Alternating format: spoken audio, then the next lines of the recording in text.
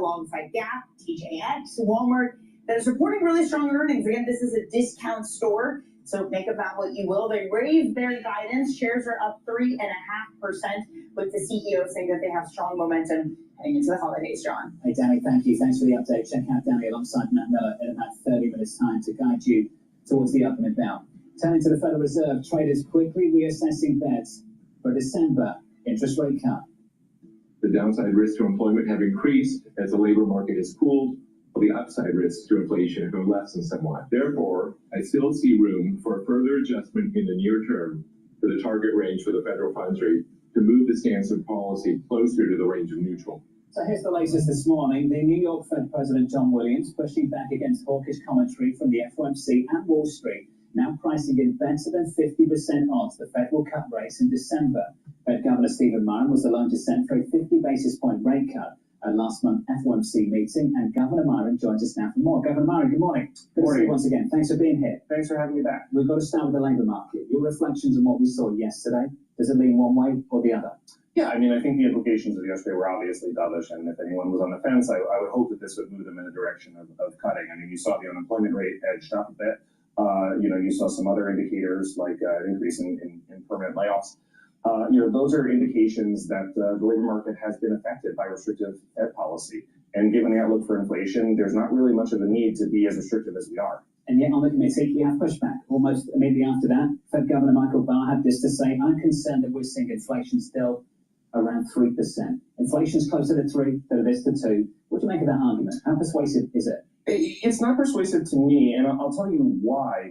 Almost all of the inflation excess is a mirage. It's not indicative of supply-demand imbalances. And so, for example, if you look at the housing market, right, market rents have been running at about 1% for a couple of years. Measured inflation in the index is actually much higher than that because it takes a really long time for the index to converge down to where market rents are. That's a statistical artifact, right? That's an artifact of the statistical measurement process. It's indicative of a supply-demand imbalance that was there in 2022, 2023. Monetary policy works with lags. It has to be set now for 2027. So when you look at the housing data, right, you see market rents running about 1% for a couple of years. There's no supply-demand imbalance there.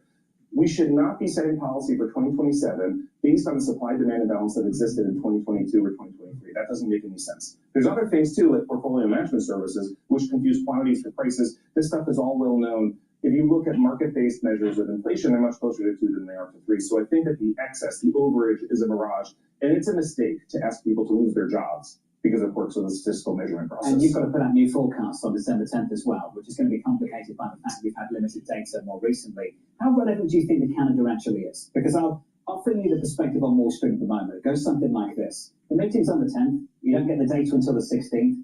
The Fed's kind of constrained by that. They can't do anything. What's your perspective on that?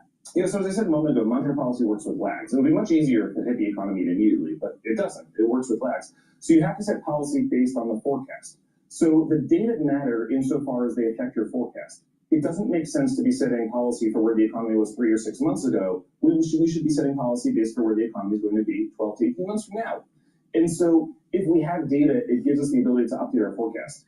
But the lack of data doesn't mean that we don't have a forecast. We did have a forecast. All it gives us is opportunities to falsify our forecast. And there hasn't been anything in the data, in the news, in media stories, in private sector data, alternative data that's available to us, that would make us think that the forecast is somehow nullified and there's been a big shock to it. So if anything, all the information that we've gotten in the interim since September FOMC has inclined to the dovish side. We got weaker inflation than people expected, and we got a higher unemployment rate than folks were expecting. So all of that information should push one in the dovish direction. But there are still Fed officials that are looking for more data. And they have said they're data dependent. They want that insurance that they're cutting right now and it's the right time. Potentially the unemployment rate might be moving up to 4.5% on December 16th. Would you be in favor of just moving the meeting if it meant others felt more reassured to cut interest rates in December? So, I haven't really thought about that, and it's not a conversation that I've been part of. I agree the meeting dates seem kind of arbitrary, but at the same time, there's a lot of stuff that gets done as a result of those meeting dates, and people have investments and contracts and other decisions that are tied to the timing of the meeting date, and I don't know to what extent moving those dates would be disruptive for all that. So it's something that I'm not sure about. But the this ultimately comes down to the question of data dependence is what you do when you don't have a forecast or when you don't have any confidence in your forecast, right? We should be forecast dependent, not data dependent. Being excessively data dependent is to be too backward looking. And if you're too backward looking, you necessarily are going to have the wrong policies. Neil Dotter writes in, he says, the only question that matters for you is, will you descend for 50 if you believe it means not being able to push through a 25 basis point cut? Yeah, so absolutely not. I would absolutely vote for a 25 basis point cut if my vote were the marginal vote. There's no question about that. To do otherwise would be to cause real harm to the economy for purposes of vanity, and that's not who I am. Going into next year, talking about the forecast of what's going to happen, a lot of economists who come on the show expect a reacceleration on the backs of the tax refunds and some of the other stimulative measures that could come early next year.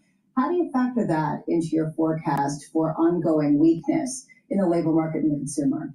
Yeah, so I think that, I have not been what I would think of as excessively pessimistic on the economy. I do think policy is restrictive, and I do think that it's too restrictive, and we don't need to be. And the longer we remain restrictive, the greater the chances that we are the source of an economic downturn, which we should not seek to be. I think that many of the factors that will be kicking in over the next 12 months that may be supportive of GDP growth are things that necessarily don't have hawkish implications for monetary policy because they affect the supply side. And when you think about things like relaxing regulations, and I think that has been going on at actually an impressive pace, these are things that push up the... Hello, my name is DrPaulCottrell. We are live streaming on Rumble, YouTube, and my website, the-studio-reykjavik.com, simulcasting on X Spaces for the call-in. If you have a question, you can call in or just type it in the chat. I greatly appreciate it. This is an interactive show. All these videos are for free. Please help support the work by being a paid member to my Patreon channel or my Substack channel. You can also donate on my website, the-studio-reykjavik.com. You can donate through Stripe, PayPal, or Buy Me a Coffee. Please help support the work that I do. I also have many different products on my website. You can buy ebooks, supplements, and course material on immunology and pulmonology. You learn a lot about how the lungs work and also how your immune system works. It's a great source of information. If you stack these supplements the way I tell you to, you will slow down the aging process and boost up your immune system. Please go to my store, the-studio-reykjavik.com. Use discount 5. You get $5 off any order, and get the cleanse, which is a 30 parts per million, or max 35, which is 35 parts per million. This is a supplement that you take a teaspoon a day every day, swish it in your mouth, gargle about 20 seconds, then swallow it. This will boost up your immune system, help with the health of your epithelial lining and your oral pharynx, help the oral cavity health and the oral pharynx health, boost up that immune system. Super important. In addition, I also have very high quality drops. If you have throat irritation, especially during the winter season or the allergy season, take them right away to mitigate the problem. It's made from structural nanosilver, very high quality. There's 100 drops in each bag. You can get it in blueberry, cherry flavor, or in honey and lemon. Get a few bags for your household. Be prepared for the winter season and the allergy season. And also start considering purchasing some supplements for the holiday season. They're great stocking stuffers. Please go to my store. Use discount 5, all caps. Discount, and then the number 5. You get $5 off any order. If you spend $100 or more, you get a free gift until supplies last. All right, let's continue on with Bloomberg. So forgive me for coming out with the hawkish hits, but we got another one in the last 24 hours too, and it came from Beth Hammock. Lowering interest rates to support the labour market was prolonging this period of elevated inflation, and it could also encourage risk-taking in financial markets. Can we finish on that last point? Risk-taking in financial markets. How excessive is it, and should it be on the radar of the FOMC? Sure. So first of all, as I said before, the excess of inflation is a quirk of the statistical process, and it is a mistake to ask people to lose their jobs as a result of a quirk of the statistical process. On financial markets, Look, I think that lots of things affect financial markets. Tax policy does, regulation does, technology like artificial intelligence does. It's a mistake to conflate the status of financial markets with the status of monetary policy, right? Even when you look at something as a financial market as deeply connected to monetary policy like interest rates, we've lived through periods of conundrums, right? Where passing through of the Fed funds rate into longer term interest rates was confusing to people. So it's just a mistake to do a one-for-one mapping of these things. And I think that when you look at financial conditions, the financial condition that matters most for the real economy has been and remains housing, right? And this is an area where financial conditions are not loose. This is an area where financial conditions are still quite tight. Going out, getting a mortgage, this is not something that's not a financial condition that I would consider to be excessively easy.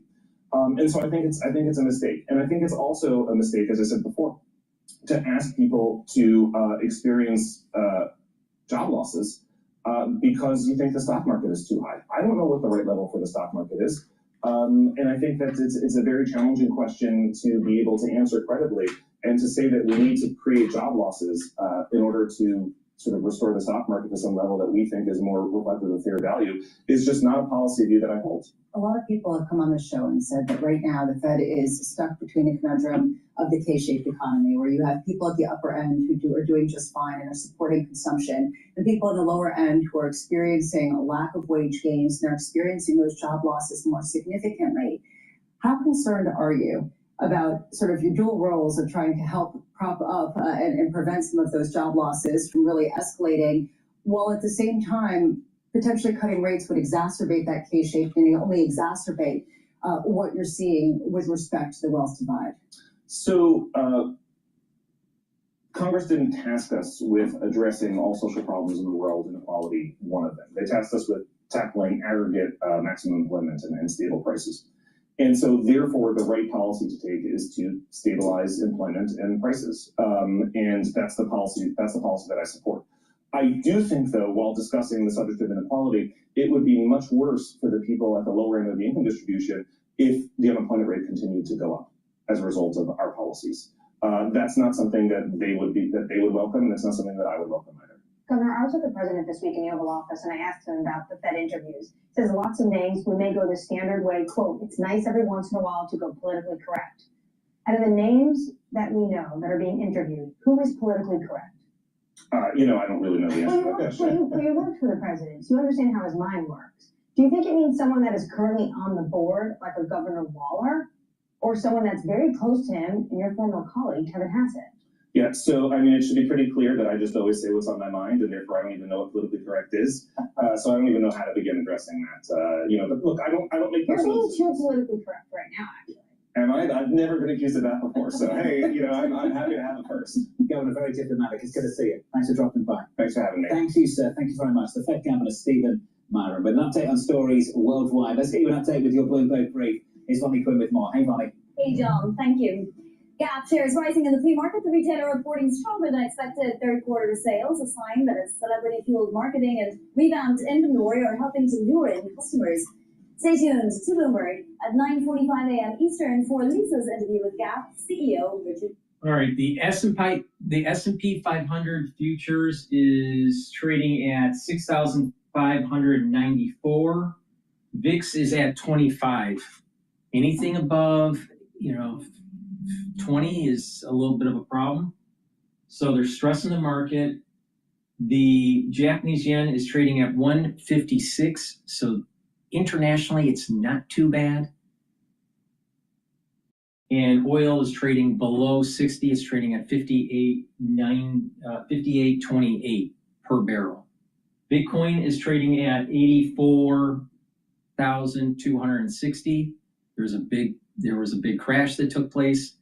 My take on Bitcoin is that it's a manipulated market.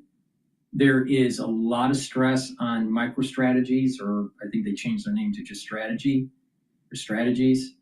But that company, if they are forced to sell, will put a lot of supply into the market and Bitcoin will drop. I think there are a lot of shorts on MicroStrategies. So with that in mind, you have to be very careful. Now, if you take a look at fib sequences, I think there's a support level at 83 or 82 for Bitcoin. That's about the 38. That's about that support level is relatively strong. The next support level is about 62 or 61. So if 82 or 83 breaks and the day close is below that, then there's a high probability of it going to 70 or to 61 or 62. So I'd be a little bit timid in terms of going into Bitcoin. I think it's a manipulated market and it's something that you have to be very, very careful on. All right. I've been in it and I'm out of it. I've closed all my positions that are exposed to Bitcoin. All right. So it's up to you what you want to do, but I think that there's a lot of risk that needs to shake out before people really understand the real price moves. Because if MicroStrategy does need to liquidate forcefully, Bitcoin's going to go down by a lot. I would not be surprised that it goes below 70. All right, so support level at 60, a support level at 61 or 62,000. Another support level at 80, around 83, 82,000. All right. And right now it's trading at 84,000. So pay attention to that. Now, in terms of the S&P 500, and that's, been trading at the 6,500 range. There's a support level now at 6,450. Resistance level at 6,650.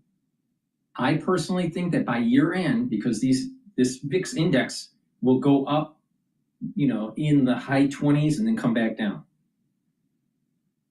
There may be one more blip up before it comes back down. So it may get to like 27, 28, 30, and then come back down and go low 20s, 19, 18, something like that. Or it may start to steadily go down and go below the 20. But this spike is almost done for VIX. Now, if that's the case, and this is in November, this is November 21st, that means it gives you enough time in December for it to creep back up, the S&P 500 to creep back up. So my year-end target for right now is 6,850. I'm taking off the table the 7,000 year-end target. I think it's going to be 6,850 for year-end. But I'm very concerned about an AI bubble. I'm very concerned about a crypto market crash. And everything is predicated on if the Federal Reserve will lower rates or not. If the Federal Reserve doesn't lower rates, the S&P 500 is going to be trading at 6,450 to about 6,550. If they do lower rates, we're looking at closer to the 6,850 mark. So pay attention to what's going on. It's really important. The Fed's not going to do anything until December 16th, is my understanding. So it's something that you have to just be patient on and be vigilant. But Bitcoin is a manipulated market. People that are buying these coins, the underlying, they're whales and they're finicky, and it's not as liquid of a market as you would think. So it's something that you want to stay away from. In addition, private equity, private debt, these types of products are starting to seep into the regular investor sphere. Stay away from them. These are financial instruments that are opaque, that will lead to systemic risk. Stay away from them. All right. With that, let's listen into Fox Business. The reason we exist is because you cannot stay ahead of all firms. So what we do is we block by default. if it's not on the list, it cannot run in your environment. And that is our core focus. Zero trust principles. The core of ThreatLocker is zero trust. 24-hour, 365-day-a-year support. We've got some of the most advanced threat intelligence team. And this isn't an outsourced offshore response. It's our staff in our offices helping our clients directly who really understand the product. Well, my next guest is known as one of the straightest shooters on Wall Street with a track record of looking around corners and making really big calls before they happen. And right now, he's not liking what he's saying. In fact, this week he shook the market up when he remarked that almost all financial assets are now overvalued. So let's bring in Double Line Capital founder, CEO, and CIO, Jeffrey Dunlop. Jeffrey, great seeing you. You've been pretty adamant. I want to start with private credit, because you've been so adamant about this. You know, last week you pointed out there's never just one cockroach, but even before then you posted about pay in kind or PIK, and you know that's sort of represented in that Blue Owl stock, which is crumbling. Explain to the audience what exactly is going on here. Well, we had a little bit of volatility earlier this year with the tariff tantrum, and then everything came back to calming down. And throughout the summer into the fall, we kept at the tightest credit spreads we've had in a long, long time in the bond market. And there was a lot of easy financing, and there was kind of a one rate sort of offerings from some of the CapEx and the data center stuff and all this. But in recent weeks, and maybe it has something to do with the government shutdown and the data not being around, so now people have to look at more anecdotal data, like layoffs of 30,000 at company A and 15,000 at company B, and the ADP data, which is not terribly reliable, but has been weakening. The household survey is usually more accurate than the establishment survey at turning points, and that's definitely been weaker. So all of these things have started to lead to observable changes where the market seems to be bifurcating. So you have triple C high yield spreads have widened out, not insignificantly. High yield spreads broadly have widened out. Corporate, even investment grade corporate spreads are starting to widen out a little bit. And then the private credit thing is starting to be less of a theoretical shakeout where some will be survivors and some may experience troubles. And now starting to see sort of the canaries in the coal mine kind of falling to the bottom of the cage. And we saw one deal where it was called Renovo, where a firm, reputable firm, frankly, had bonds marked at 100 cents on the dollar. And then a month later, they revised the mark to zero. That's a pretty big change 100 years ago. And in Chapter 7 bankruptcy filing, they stated their liabilities at about $150 million, and they showed their assets to be less than $50,000. Now, I know private credit is less transparent and unregulated largely and all this, but you think that they would all be monitoring their credit positions. It just seems weird to me that you wake up one day and you realize that the debt to equity ratio is 150 million to less than $50,000. Right. And that's really an interesting thing. And then a week later, out comes an article that some major private credit firms owned the same position, and the marks had a pretty wide variation on them. The high was at 91, and the low was at 77. Now, 91 to 77 isn't 100 to 0, but that's a pretty big variance. And then anecdotally, I met with one of our large insurance company clients who has very many positions in private credit, and they have 8 managers that own exactly the same position. And the highest mark during a marking period earlier this year, this wasn't terribly recently, but was here in 2025, the highest mark was at 95 among these 8 managers, and the lowest mark was at 80. So this is starting to show up to be the problem that I've been referencing, is that private credit and private equity, frankly, is being borrowed from private equity. It's sold on a volatility argument primarily. Maybe there's some excess return for the liquidity that you can get, but it's largely a volatility argument. But if the marks are estimates as opposed to true marks, the volatility could end up being realized volatility in the future could be much more than the observable volatility in the past. And then you have the news today that a firm has a publicly traded private private credit fund and a non-publicly traded private credit fund, and they wanted to merge the two because the assets, the stock price of the publicly traded one was meaningfully below the stated asset value. Well, I think market participants are pretty smart. I don't think that they're going to be, selling below the value of the assets. And so I'm suspicious if the assets are really higher value than the stock. And the other twist was they had this private fund, and they wanted to merge the two. And when they announced the merger, they said that the private investors would not be allowed to redeem until the merger had taken place. Which, this is kind of the thing about unregulated markets. Well, just like the CDO market was previously to the global financial crisis, it's like the Wild West. And it starts out with a sheriff in town and things are going pretty well.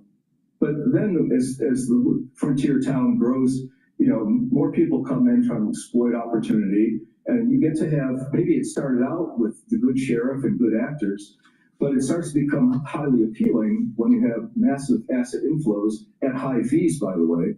And it's enticing for people who want to maybe color outside the lines a little bit, and you start to get the potential for problems. And that's what I've been talking about for a while. But in more recent weeks, with spreads widening out in particular, perhaps being a catalyst, and bifurcation in the yields and CDS of data centers or people like that that are sponsored by major entities, and ones that are sponsored by entities that are less convincingly robust, you're starting to see spreads going from very tight one to the other to something like 200, 300 basis points. It's happened fairly quickly.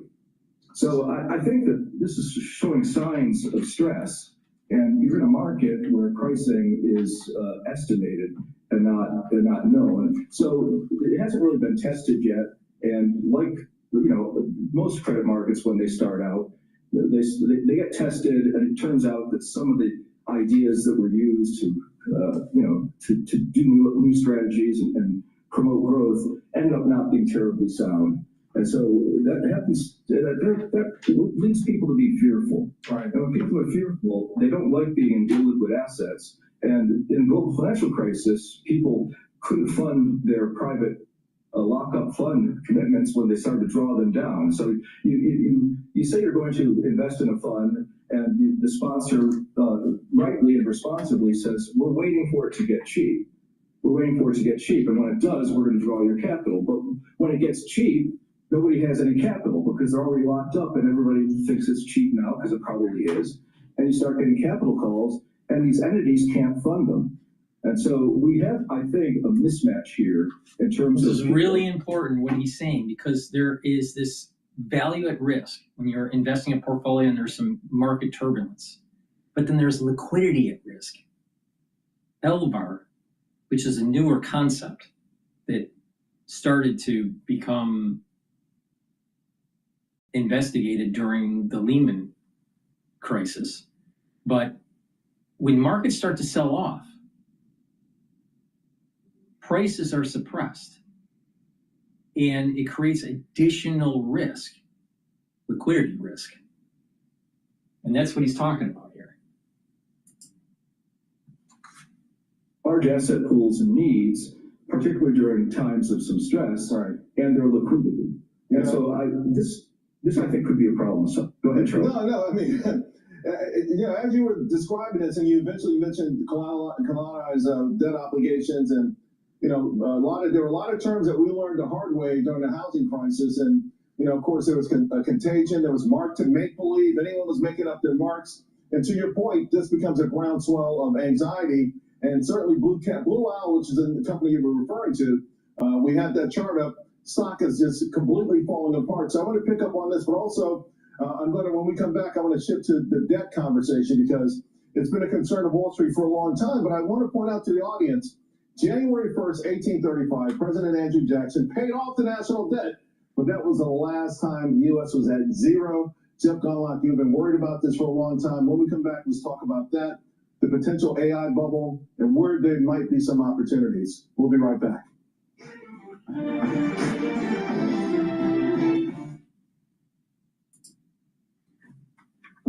At At Amazon, skills training.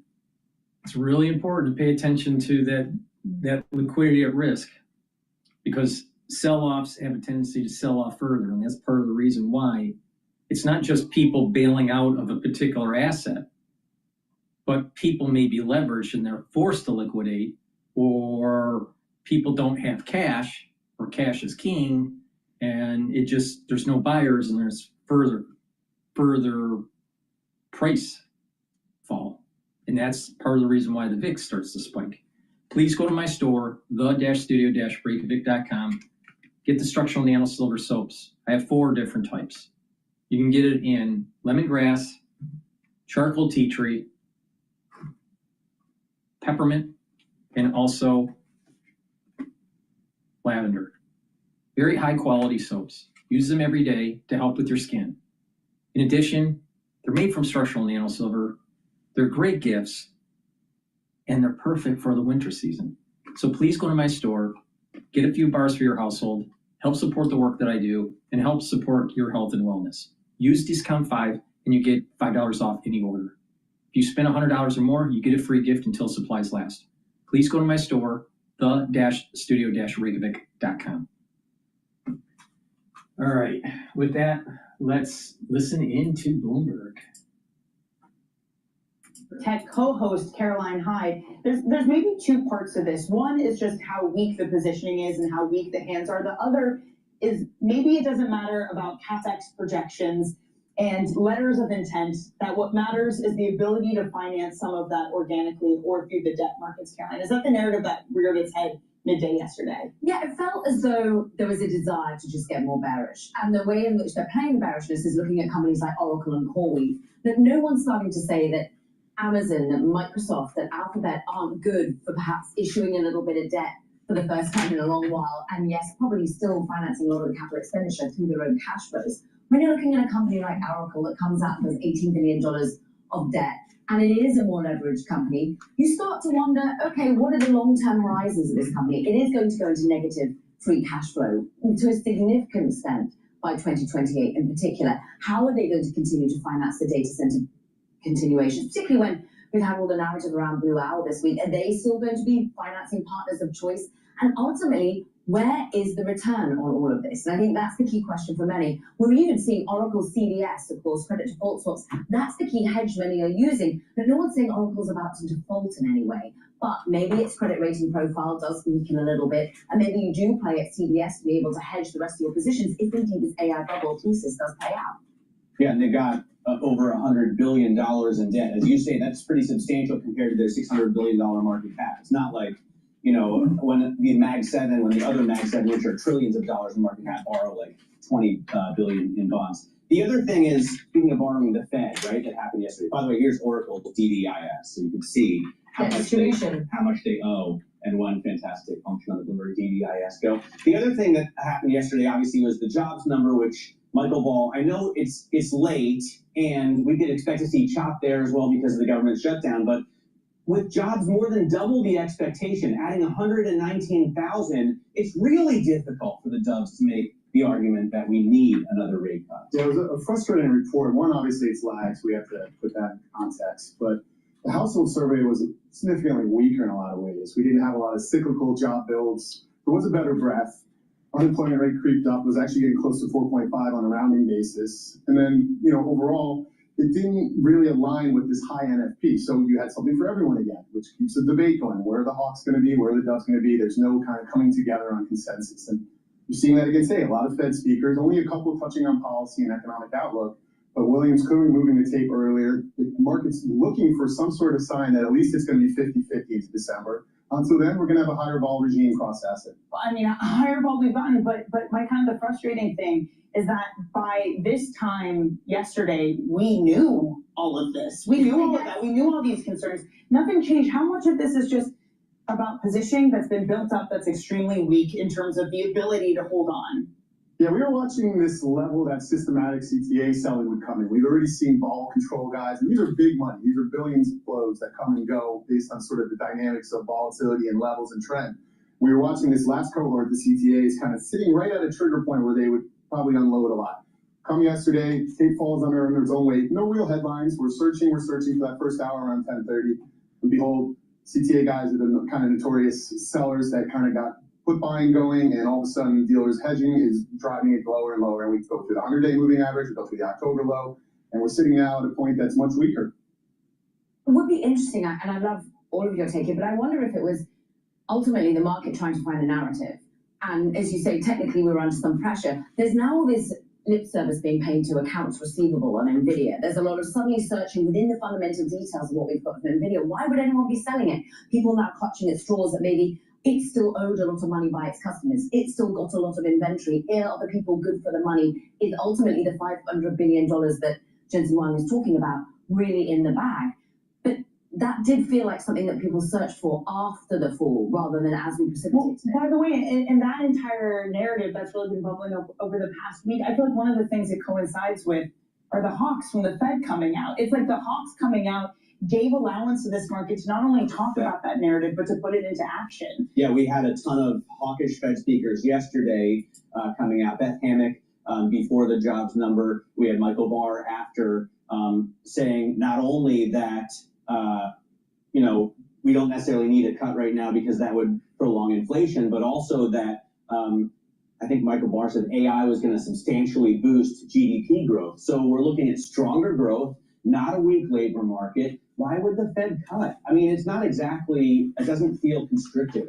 And I would actually add Governor Cook probably made a big impact because she kind of left the lanes and talked about some of this credit concerns.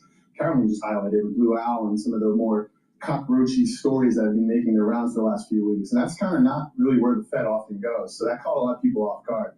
But to your point, yeah, we have guys that think things are okay still. Yet the market is sniffing out weakness in many parts, including consumer and labor, but also on the balance sheets of the drivers of growth, the AI complex. I wonder what you and Ed Ludlow are hearing on your program, Bloomberg Tech, about this private credit drama that we're seeing. It's not really a blow up yet, right? There was a bump in the road for Blue Owl and their stock's been doing horribly, but this is a huge part of the financing for all of the data center build outs. It's getting creative, and they had to get creative because so much money is needed. Isn't it weird that a month ago, whenever a company announced that they were raising their capital expenditure, they would be increasing these data centers, when they were going to be exchanging their own equity to finance and get involved with a future purchaser of their chips, like we did with AMD, we applauded it. We sent the shares higher. Well, some of us were sentiment. Yeah, a little Matt Miller in the corner with that big step. So Michael Burry today adding fuel to the fire, saying, who is the accountant, basically, or an auditor of OpenAI? There is a lot that's happening in the private markets. This is where media and this is where deep data analysis comes in, of bringing transparency to the fore. That's what everyone wants to start seeing. Well, it's still ringing in my head. I was speaking with a top executive at one of the very, very big private capital shops who said, we are not taking AI risk. We are taking Oracle credit risk. What happens when Oracle credit risk no longer looks attractive? I know the CDS is still at normal and historical levels, but what happens if it blows out more? That's very closely related to the question of who is the accountant, and don't forget that Larry Summers was on their board until Wednesday. But let's face it, Sarah Farr is a very strong pair of hands and chief financial officer. I'm sure that they are crossing their T's, dotting their I's, but I'm sure some questions are coming their way to the representatives over there. All right, thanks for the reassurance, Carolyn Hyde there. Michael Ball here writes for the Bloomberg MLive team. You can get his work by typing MLIV Go on your Bloomberg terminal, and you can check out Caroline and Ed's show coming up at 11. Right now, check on what's going on in futures. We are in the green after the huge reversal that we saw yesterday and the drop below the 50-day and the 100-day moving average. We're still down there this morning. Let's get a look at some of the other movers on the radar. Danny, what do you see in terms of singles? So there's Netflix, Comcast, and Paramount. They've all made their bids for Warner Brothers Discovery assets. Not moving things. All right, we're going to pivot over to Boston. CBS News about Larry Summers leaving Harvard. For the ones that don't know, Larry Summers has actually stepped down from his teaching at Harvard just recently.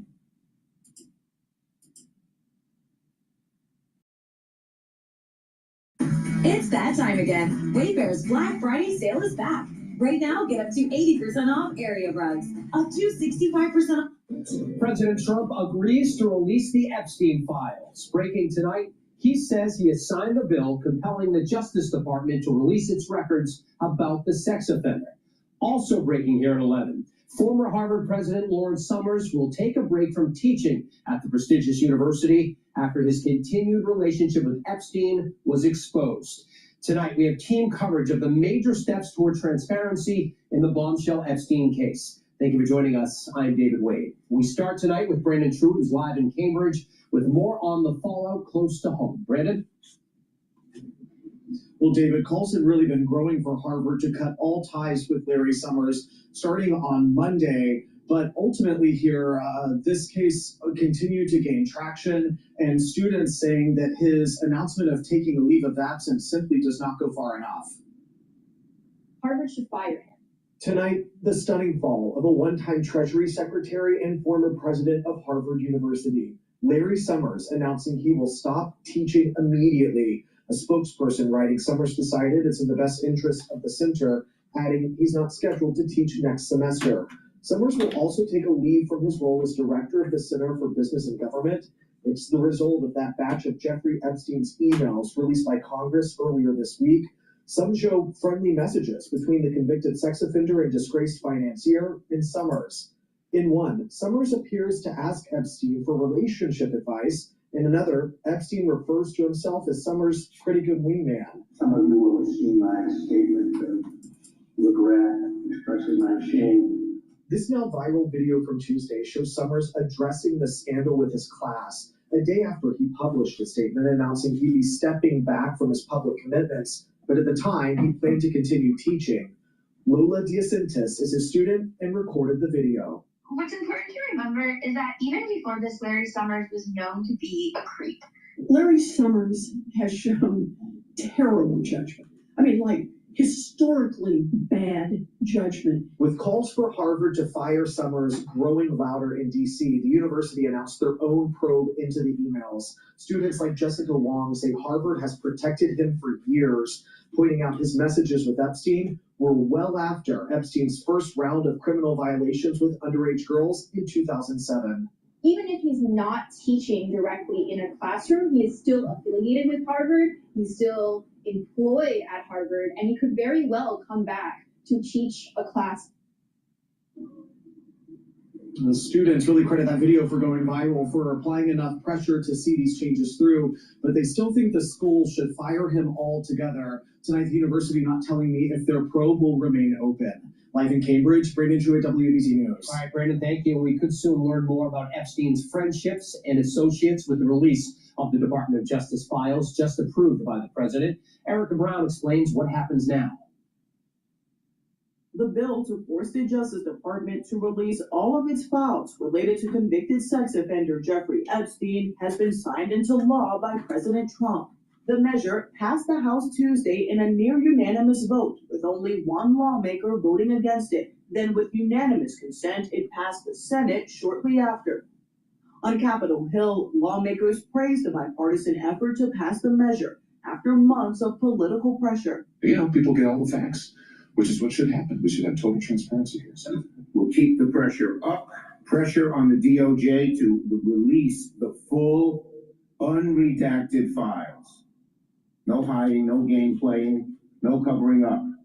President Trump pushed for a new investigation into Epstein's alleged ties with prominent Democrats, but some lawmakers are concerned that an active investigation could delay the release of some files. Attorney General Pam Bondi promised transparency. We will follow the law. The law passed both chambers last evening, but we will continue to follow the law, again, while protecting victims, but also providing maximum transparency. Now that the president has signed the bill, the Justice Department will have 30 days to release all of the Epstein files. Erica Brown, CBS News, Washington. Tonight, please go to my store, the-studio-reykjavik.com, and get the Ubiquinol. Ubiquinol is the most bioavailable form of CoQ10 that you can purchase. I have the highest quality on my website, the-studio-reykjavik.com. Get the Ubiquinol, take it every day. It will soak up free radicals because it's an antioxidant. It's going to help the health of your mitochondria. It's going to boost up energy levels and protect your neurons. This is very important to take every day, especially if you're 40 years of age. Excuse me. Or older. So please go to my store, the-studio-reykjavik.com, and get the ubiquinol. See, you notice my show? My show is totally unscripted, all right? So please help support the work that I do. All these videos are for free. If you stack the supplements accordingly, it's gonna slow down the aging process, boost up your immune system, and help with your other bodily systems, especially your neurons. Take the ubiquinol, super important, right? Soaking up free radicals, helping the health of your mitochondria, super important. Please go to my store, use discount 5, you get $5 off any order. If you spend $100 or more, you get a free gift until supplies last. All right, we're gonna listen into Times Radio, Epstein files, Bill and Hillary Clinton called to testify as Andrew misses deadline.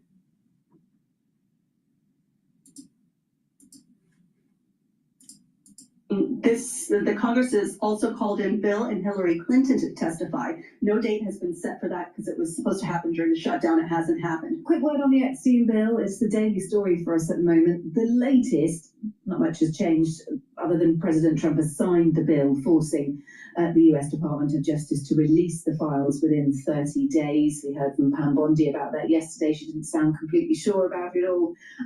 But we've just got to expect it now, haven't we? There's no other news really to glean from this until we see the files. Exactly, and that's going to be, as you said, 30 days, and the DOJ has to give a report to Congress within 15 days of the release.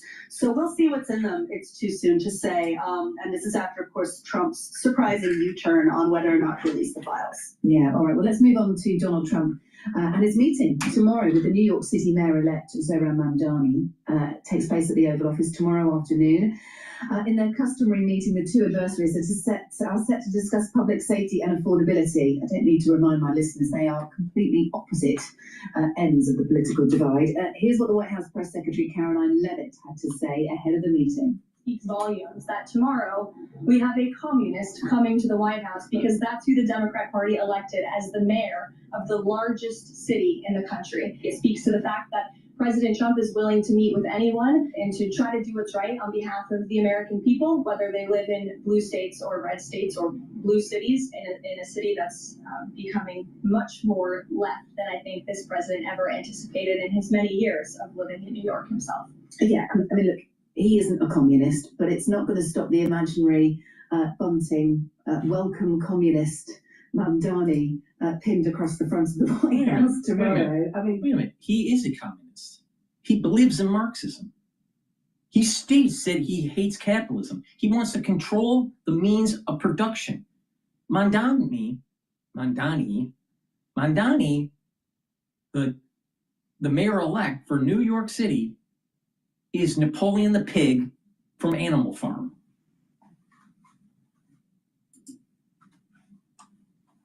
Caroline Leavitt's vicious there, isn't she? But to give him his dues, Mamdani asked for the meeting and it was granted.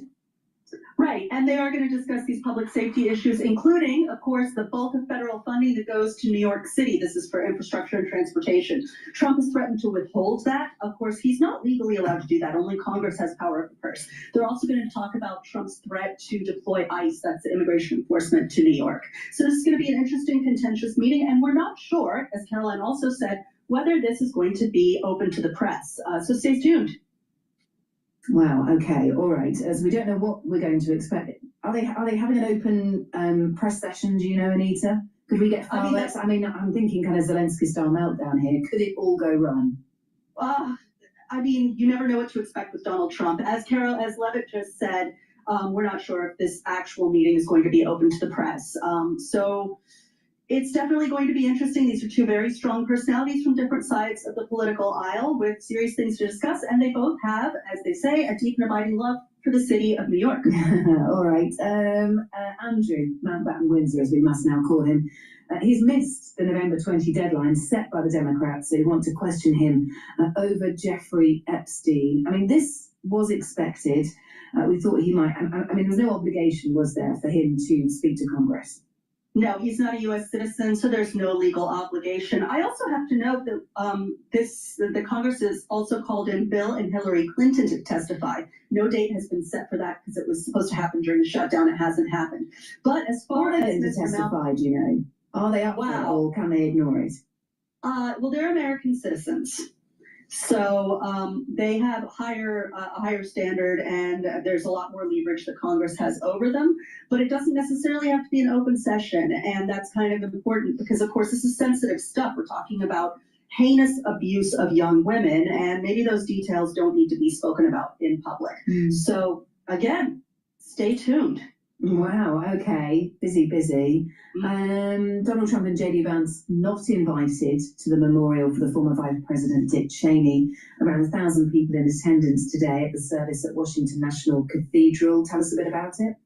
So we know why this has happened. This is because Liz Cheney, the daughter of Dick Cheney, led the January 6th investigative committee. And so there's no love lost between her and the White House. She is a Republican, but as Trump says, she's a Republican in name only. So this was attended by other former presidents, including President Bush, President Biden, and former Vice President Gore, former Vice President Harris, Pence, and Quayle, but not Vance and Trump, and we know why. There's a lot of history there, and it's not pretty. Will they be bothered, or will they have been bothered? I mean, you're asking me to dig into the psychology of Donald Trump and J.D. Vance. I mean, of course, Trump is always defensive in moments like this about, I didn't want to go to that party anyway. So, yeah. Okay, all right. We're doing a great job of motoring through some of the big stories of the day. Got a little bit of time to discuss this one because it's blowing up on the American networks at the moment. And this is the decision by the US Coast Guards to no longer classify swastikas and nooses as hate symbols. Just walk us through, because this is literally within the last hour or so we are hearing more about this. I mean, you could have knocked me over with a feather. This Black Friday gift cleans your retainer at the touch of a button. No more brushing or tablets. Over 4 years ago, our team of engineers knew there had to be a quicker. I mean, you could have knocked me over with a feather at that one. So basically, the Coast Guard, which is not technically part of the Department of Defense, is downgrading these very clear symbols. I think I know what they mean. You know what they mean. From divisive to potentially divisive. So a little bit of doubt there about whether they're problematic. I would really like to know which Americans think that swastikas are cool, because that is concerning. I mean, why? Why, Anita? Why have they done this? Well, I mean, this could be seen as part of the Pentagon's push to kind of change norms and change standards and to kind of, I guess, open up. I'll pass the mic on X Spaces right after this clip in about a minute and a half. Acceptance of different ideologies to be more inclusive, so to speak. But, I can't think of a context also in which there are coast Nazis. They never made it to the coast of the United States, so I don't understand that either. I don't know why the Coast Guard in particular, other than this could be a test balloon, for the Department of Defense to follow suit. But, this is also, this is responding to the military forces' general problem in recruiting soldiers. Maybe they feel that symbols like swastikas, nooses, and the Confederate flag, the stars and bars, are alienating to possible recruits. And they want people who embrace these symbols to join the armed forces, which is an interesting idea. But that's not going to be a great pool of people, is it? I don't know, maybe the Confederate flag more so. I mean, what are we saying here? That armed forces recruitment or recruitment to the Coast Guard is so bad that they need to, think about people who embrace Nazi era symbols. It's just a bit crazy, isn't it?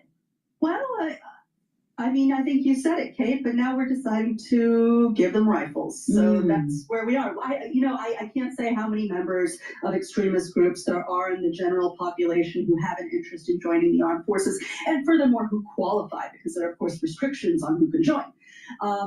But I'm frankly baffled by this, because I always thought, like many Americans, that the swastika was a pretty clear symbol and symbolized hate, genocide, Nazis, and those are bad things. All right. Well, look, thank you so much for being with us. Anita Powell, DC report. Before I pass the mic on, let me just interject.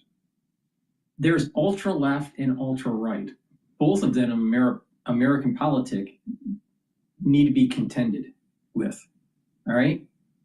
They're both ultra left, ultra right cause problems in society. All right? If you're just going to demonize the ultra left, then you're not really paying attention to the problem. If you're only going to demonize the ultra right, you're not really paying attention to the problem. All right? Now, what William F. Buckley stated in terms of conservatism and individualism back in the 50s, 60s, 70s, 80s, 90s, right, when he had Firing Line, when he was doing his show, and his magazine, The National Review, he focused on this concept that you have to purge the extremes. If you don't purge the extremes in politics, you're not going to be able to move the ball forward because the extreme will slow you down. He was totally against the ultra-right because he felt that it was eroding the actual momentum of conservatism in the United States. And he was right. And it was under William F. Buckley that led to Reaganism in the Reagan era.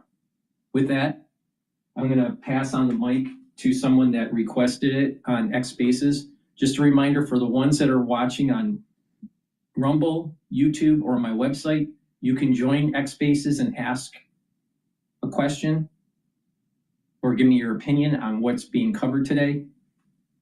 With that, let me pass on the mic.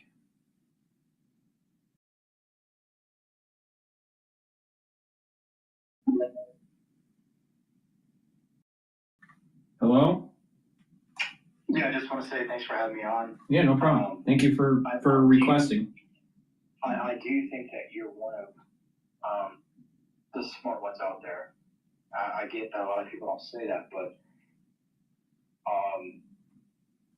you understand that the whole Groyper, Nick Fuentes movement is the far right. Like that's the right that you're talking about. That's being controlled by the same people that are pushing the left side. Right. They're trying to create predictive outcomes so that they can counteract it. And, you know, I really do think that everything you got to say, like, you're a very smart person. And, you know, I wish the best of luck to you. But, you know, things are only going to get worse. Oh, I agree with you on that. I think things are going to get worse. And I feel, at times, I feel like I'm just yelling into the wind. You know, but you aren't. So, I guess you see how it's going, and you can only give so much compassion and so much information to people that take it or not. So it's like you understand why things are happening the way it's happening. You know, because we're grateful beings that want more. I think that we are reaching a point where we're reaching a existential threat to our own existence, and people are starting to go, what does it mean to be human? Because we're getting stressed by AI, we're getting stressed by our economies faltering, we're getting stressed based on family commitments, and society's getting over indebted, people's home life is disrupted, and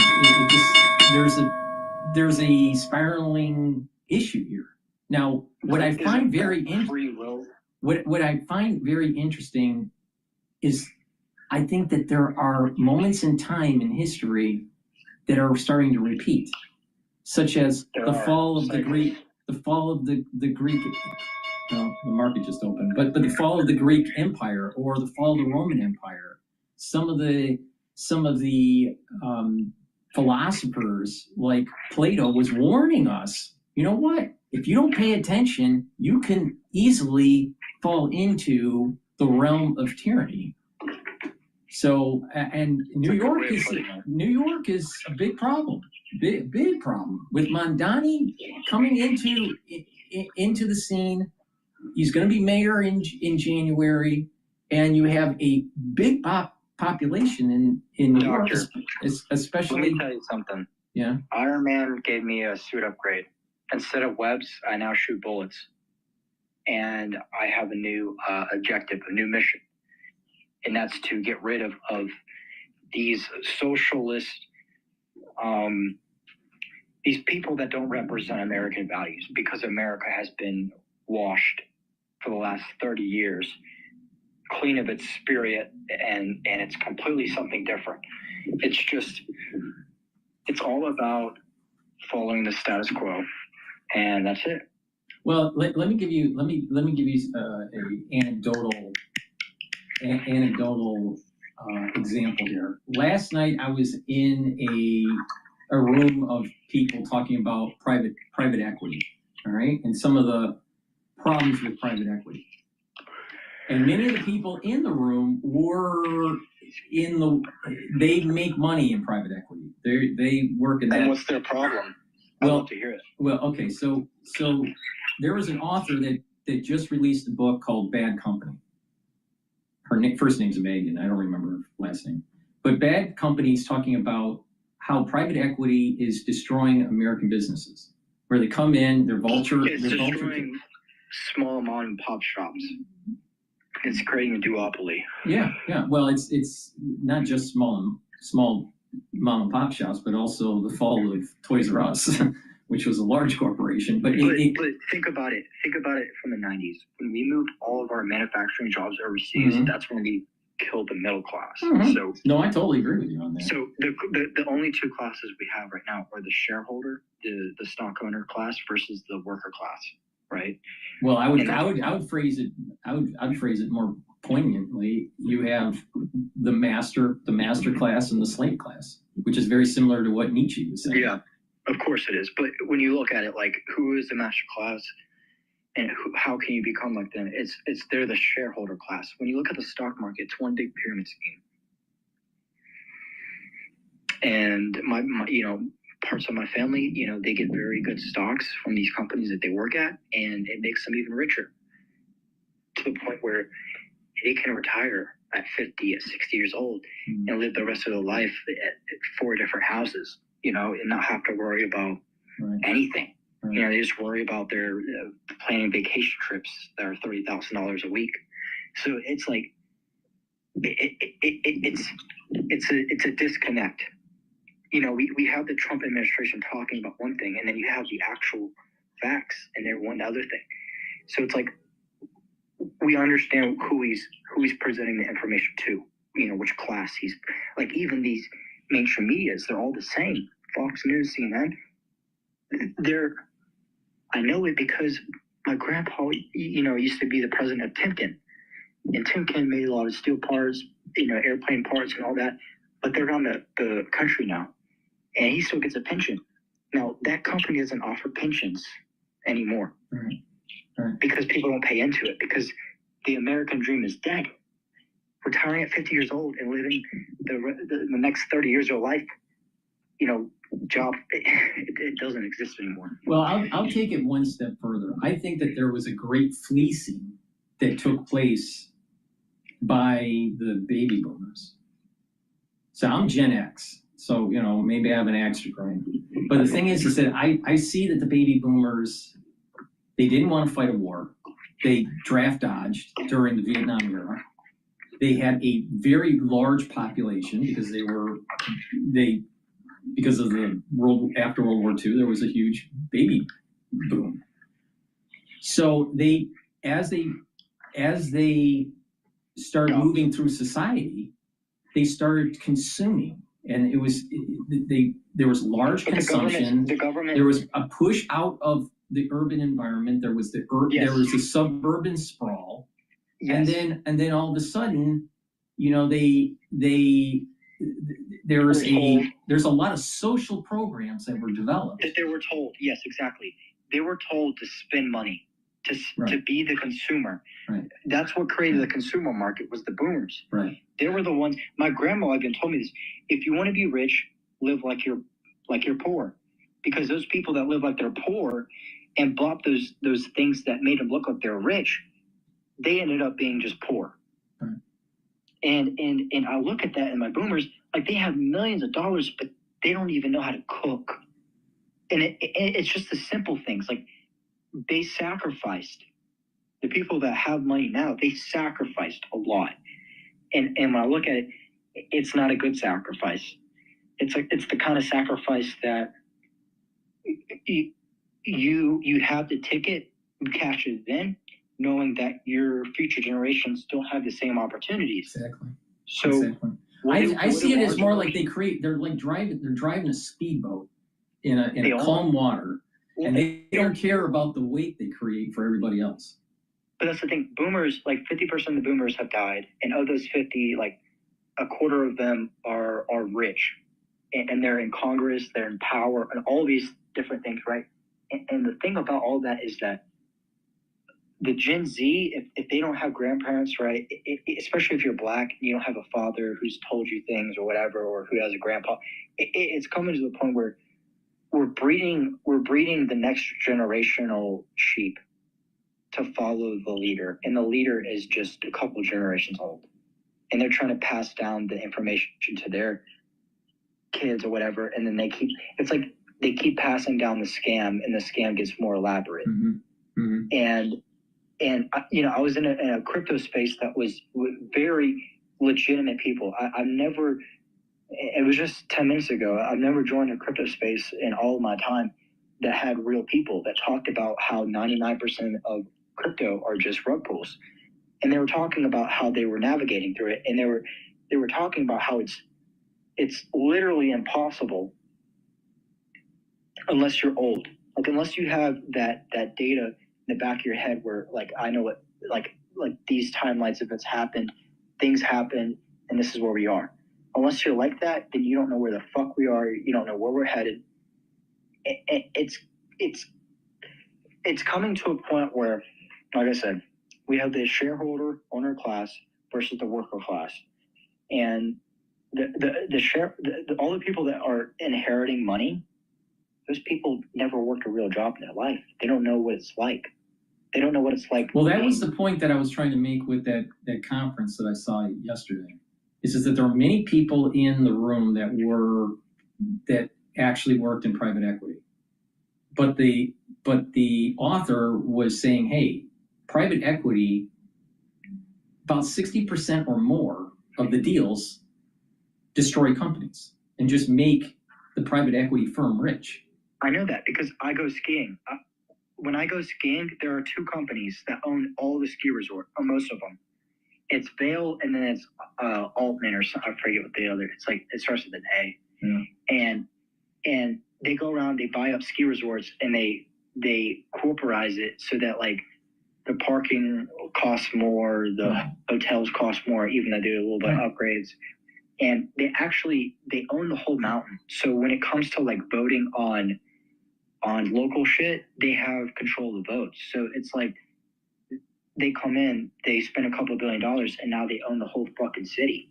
Mm-hmm. And when I look at the future, and I look at, well, people, if AI is going to replace jobs, and we're going to be on a high income, universal high income, like Elon Musk said, well, the people that want to spend that money to go skiing, those ski resorts already are overcrowded, from foreigners, from rich people, like all these, things.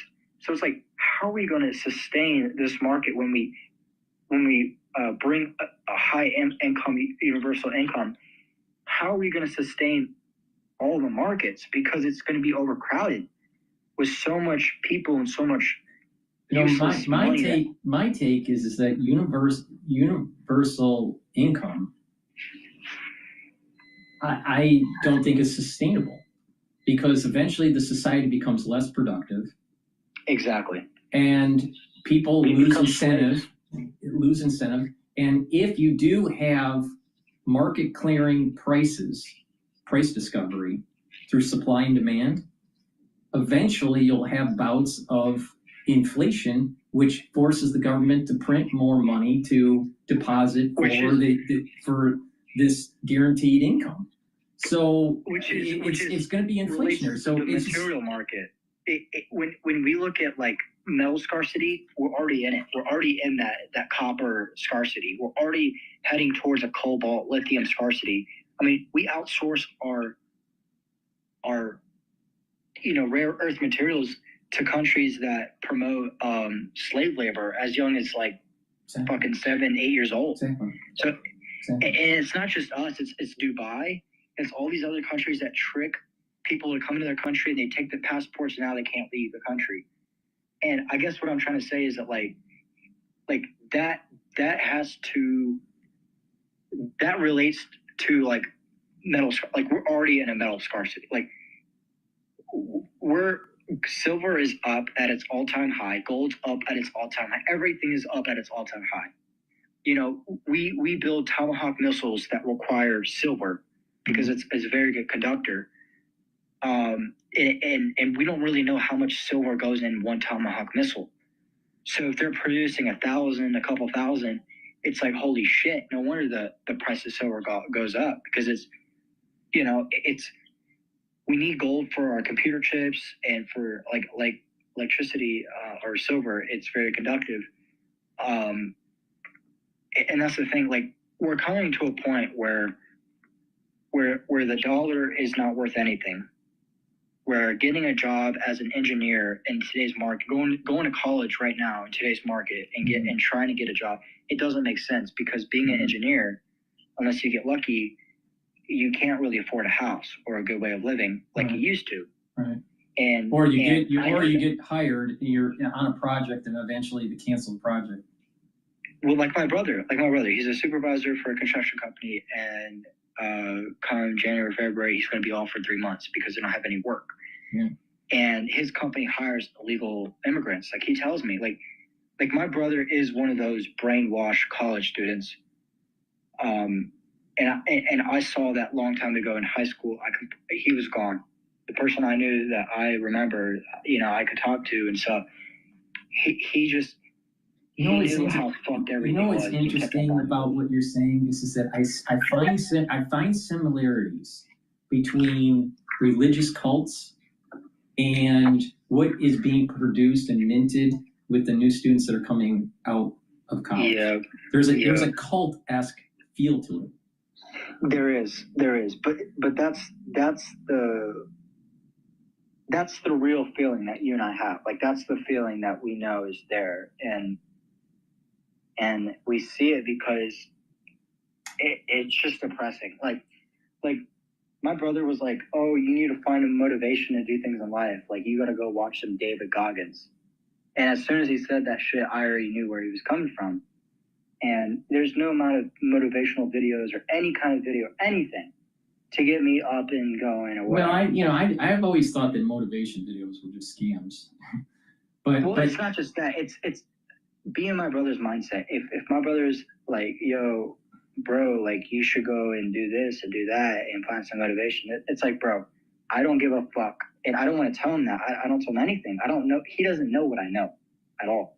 So it's like when he comes to me in a certain way, it's like I can see through it, and it's like, damn, where did my brother go? Like he's gone. Like I'm now having to navigate this life where it's just a bunch of people that sold their soul. You know what I mean? For security. Well, I'm very worried that a big part of the youth will be gravitating to socialism or something more extreme like Marxism. No.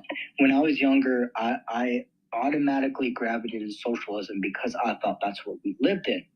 I thought that's what made sense. And when other people tell me, oh, we live in capitalism, it didn't make sense. And I had to make sense of why I couldn't make sense of it. And what I figured out was that, socialism, capitalism both share central banking systems, which our banking system is not backed by gold anymore. So it's just backed by the faith and trust of the people, which over time, when people start realizing that, our economy is one big pyramid scheme, literally, AT&T is one big pyramid scheme. I know that because I follow autistic people.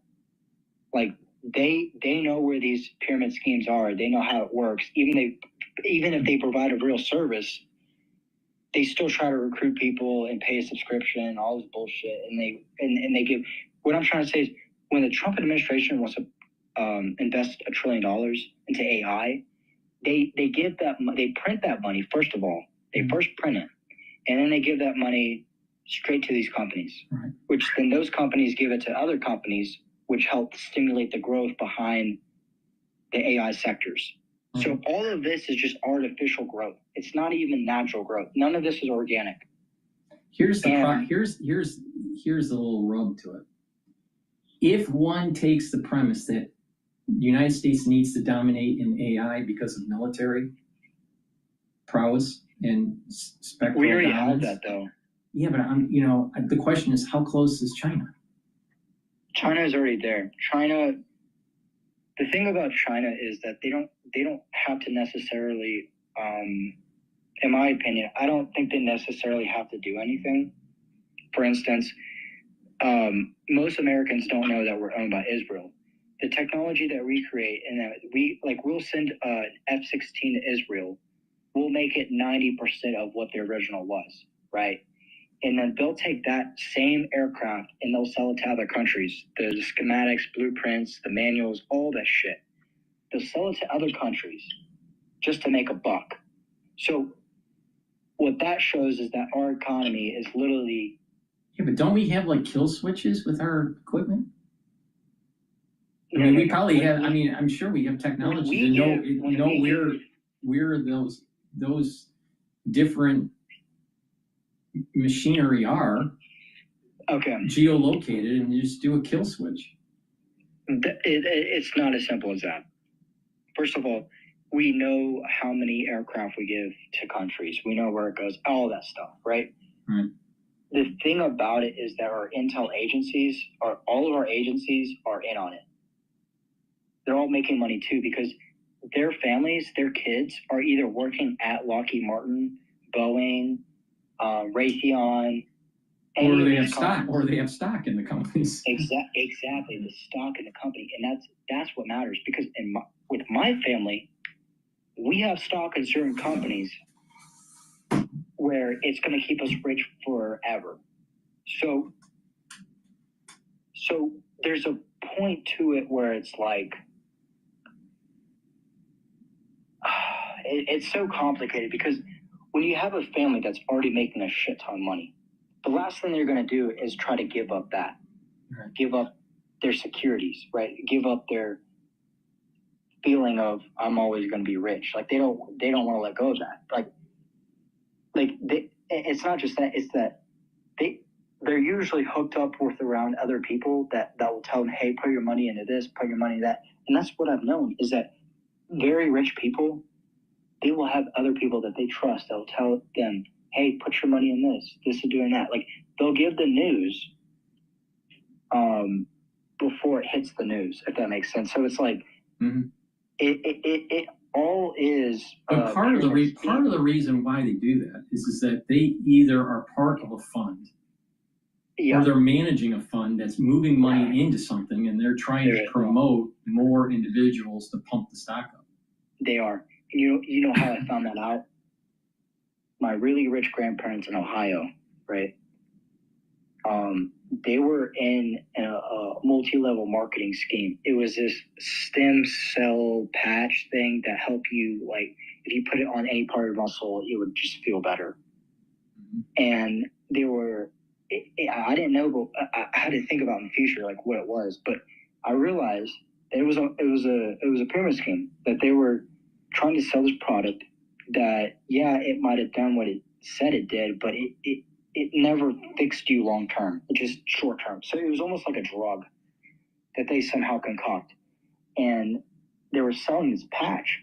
And giving you, my grandparents are very like political. Like their company donates themselves, like even themselves, they donate millions of dollars to Trump's foundation during elections, whatever fundraisers. And they'll go in the White House and get a picture of Trump and all this shit. Like, are they in the East Coast? They're in Ohio. I'm on the East Coast. All right, Midwest. Yeah. Mm-hmm. So they were, and I'm going to tell you, my grandpa, he started at Timken at the very bottom of the barrel. All right. He got all the way up to president, and the company sent him to Harvard to go get like a business degree or some shit, whatever. Mm-hmm. And every month he would lose like 10 pounds because he was studying too much. He couldn't eat and all this stuff.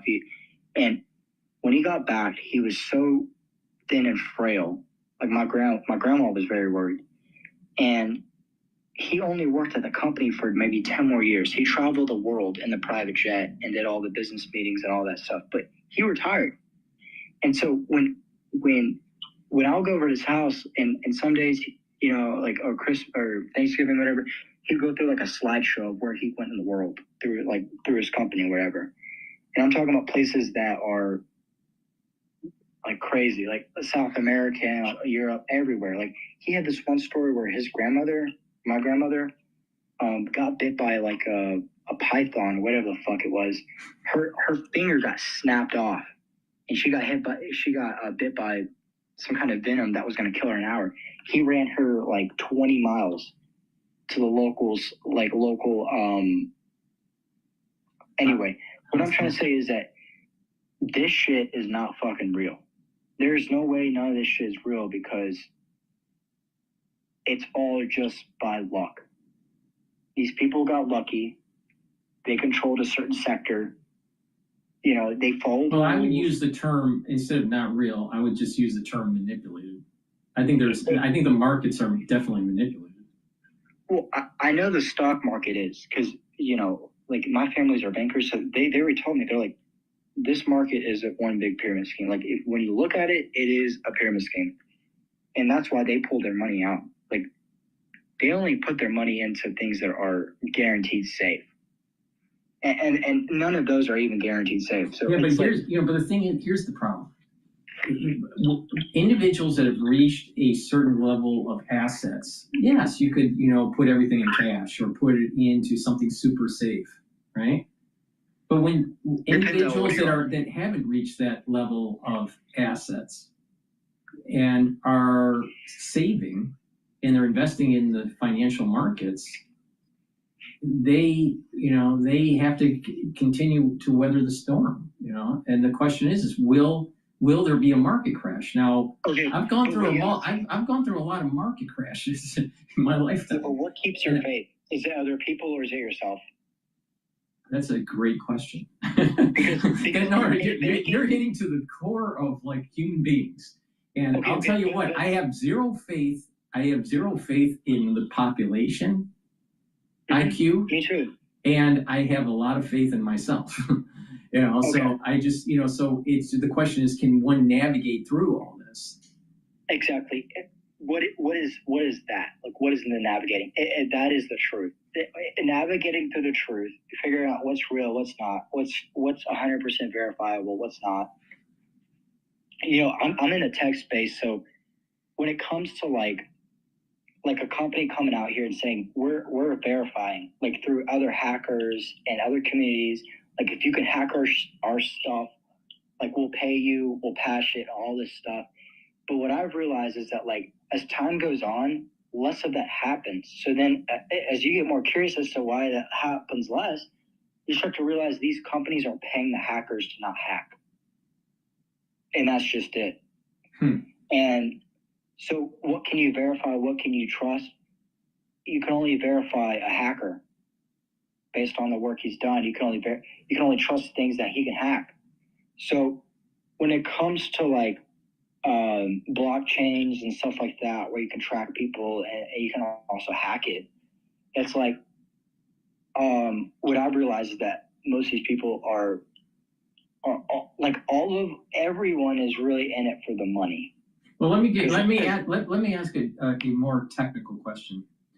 As quantum computing becomes more mainstream, right now it's still research level, but let's just say that let's just say that quantum computing becomes more mainstream. Do you think that it totally breaks the security for blockchain? Yes, 100%. IBM already did a research report what it would take to break the blockchain. I've already read that a long time ago. Look, when I was 10 years old, I was in AI. All right, before my parents even knew that, or anyone in my family knew this shit was going to blow up. So nothing is secure. Your biometric data, nothing. Secure, but that's the saying. It is trust but verify. Trust but verify. So if you can't verify it, you can't trust it. So it actually goes back to like selling drugs on the internet. Like when you were using Bitcoin to buy drugs on the internet and then sell it through your local neighborhood, whatever. It's like that. It's like when someone says, all right, this is going to cost you this much. Let's put it in escrow, this and that when it comes, whatever. It's having the escrow, having that buffer where it's like a third party is controlling the logistics, I guess, of it. Because like it can easily give you your money back, but there's also elaborate schemes you can do, like elaborate things you can do. So it's also, like I said, trust but verify. And that's the thing. As time goes on, more people are going to be able to verify and less people are going to be able to trust. So that's why you have real players on the market, right? The ones that are the action movers, right? The autistic people that are making so much money that their brains are literally getting fried. And I've met those people. Those autistic people are, and it goes back to like free will, I guess. It's like, what is free will and this and that? It's like these people can't help themselves but make themselves feel jittery, like feel all happy and shit. Like, oh my God, I just made so much money off these fuckers and they're all just stupid. It's like these people are textbook narcissistic, textbook psychopathic in a way, like sociopathic. Like these people that are making money, billions of dollars. I mean, I know Dan Schneider. I knew his nephew. I used to go to dinners. His nephew's dad would come over with 30 grand in his pocket to go, gambling. Come back in a few hours, nothing left. And it's like these people, they don't look at money like us. They don't look at it like, oh, we could start a business and that business could make $3,000 a day. Mm-hmm. They look at it like, I have $5 million. I want to open 3 stores and I want to spend $1 million in inventory. They don't give a fuck about the end result, the day-to-day result. All they move in is feelings. Like, oh, I feel like, oh, I want to open a high-end, like, women's clothing store. And these people will do it with no thought about it, nothing. They're just, I know the supplier, I know where the building is, blah, blah, blah, these people, all this and that. It's like they don't actually think about it. And so for people like me, it's an advantage because while those people don't think about shit, I do. And that's the leverage I get. It is understanding their mistakes, understanding where they come from, understanding that I'll never be like them because I'm not them, but also understanding that I am better than them in a way, because I think it boils down to the same questions that the Greeks were asking about what is virtue? What does it mean to have a virtuous life? Just because one is running a country doesn't mean that they're a virtuous leader, or one that is super rich doesn't mean that they're a virtuous person. And I think it comes down to productivity.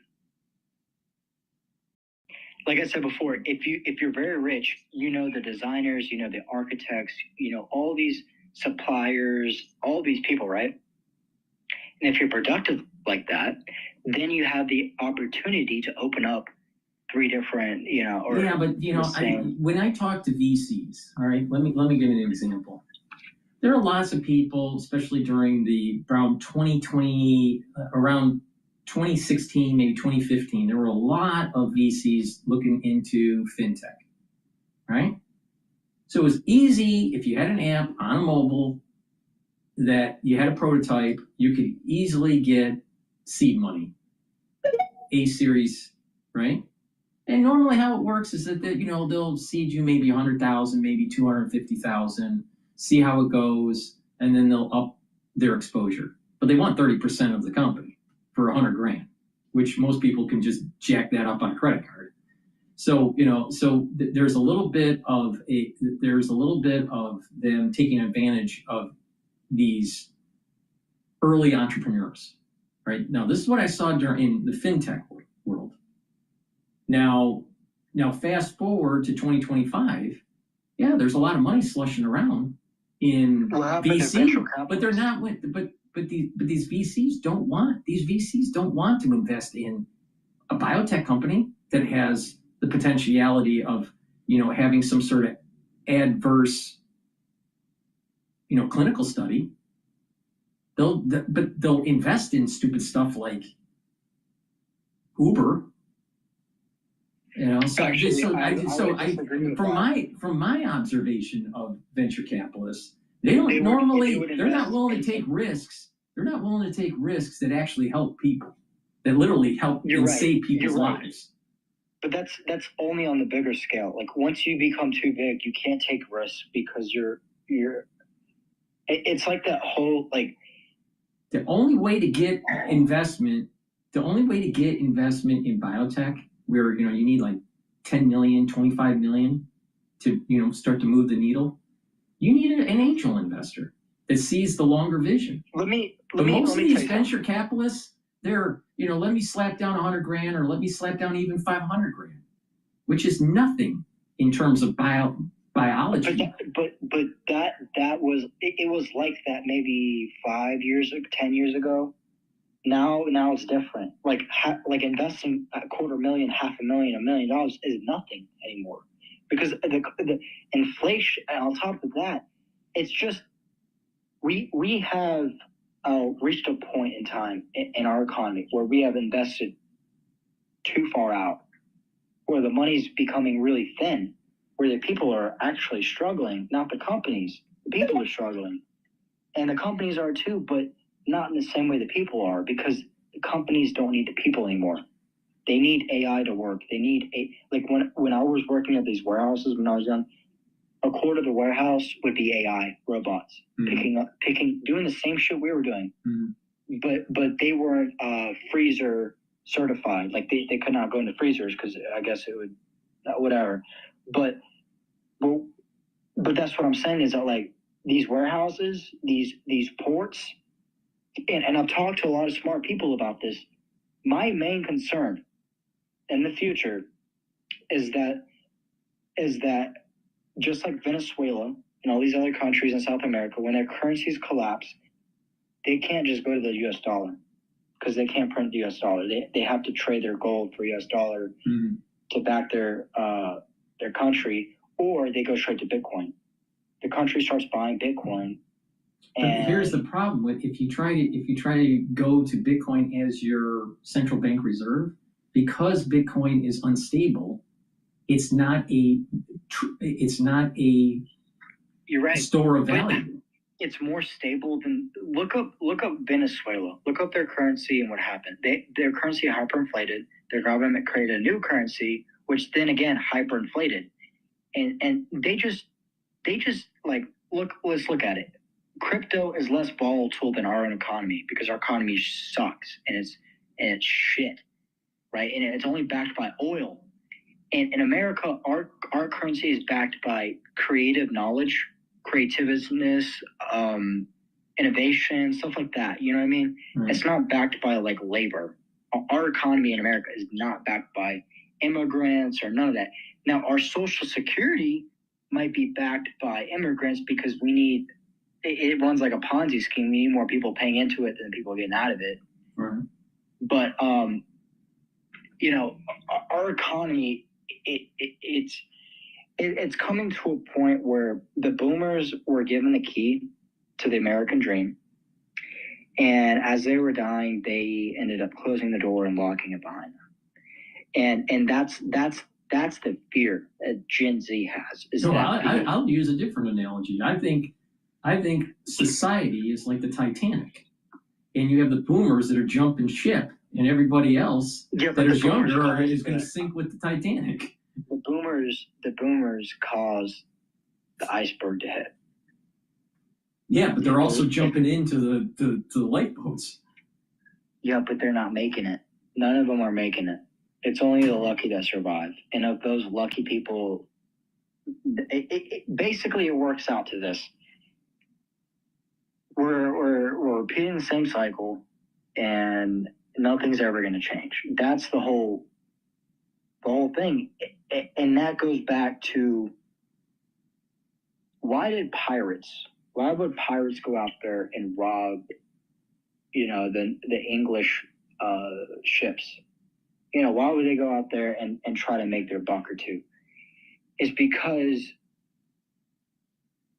they had their own islands, their own safe place. Like they could go where, like, their one little island and go get fucked up and hire some prostitutes, right? That is Dubai for Bitcoin. Like you make a shit ton of Bitcoin or crypto, you go to Dubai and you live out there. Like I know so many people that they just fucked off. They made so much money. They don't give a fuck about who their old friends are. They'll make new ones because of their money.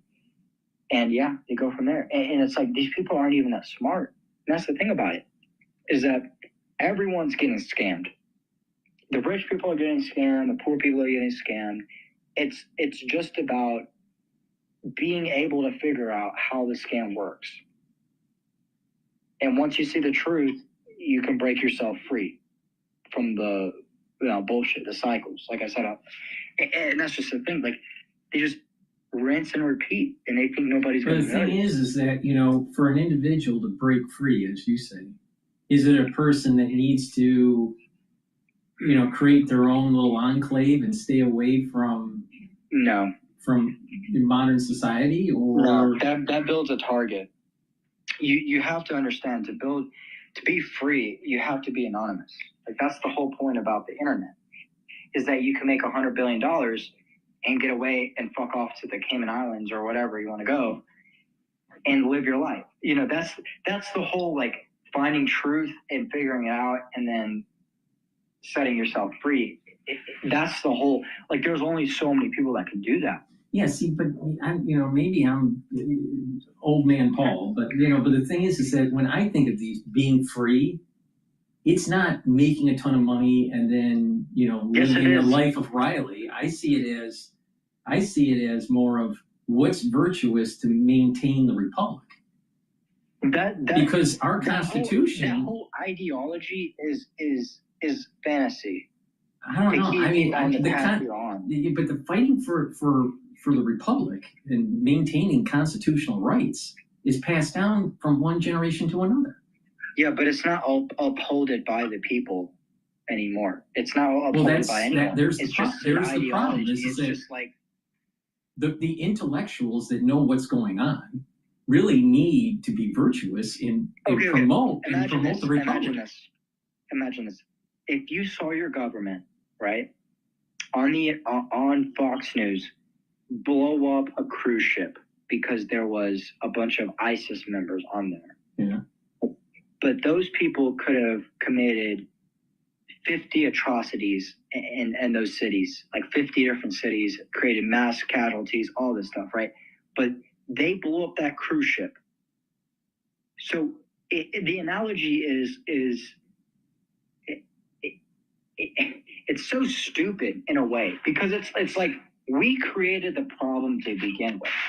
All right. So the ISIS being on the cruise ship, trying to sail their way to America for a one-day little drop-off. It's like, those people are not the problem. We're the problem because we didn't understand what the problem was before it happened. That's why we had our intel agencies commit those problems. Because, like I said before, we don't know what the problems are. We don't know what our intel agencies are doing behind our back because they're so secretive. And then we have to go with the flow. We have to say America is number one, blah, blah, blah, even though we don't know what the fuck America's doing. And they say one thing on the news, and it's literally the quite opposite in reality. So it's like no wonder they don't say shit about what's really happening on the news, because there's a difference between maintaining the republic and what the government does.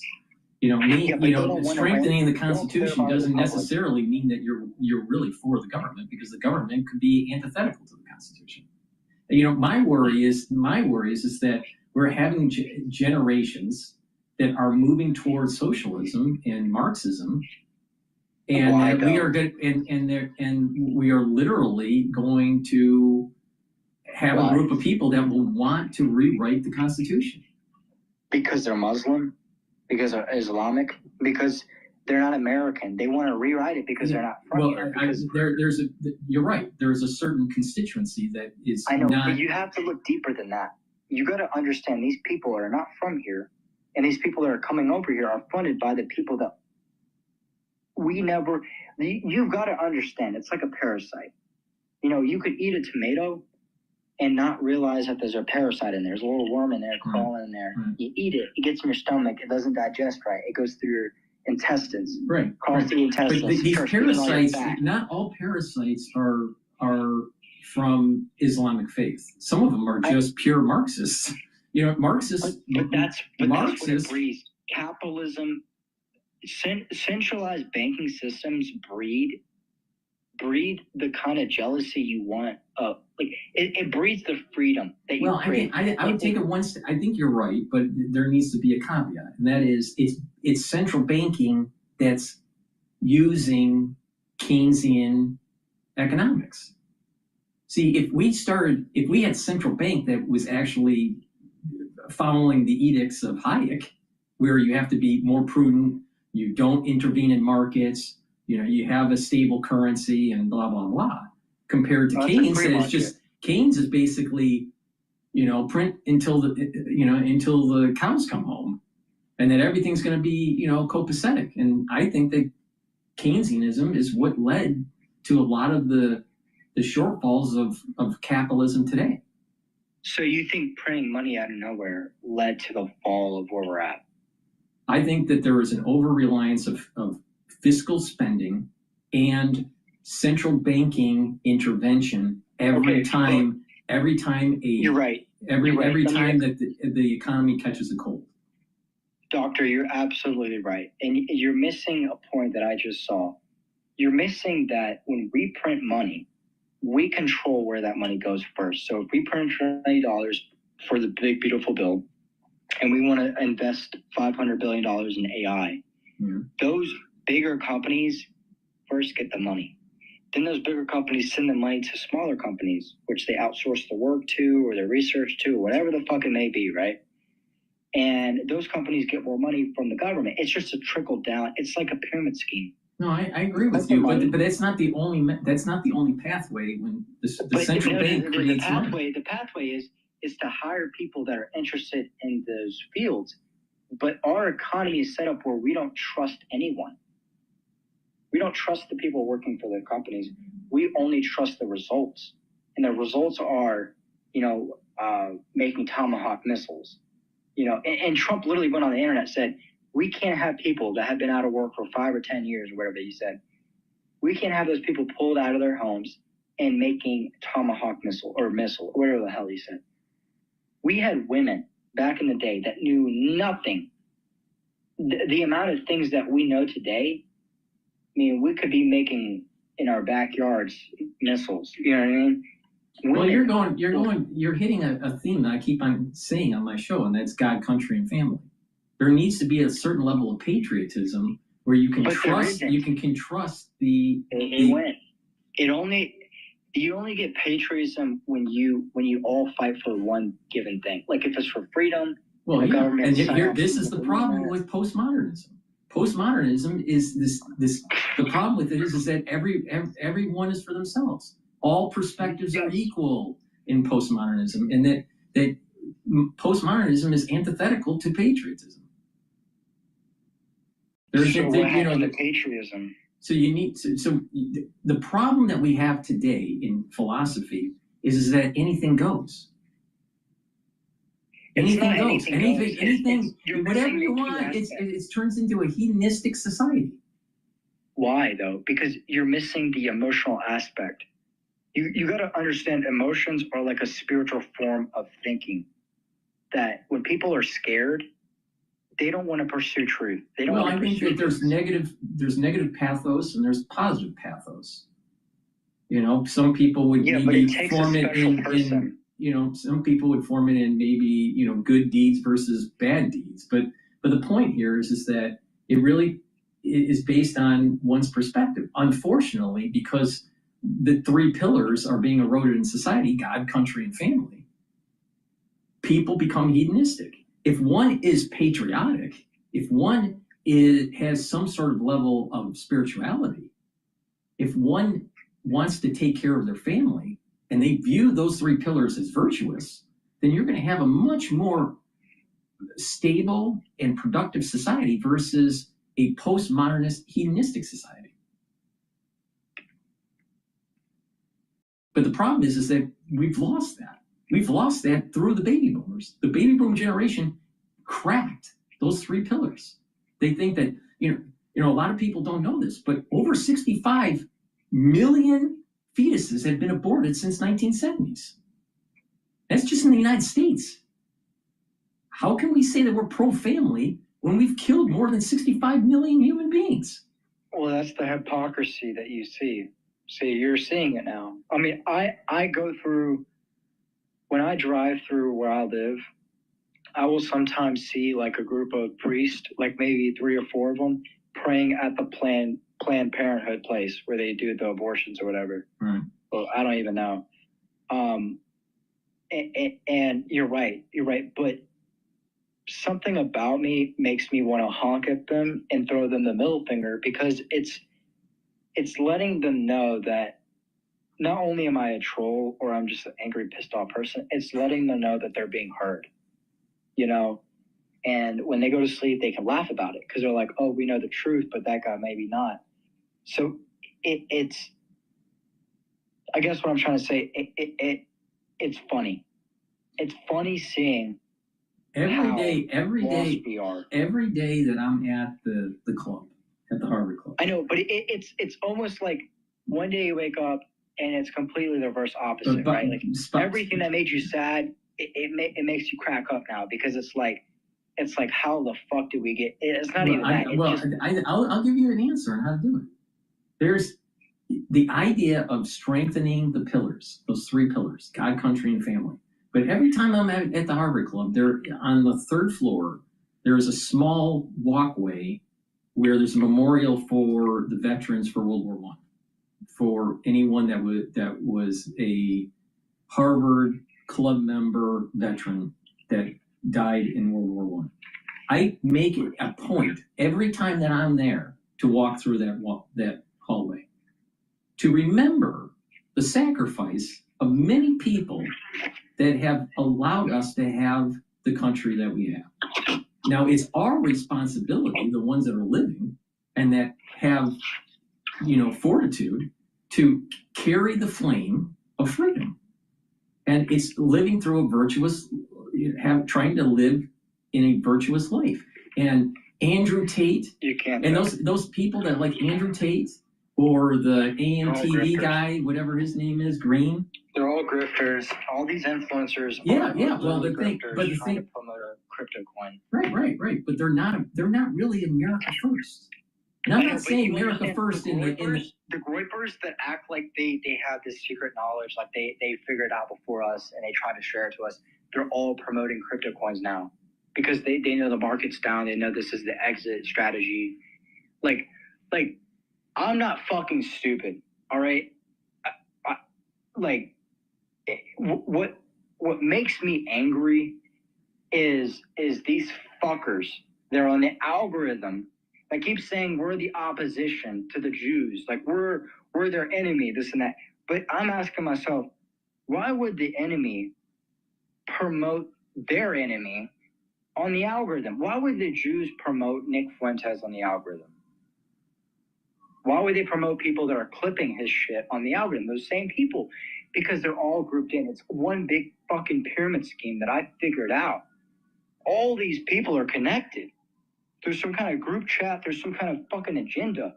Well, do you think, wait, let me dive into what you're saying here. Go do ahead. You think that Nick Fuentes is paid opposition? Or do you think? Yes. My roommate, I went to NASCAR Technical University in Mooresville. Yeah. I lived at 150 Niles, and I had a roommate there. and he was very Christian. You know, one of his best friends died, and his name was Austin, and he read the Bible twice. He really remembered this shit, this shit was very cool, like what he knew. Right. And he would talk like a very religious person, you know, and you know, he wasn't perfect himself. I saw a lot of flaws that I tried pointing out. He'd be very ignorant about it. And but what he told me one day was, and in February, I remember I was in February, very early February, and I was scrolling through X, you know, trying to figure out what's going on, blah, blah, blah. And Nick Fuentes pops up. And it was like one of the very first times he pops up, maybe a week or two he was popping up out of nowhere. And my roommate hears the stuff that he was talking about, the Bible. And I don't remember exactly what it was because I wasn't paying attention. I didn't know what I didn't really know. And just listening, and my roommate's like, yo, that guy's full of shit, you gotta turn him off. And I've never heard my roommate ever talk to me like that. He was just like, bro, that's just full of bullshit, just turn it off. And that's what made me raise my eyebrow. So over the years, I was trying to figure out, why the fuck are they promoting his shit on my algorithm? You know, I have Premium X or whatever, Premium Plus, whatever. Why are they promoting his shit on my algorithm? Like, I'm trying to learn about other stuff, not this bullshit. Right. Like, I never picked this road, is what I'm trying to say. Well, I think the problem with the algorithm is that it's geared for hate. And Nick Fuentes, to me, is the personification of hate. Let me tell you something. Look up South Park episode or season 10 or 20. I forget what it was. I think it's season 10. Season 10, what episode? The whole entire thing. It's basically when Randy, the Jewish guy, the Jew's dad, he goes on the internet and he trolls people because he thinks it's funny. He thinks that trolling people is funny and that's it. And everyone else is trying to figure out why he's trolling. They think that he's like the Messiah, you know? And what it showed me was that, like, we're literally going through that right now. Like Twitter got censored because of all the trolls. Not necessarily actual trolls, but yes, actual trolls that were grifting to make a buck off of the truth. Whether it was the real truth or just, make believe. You get what I'm saying, right? Right.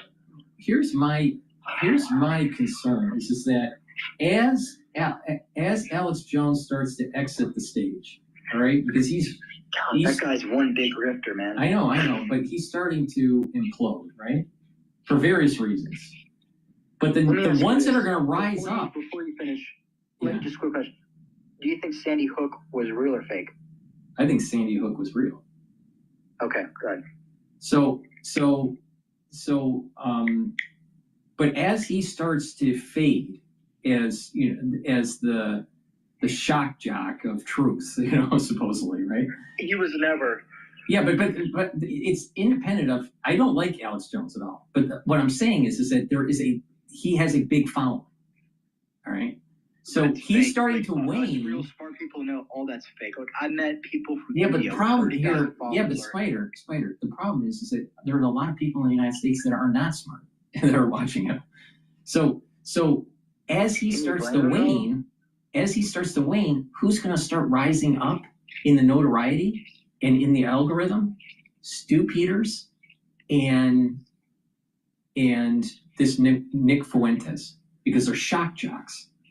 They're shock jocks. You said Stu Peters? I've never heard of him. Yeah, no, he's like the next Alex Jones.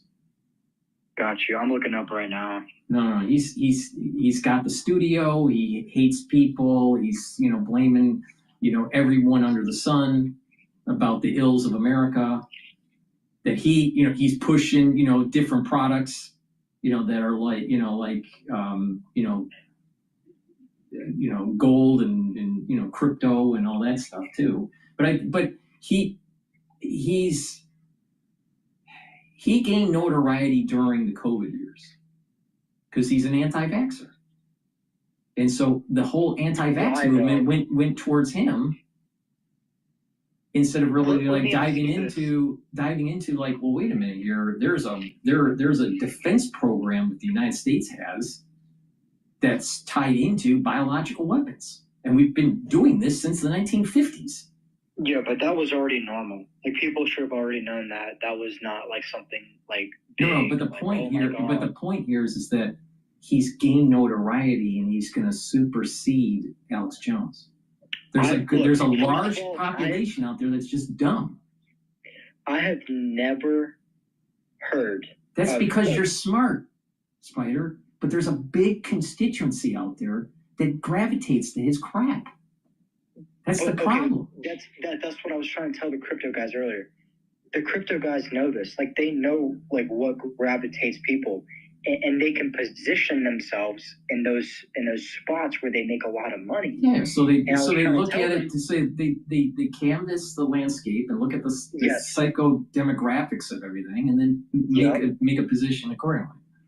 But Trump probably already knew. Like, Trump's people already knew that during the crypto run of this year. It's already ended. Like, when you look at every election, every 4 years, crypto goes boom and then it goes down. And we all, like, none of this was a surprise. We already knew, like, the reason people are selling crypto today for no reason, the reason 1.5 trillion was wiped off the market, was because that's how the market works. You know, there's an element that is fractal about Bitcoin. I'll grant you that. But the thing is that if it continues to go down, and if I'm right that 82 is a support level and 61 is a support level, if I'm right about that, if it goes down to 70, then you're talking about potential liquidation of MicroStrategies. I think that's already happening. And if it's happening or will happen, then there's going to be a lot of Bitcoin on the market. So the supply and demand curve the price is going to drop. I think that if there's a real liquidation of MicroStrategies and that they're officially pulled from the NASDAQ, then I would say that Bitcoin could go to 25,000.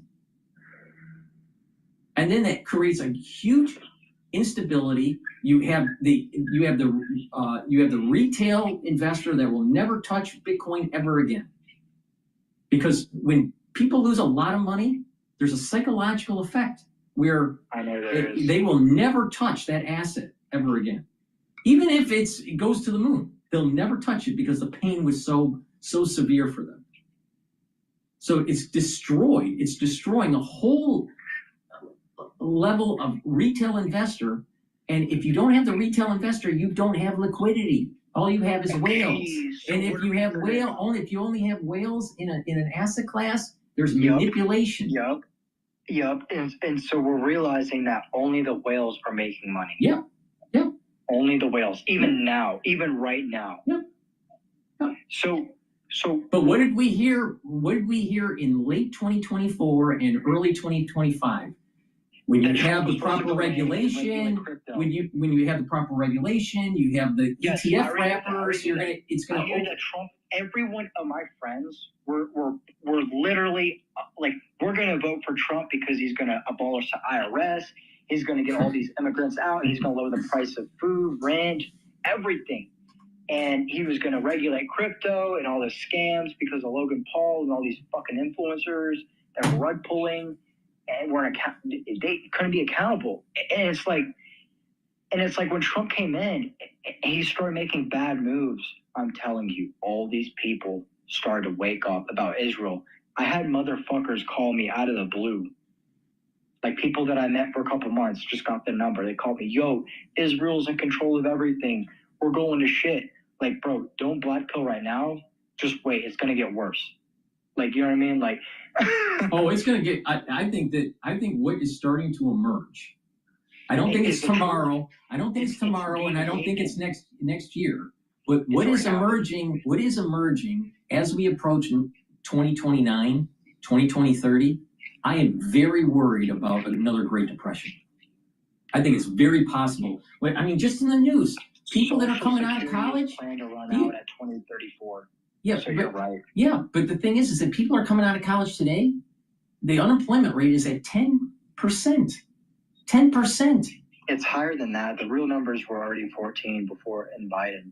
Like it was already, like if you thought But even 10% is too high. 14 is worse. But even if it's 25%, the point is that you're going to have a whole generation. You're going to have a whole generation that doesn't have the early skills that are important for a productive society. Woodworking, carpentry, trade, like that. But what I'm saying before is we got off a gold standard and that wiped out like livable wages in the future. Like they traded that past for the future, and the future was going to be absolute bonkers. Like they knew once they made that decision that there was no turning back from saving America. Like it was like, that's why I do believe this whole Nick Fuentes movement is a psyop to start a civil war, to get crazy people to do crazy things like take out mayors or politicians or whatever the fuck it may be, right? And it's a laughable joke because these people are expecting something to happen when it's not going to happen, when we all see the truth. The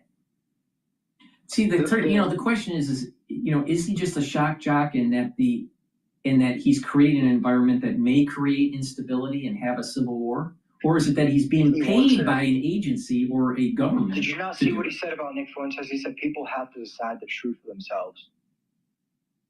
And that's why he didn't want to condemn Tucker Carlson and all the Jews on Twitter. Literally my whole, like Twitter in the last week or two, I can't use it. I have been off Twitter. I've been enjoying my life. I know exactly what you're saying. I see nothing but Nick Fuentes on my feed now. I'm telling you, I'm very smart. I know what I'm looking at. I can remember my past, and I can remember this is not normal. None of this stuff, and I already knew none of this stuff was normal. I'm just trying to figure out, does the government want a civil war because they want us to wipe out our national debt so that we don't owe anybody, like the Jews, anything? That we just start from a clean slate? I think that we can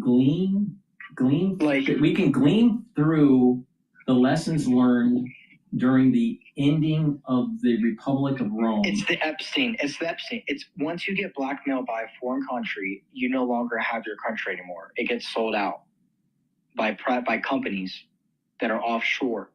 It's shell companies, private equity, whatever you want to call it. No, I think it's actually the crackings of our legislative branch. We're in a twilight our judicial branch, and we're going to actually. What's going to emerge is almost. No, we're not in a twilight. It's been like this for a long time though, and that's what I look back in history. It's nobody understood the truth like we have today. Like they never had the internet. They can't have access to all this information all at once. Some people's brains work differently. I've known people. I've known programmers, developers that can think about 4 different things. Like they're reading a book all at once. Even if they're working on a computer, having a full-on conversation with you, working 2 different softwares. Like the real truth nowadays, and I see it, is that these old people are not capable of thinking like we are.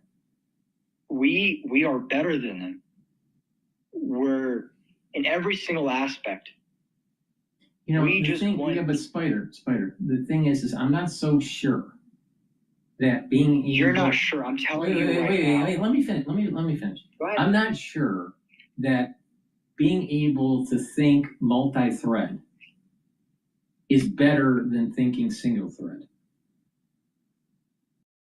Because even Eastern philosophy, with Confucius and Taoism and all this stuff and Buddhism, they said you need to calm the mind. You need to calm the mind. Don't. But these people are born in the chaos. They're molded by it. Well, you're bringing up a good point, and that is they want to pursue peace and likes they have never seen. That's why they are acting the behavior they are. Yeah, but you're picking up on something. Yeah, but you're picking up on something that a researcher is writing about. There's an Australian researcher, I believe his last name's Penrose. He wrote a book called Biohistory. And what it is that he tries to map the rise and fall of civilizations and how the in utero stress ends up changing the aggressive or lack of aggression in a certain generation. I think what you're starting to see here, because of this influx of information and stressors that are happening, and pandemics and financial declines and all this stuff that's happening, we're starting to. I think that we're starting to see the beginnings of a more aggressive generation, and that society. Passive aggressive. That's the thing about it. We can be on social media. We control all the, like you understand, our minds work the same. When I think of something, right, and it's very intelligent, someone else has thought of that, and I already know that. That's why we're like-minded. So I think NIL. I think NIL at the collegiate level will push more students to go into athletics because there's going to be money to be made, right? And it's just capitalism, right? But the thing is that as individuals in high school and in elementary school train their bodies to be able to perform at a collegiate level, they're going to be more aggressive. The whole reason why Americans had sports was to really have a population that was, at least at baseline, be able to be trained for war. That's why we have sports today. I mean, football is all about training gladiators to fight. So this is what I mean, that it's a slow change, right? It's not immediate. It's a big ship that needs to turn. But I think that there's additional aggression that's being programmed into this new generation. The academia of it. I don't think you're into the reality of the situation. I think you're gleaming on the fact that, like, you're more in like in the hypothetical space. Well, I think that it depends on what generation we're looking at. I think the generation that is just starting to get into college, and maybe 2 or 3 years before they get into college, I think they're getting more aggressive. Like, you obviously have someone that's going to college, and you know who they are, whether it may be your kids or your grandkids or whatever it may be. Like you obviously can rate this from what I'm trying to tell you. Anyone who lived in the pandemic era in school, like in high school, middle school, elementary school, they lost a lot of their life. I agree. And I agree. I will 100. I went to advanced placement schools, the best schools in this country, the schools that I can tell you right now. A classmate of mine, he's at Yale University right now. You know, and these are Jewish people like I grew up with. So, like, I grew up I got lucky. I'm from Ukraine. I came over here.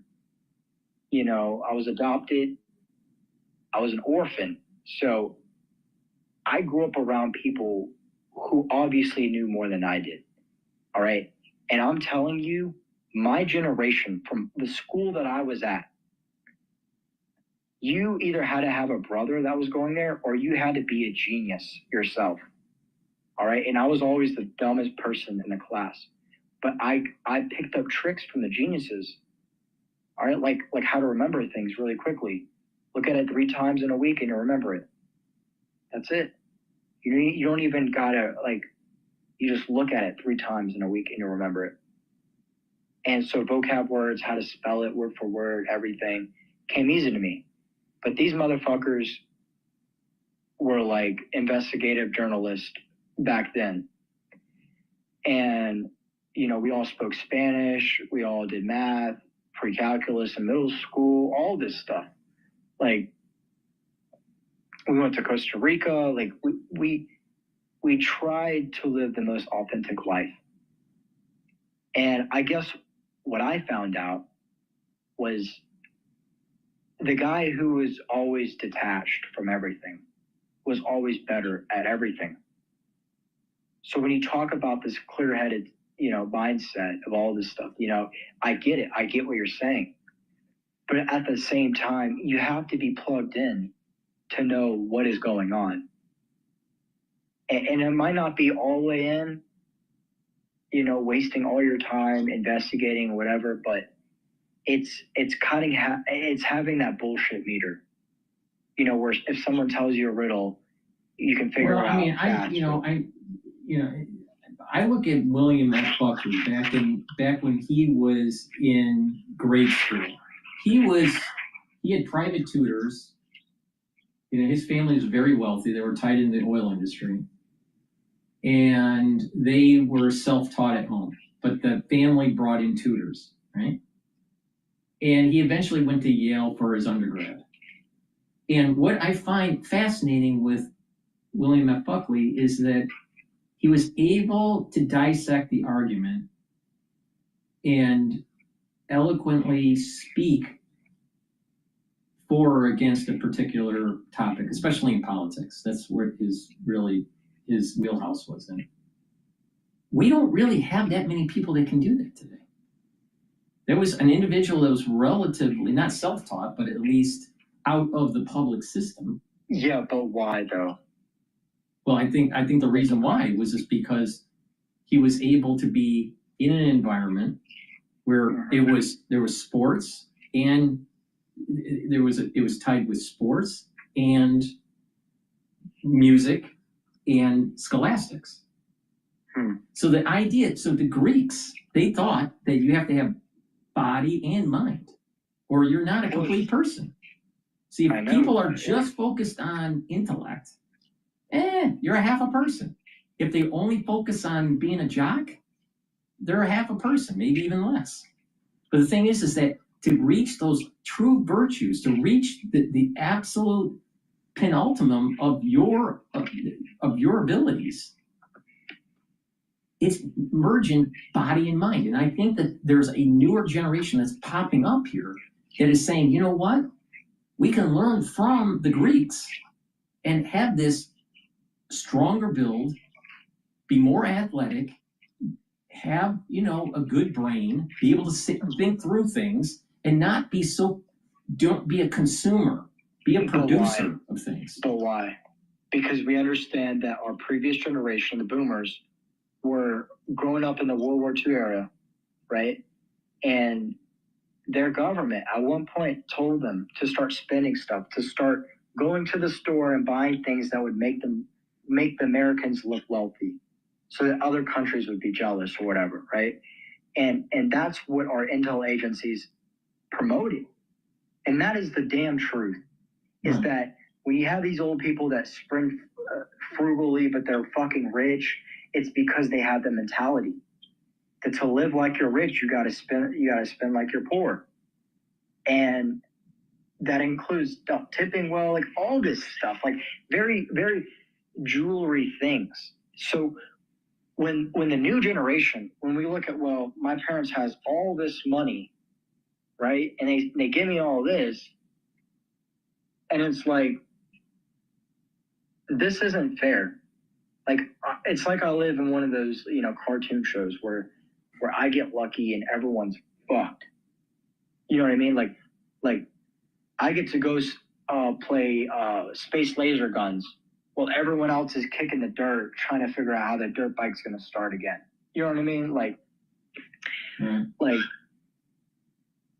and I wanted to figure out what they didn't know. So, and I figured out that everybody is jealous, whether it may be, it's not just that, it's not just jealousy, it's that some people,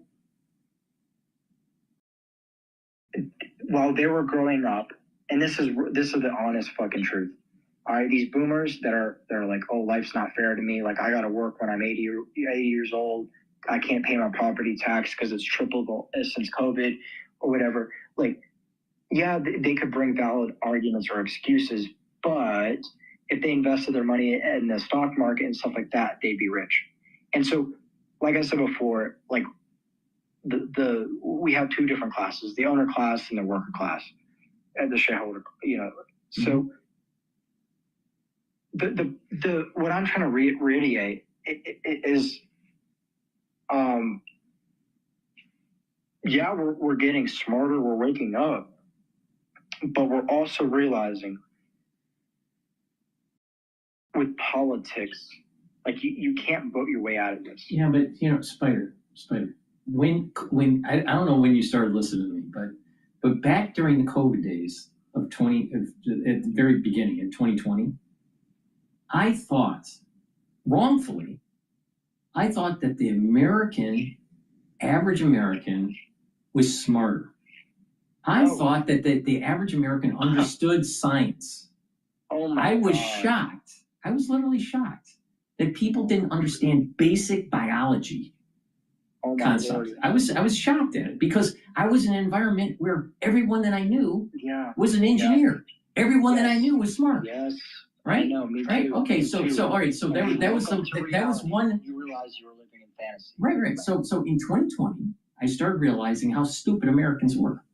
Yeah. And then on top of it, there were so many people that wanted to understand what was going on, and then they went into their camps of being anti-vaxxers or pro-vaxxers, and not paying attention to the bioweapon development and not paying attention to the erosion of their constitutional freedoms because of a national security apparatus.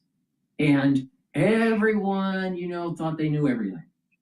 And then all of a sudden you fast forward to where the infant meal wasn't even available under the Biden administration, and mothers weren't even willing to stand up for their own kid, to have food for their kid.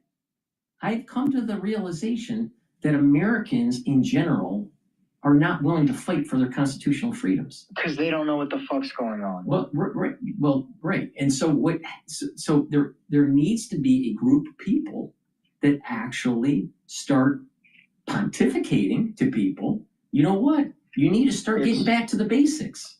Okay, but how are you supposed to do that? It's going after some of these wedgers, well, I'll call the wedgers, which are Nick Fuentes and Stu Peters. They are part of the problem. Yeah, but those people, like I said, those clippers that post Nick Fuentes on their channels and they have 50,000, 80,000, 120,000 followers, they're being propped up by the algorithm, but they're LARPing as if they're being attacked. Like any day their account could be banned, and it hasn't. So it's like these people are obviously feds, or not feds, but like the feds are either helping them without them knowing, or something about it is not organic. I agree with you. I think the algorithm is trying to train individuals to hate each other. Money is to be made with hate. If you had a bunch of videos talking about Buddhism and meditation, no one would pay attention to it, even though that's probably the best thing for society. But the reality is everyone wants to have their feed be like WWE, some sort of wrestling free for all, and people love it. People love watching Andrew Tate, even though I think he's an appalling person. Nobody does. Once you see through their bullshit. The guy is a multimillionaire by being a hate monger and being playing the whole, being the whole alpha male, but he's actually a cock for Jews. Like his rabbi is a fucking Jew. Like the thing about it, I didn't even know he was Jewish. He's Jewish? You didn't even I didn't know that Andrew Tate was Jewish. Oh my God, bro. The psyop goes. So, okay, Andrew Tate, the reason he shills his stupid crypto coin and all these things, he's backed by a Jew, a billionaire Jew. I didn't know that. Hey, you didn't know that? Because there's only one photo of him and this Jew, or one photo, whatever the fuck it was. They were meeting up or some shit. And it was very suspicious because the real autistic people tracked it back and they were like, yeah, this guy's getting funded by a Jew. And no wonder Andrew, you gotta question yourself. If Nick Fuentes was pushed on the algorithm, so was Andrew Tate. because Andrew Tate was everywhere. They could have easily fucking just blocked it. Like, they have AI systems in countries. In China, they have 3 servers. All the internet traffic flows through, and they have filter blockers. And then they have like 1 million fucking real Asians that go through all of the content and verify what's good and what's not. So you don't think in America we have AI data centers that are already doing, like, that's why we don't see shit from other countries. Like, people are, when you say people are stupid, you are under, that's an understatement. We have to figure out, the people that are left have to figure out, why are people so stupid? Actually, they're all afraid. Their emotions are. Well, I think it's a multifactorial problem. I mean, part of it's genetics, part of it's nutrition, part of it's not upbringing. Genetics, bro. It's not. It's we're under some kind of curse. Well, there's going to be a bigger curse coming soon. I already know that, but what I'm saying is, how do we, the people that are left, right, that have conscious morals, whatever, that are smart, that know how to go, in between the system and not get, flat, like, not get flat, like there are people like us that are smart, people like me are way smarter. I met them and I'm like, holy fuck, man, I look up to them, and I've never looked up to anyone. Like, these people are way beyond. Here's the problem: I'm not really sure. I'm not really sure there is a way out, because if you try a kinetic means where you fight a war, all right, you're gonna lose, because the number of people that are smart relative to the number of stupids, you'd just be overtaken. All right, so a kinetic means is not going to work. Now, could there be some sort of covert way to do it? Well, a big part of the modern day stupidity is due to social media. Well, if people were smart, maybe we need to kill the grid and go back to 1700s. Maybe we need to orchestrate an actual event to go dark. Already there. Like, you got to understand, there are really smart people that are into like the hacking shit, right? And these groups, and they just want to signal to other people that are not so smart that, hey, we're in control. Like, we're in control of the power grid. We're in control of Amazon, AWS services that control like tens of thousands of company services, or Cloudflare, or like they're gonna hack Google, they're gonna hack Microsoft, like they're gonna hack other things next, to be like, all right, what can we do? What are we trying to figure out? Like, it's not just that. They think differently. They think on a way where they're already at the end goal. They just need to figure out where to start, like where the start point is. Like, if they can find a start point. Yeah, but what is the end goal? These people, what is the end goal? The end goal is to expose all the pedophiles. I mean, is that not it? Like, yeah, but the problems in society are more than just pedophilia. The problems in society are that you have a population you got that's a bunch of gay people that are in these jobs or whatever. You got a bunch of Indians that don't belong here. You got a bunch of, like, what I'm trying to say is, once you do things correctly in the way that it's supposed to be, then you only have just a little bit of people left. So then the whole, like, who's going to pave the roads and shit, there's not going to be enough of us. So that's why we need all these people here. It's because a lot of us go wrong. Like, we live in a reality where, I'm just throwing out the idea, Spider. But maybe it's as simple as, a girl just, has good virtues and good morals. She's not tatted up. She dresses appropriately. She has etiquette. The same thing with the guy. And it just starts at a very fundamental, basic level. And then as society continues. Doesn't happen. I'm sorry, but I want to tell you this earlier. In high school, like I was saying, once I got to a certain age, I could see every year after year where the information would not get passed down. So that the kids would not go to parties. They wouldn't know how to socialize with the girls. I'm telling you, what I saw was a social collapse in my grade year, and especially the one before me. And my brother probably had one of the last years where, like, this shit was normal. Like, it get passed down from high school year from year, and then it wouldn't. And then especially when COVID happened, dude, it's like these kids are literally different. Like, we don't know who the fuck they are. Like we're gonna be the boomers of their time. Like, they're gonna see us as completely strange. Like, you know what I mean? Like, we don't want to be on the internet all the time. Like, are you crazy? Like, I'm telling you, something happened and it's not organic. None of this shit's organic. That's what I'm trying to say. None of this shit's organic. Well, I mean, a lot of it's psychological. A lot of it's psychological. It's not. I'm telling you, even before COVID, I saw the social collapse. The kids were not growing up. Their mental aptitude, everything was being delayed. Social interactions were being delayed because they were too pussy and all this shit. Because they were being taught all this weird shit in school, I guess. And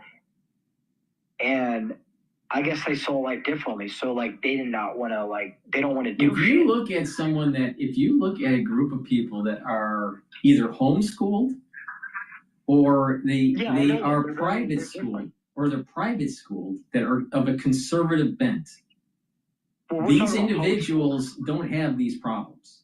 The problems you start to see is in public schools.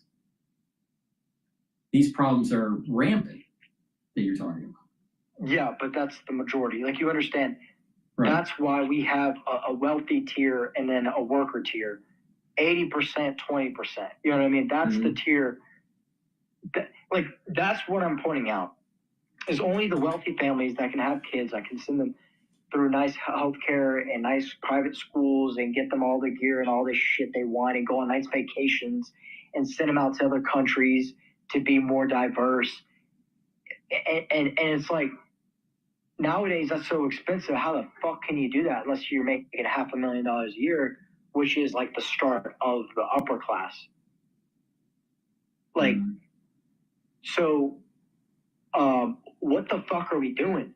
Like, all we're doing is saying, oh, things are better right now, but it's only going to get better. But for now, we're just going to raise a bunch of retards because in the future we don't need workers. We're just going to need consumers, and we need them to be stupid, like that one movie from. I think our society is moving more closer to WALL-E. WALL-E, yes, that's what I was trying to say. Yeah. WALL-E. That was exactly what I was trying to say. WALL-E. So it's going to be more like WALL-E, and that's the thing. And I'm afraid everyone's asleep at the wheel, and no one's trying to pick their own lane. And I'm trying to figure out, how I can get a Porsche to get the fuck out of here. So you don't need a Porsche. You need probably a nice Land Rover vehicle or something. Not a Land Rover. Those are unreliable. Unless I'm going for a day trip, I need this thing to last. Get a Hummer. But not a Hummer, dude. I'm telling you, look. Hummers. I could get a Dodge Viper. Oh, Vipers are cool. Vipers, I remember when that first just came out. Dan Schneider, he's got 40 Dodge Vipers, and then he's got like 5 or 7 of them that are like race Vipers. No, I definitely like the Viper look. That's and it's fascinating. The early development of the Viper was done in someone's garage. As a pet project. And he worked for Chrysler, and then pitched it to the race team to make it. I like the early 2000s. Well, I'm talking back in 1990s. Yeah, I don't like the looks of those. Yeah, the 1990s, the early one. I don't like the looks of those. It must have been 1990 or 91. Actually, you know what I really like? I like the AMG, 92. The Mercedes AMGs that look like the Vipers. You know what I'm talking about? I forget what they're called. See, I thought Viper stopped production in. They did. In the thing about them, over like I think it's way over half at this point of them having crashed. I think of all the ones that produced have been crashed. So that's why they're worth a lot. Yeah. Is because they have so much power that his tires just give out and you ram into a fucking another car or side rail. There's so many videos on YouTube of people doing that, like just literally parked in a parallel parking spot, hitting the gas and just sliding into another car and just totaling it to a pole. Yeah, that car is just not crazy. Yeah, that car is not a parallel park car. Yeah. I've seen so many videos. I can just think of one. I was thinking of one right now, but like there's so many videos. But what I like about the body is that it's smaller, but it has the same motif of the 1970s Corvettes. Look, those Corvettes are way cheaper. You could grab one for like $5-10 grand, put like $5 or 10 grand, and probably have just as much fun. Hmm. And not even that, like any Corvette, like all the Chevys, like LS. Well, I think the 1980s. is pretty good. I'll tell you, the The 1980 Corvettes, in terms of styling, I didn't like the 1980 look of the Corvette. The 70s, the 60s. I like the Mustangs. Those 67, 69 Mustangs were nice. Yeah. I wish Corvette did something more like that, more sportier instead of more like drag racy, you know? Mm-hmm. But, you know, I think they were messing around with the LS1 engine and, you know, I already know everything. So LS3 engines is what I would do right now. I would just build that up to 1,000 horsepower. You know, you get 10 grand, you could build something pretty nice. And it's not that hard. It's really cheap. But if I was going to do like a truck, Ford sells their Shelby or the F-150s single cab. Mm-hmm. And you can now add the supercharger package to it. So you make like 500 horsepower from stock, and then you put a tune on it, a short pulley, all this stuff, you know, get 700, 800 horsepower out of it, which is a little bit of miles, and it's under warranty. And that's the thing, like most people don't know shit nowadays. So like if I had 50, 60, 70 grand, I would buy one of those Ford Shelby, and I would have so much fun. Like those things are just reliable, they're fun, they're easy, they're kind of cheap, and under warranty. Mm-hmm. Anything else, like you're not going to get 500 horsepower from factory with a supercharger from Ford, right, or anything else, you know, unless you're buying something that's 100 grand. I like the style. I like the styling of the Bronco. The Broncos are all shit. The older ones are good. I've worked on the older ones. I like the styling of the Bronco, and I believe that Ford also came out with a new SUV. I think it's called the Ranger or the Raven or something like that. Yeah, I don't know. I haven't seen that one.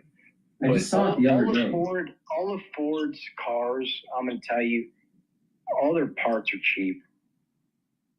All their new shit is cheap. If you're spending cheap money, you're going to get cheap shit. And that's why, as a mechanic, I look back and I'm like, shit, best cars are from the 2010s. You know, like 2015s, like it just depends if you're like which brands you're buying. Because if you're buying BMW, you know what was a fun car that was good price was Saturn Sky. Saturns were good. Yeah, Saturn Sky. Pontiacs were good too. All those cars were good, but you know when the 2008 crash happened, you know all those brands went under. Right. They had to consolidate, and that's the thing. You got to understand, these engineers are being told to make this part go from 15 cents a piece to 10 cents a piece or 12 cents a piece. You know, they cut corners when they make these parts, and that's why instead of selling like these. Ford doesn't make money selling cars. They make money selling parts. Because when you go to the dealership, they'll mark those parts up 200, 300%. Mm-hmm. You know? Mm-hmm. And you could get that same part put in yourself and save a shit ton of money. You know? And These small shops, they do the same fucking thing. The easiest way to know if you're getting ripped off is just on the part alone. You know, like a starter for a Ford F250, you know, early 2020 models, like $80. You go to the dealership, $200, Right. $250, $300 just for the part. You know what I mean? Right. And the way that they actually mass produce these parts when they're building the vehicles is if they're building a million F-150s for 2024, right? They're going to build 1.5 million parts for the starter, right? And of those, they'll have like an 8% fail rate, but they won't know because they'll just use the part, you know? And whatever rest they'll just put on the shelf. So when we buy these parts, as the years go on and on, the parts are made so cheaply that they fail. Like it's like flipping a quarter. You flip a quarter, is this part gonna work or it's not? You know, and it's literally that bad that it's like What's your take? What's your take on Jeep? Jeeps, dude. I've worked on Jeeps. Doing an oil filter change it takes an hour. Really? Really? It takes an hour. Those fucking pieces of shits, man. Oh my god. Why did they make it so hard? The way they put the filter. Yeah, but why? I mean, you would think that they would have designed it where it would be easy to do it. No, they don't. Like I said, the engineers nowadays aren't building cars to make it easy for the mechanics. They're making it cheaper to build. Interesting. Yeah, that's basically it. And I never had a Jeep. I've never had a Jeep, but I knew a lot of people that let they me were tell doing you, off-road. so later Jeeps, they might have been like more rugged. Like you could, like if your steering box went out, you could replace a part in there and then have it working for $10. Now it's like it's the steer rack and column. You just gotta replace the whole thing. Some steer rack and columns cost $400. Some cost $1,200. Some cost $4,000. So it's like, ooh, that would suck, you know, if the electronic unit got fried or whatever, you know, just poor quality, but they charge out the ass for it. So any kind of Jeep or anything, especially like newer ones, the hybrids and all that, they're just overpriced. I'd rather get like a 90s Cherokee, like, you know what I mean? Like something real shitty, you know, where I could change out the trans or the engine or some shit, you know, for cheap. And I have to spend $8,000. Well, you know what I've noticed? I do not like the new designs of the dashboard with all the electronics and the flat screens. You don't need that. See, real men, we don't, like, you got to understand this. Like, real people, like real Americans, we don't want none of that shit. Right. Right. We don't want screens. Like, we'll go back to the analog shit. Like, that's fine with us. Buttons, we love buttons. Right. We love the feel. We love memory. We don't want to go on a screen. Right. Like, I remember when Ford was making the Ford Explorers, my dad would buy a new one every year. My grandpa would buy a new one every year. And it's like the screens were just absolute dog shit when they first came out on the Ford Explorers. And they just got a little bit better over the years, a little bit better, a little bit less glitchy, a little faster, more responsive, quicker, you know, and it's just like, we never asked for it to begin with. You know what I mean? And also the screens, they're bright. You know, like your eyes over time, when you see blue light over time, you can't see the color blue, purple, stuff like that as good. So it's like, why the fuck? Like, it's not even that. It goes back to the manufacturers don't give a fuck about the customer's experience at all. And I can prove that based on just this one thing alone. The headlights went from LED or went from fluorescence or whatever you call them to LEDs. Those LEDs are way harsher, but they're way more efficient. They use less power, but they're way harsher on your eyes. Nobody likes going down the interstate and seeing a bunch of LED fucking lights. We can all remember a time when half the cars on the other side were LEDs, and we're like, it's messing with my eyes. You know what I mean? Now you look at everything, your eyes are like everything's bloomed out because you're so used to seeing bright ass fucking lights. And well, just expand this whole concept and just Anyway. imagine a world where drones are being used more often, for shipping. We're creating a society where we're polluting our environment. Just visual pollution. I'm not talking about real pollution, just the visual pollution. So with lighting, like you're talking, we're at trying night, convenience for everything. yeah. We've polluted the environment, the aesthetic. We've polluted the aesthetic of life. There's going to be a time where we're going to go outside. We also ruin the culture. When you ask people what is the American culture, it literally just depends how much money you have. It's not based on area anymore. It's not like the same neighborhood you grew up in, everybody was poor, like my parents grew up in. Like they would have one community pool, ride your bikes and shit. It's not like Stranger Things anymore. It's literally like, it's the hustle culture we live in. It's rent might be $2,000 this month, but because a bunch of illegal immigrants came into like in Dallas, Texas, I remember this one TikTok. She's like, my rent's $2,500 a month. It's just me by myself working at this, 6-figure job. And then she's like, my rent just doubled. And it's like, bruh, yeah, you're gonna have to move out now. Your rent doubled, like it's $4,000 a month, like you're making 6, 7, whatever the fuck it may be. Like, yeah, you're fucked. So it's time for you to move out, and that's all it is. Like people are learning their place. This is the reason why I think that the 20-minute, the 15-minute city won't work. It'll be cost prohibitive. People won't be able to live in the city. They'll have to move out to the suburbs. It won't. But that's what they're already like. When I go to we have places, like we have multiple properties at the coast and at some resorts and stuff. Like they can't find people to work because they. So what they do is they have international companies that get H-1B visa workers, like Filipinos, Africans, all these people, right, to work at the beach resort because they can't find. And it's not they can't find people; it's that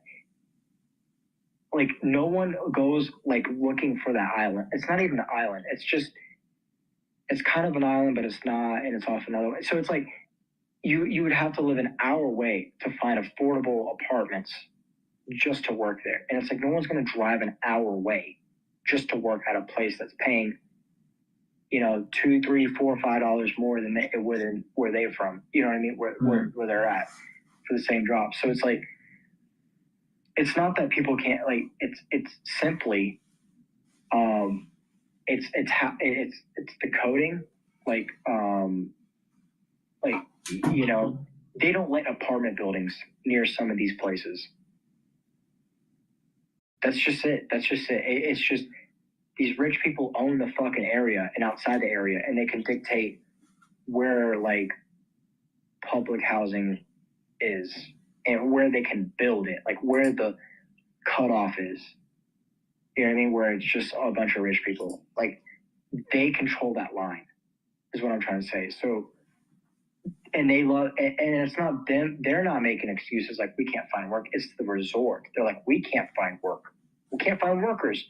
So then we got to find all these international companies that will get H-1B visa workers here. And the thing about it is they scam those people. Those HB1 workers, they have to pay $3 or $4,000 out the ass before they even get to travel to a country to work.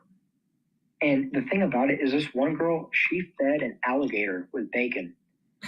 And someone recorded on Snapchat and it got passed around the resort and the people at work found out and they sent her home. So she spent $4,000 to come here and she was only making $2,000 a month. And her contract was for 6 months or whatever it was. So it's but where they come from, they work 16 hours a day. You know what I mean? That's normal. 16 hours a day, 7 days a week is normal for them. So coming over here, working a few hours, making 3 times more, it's just don't fuck up. That's their only goal is don't get kicked out of this country. Don't get sent home early. She got fortunate. She actually got sent back to Florida, where her agency was from, and she was working at a hotel for I think 16 hours a day in Florida. But yeah, they'll send you home. Like you break the rules, they'll send you home. So when I got to work with them and all this and that, I like when I was the expediter, you know, I controlled the front of the house and the back of the house, sent the food out. Like these Filipinos, these South Africans, they would come, and some of them were white, like they were kind of hot too. And I'm telling you, like they don't want to fuck up. And most of them are trying to find someone to like marry. And one of the cooks was a South African white guy, like a ginger, an Irish guy actually, kind of weird, and married one of the HR girls. So like, you got to do what you got to do, right? Because like when you go back to your home country and you're making $400 a month compared to 2 or 3 or 4, you know, it just depends what you're doing. You know, it hits different. So,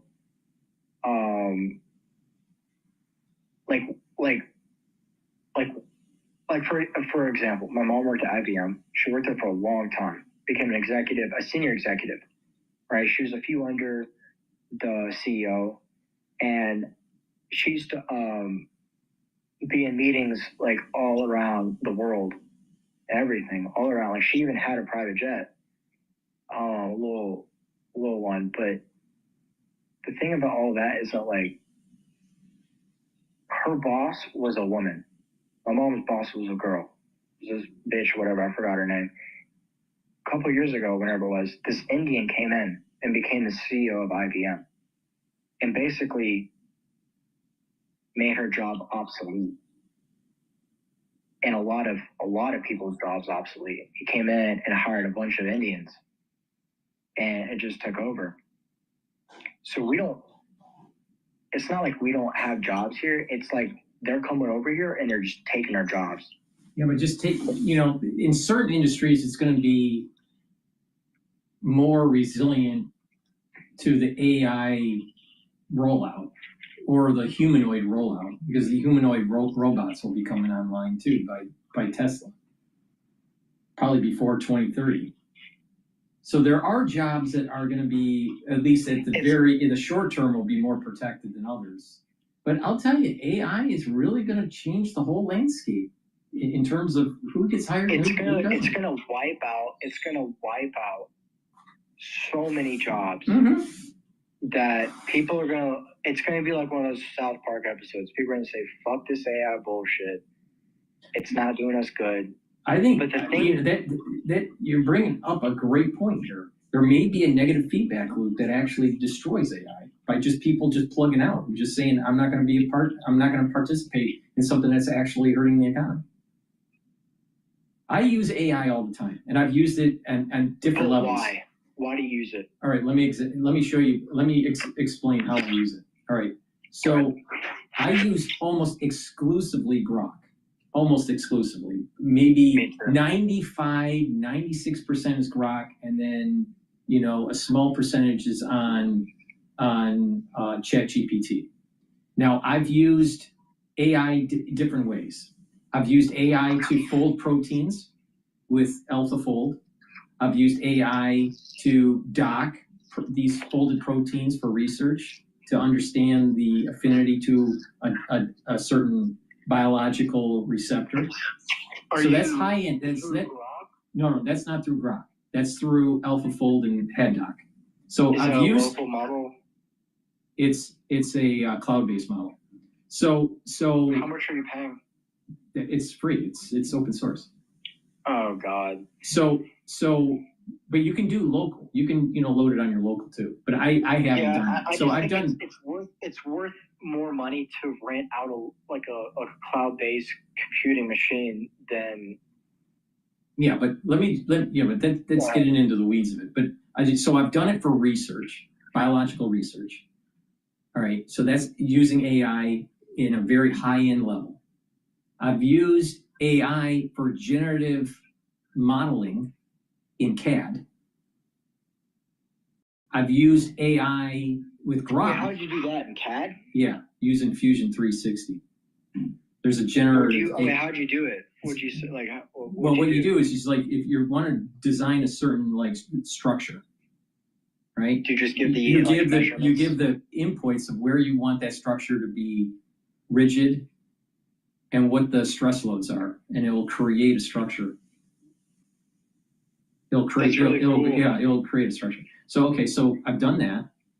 With Grok, I've fed in EKGs, MRIs, lab results, blood lab results, and it gives differential diagnoses. So you have in your pocket with Grok a physician now. It's very accurate in terms of reading radiological slides. You can give it pathology slides of, let's say, biopsy of a type of cancer. It will tell you what type of cancer is on the slide. So it's pretty powerful. And a lot of people, only if someone is, working in research or as a physician would be using that sort of thing. Most people don't need that, but I've done that regularly. And then in terms of just personal use with Grok, what I have done is like if I'm searching something, I don't use Google anymore. I use Grok. Right? Grok, tell me, what does this word mean? Or, what's the latest news, in Japan or in China in terms of economics? Or what's the probability of the Federal Reserve to lower rates in December? And it'll tell you probabilities. Or you can load up, you can load up a picture and it'll say, please summarize this graph. And it'll give you a summary of the graph. So it's a great research tool. And I use it almost, I use it daily, really. But what I've also done is an experiment. The experiment that I've done is that I've used Grok to create a syllabus of things that I want to learn and to tell me what's the top things of that subject, what books to read or what lectures to watch that will give me a good understanding of that subject. So it ends up being like your personal professor. So if you use it in that regard, it's a great tool. But, what I've been seeing with people in corporate is that they're using it to write an email, to load up information and do a summary. So they, can, write a white paper or whatever. I've seen a lot of people using Grok trying to prove that a video is real or not, or a news article is real or not. So it's doing fact checking. I don't know how robust that fact checking is, but I've had a lot of good results with Grok. Is it perfect? No, it's not perfect. But the thing is that it's getting better. I've noticed that it's getting better. So this little experiment that I'm doing is like the phone is now becoming almost an appendage or an extension of my own brain if you use it properly. But I think that most people using AI, I think the average person is just using it almost like a search engine. But I don't know, I wouldn't call myself a power user in AI, but I would say that I've done more in AI than most people.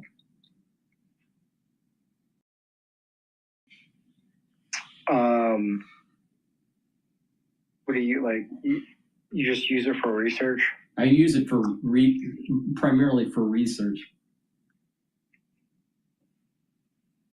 But what is really interesting is how Grok, if you want to learn a subject, pick any subject that you don't know anything about, and you ask Grok, build your own personal syllabus to learn that subject and where to go to get that information, you can learn anything. You can literally learn anything out there because there are so many people that have produced videos on YouTube.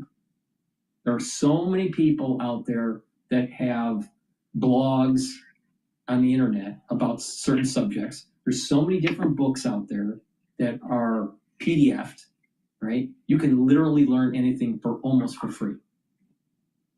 Quantum physics, going all the way to engineering, to the history of the Greeks, or whatever you want to learn. So the question is do people have the fortitude to do that on the site? It's really self-learning.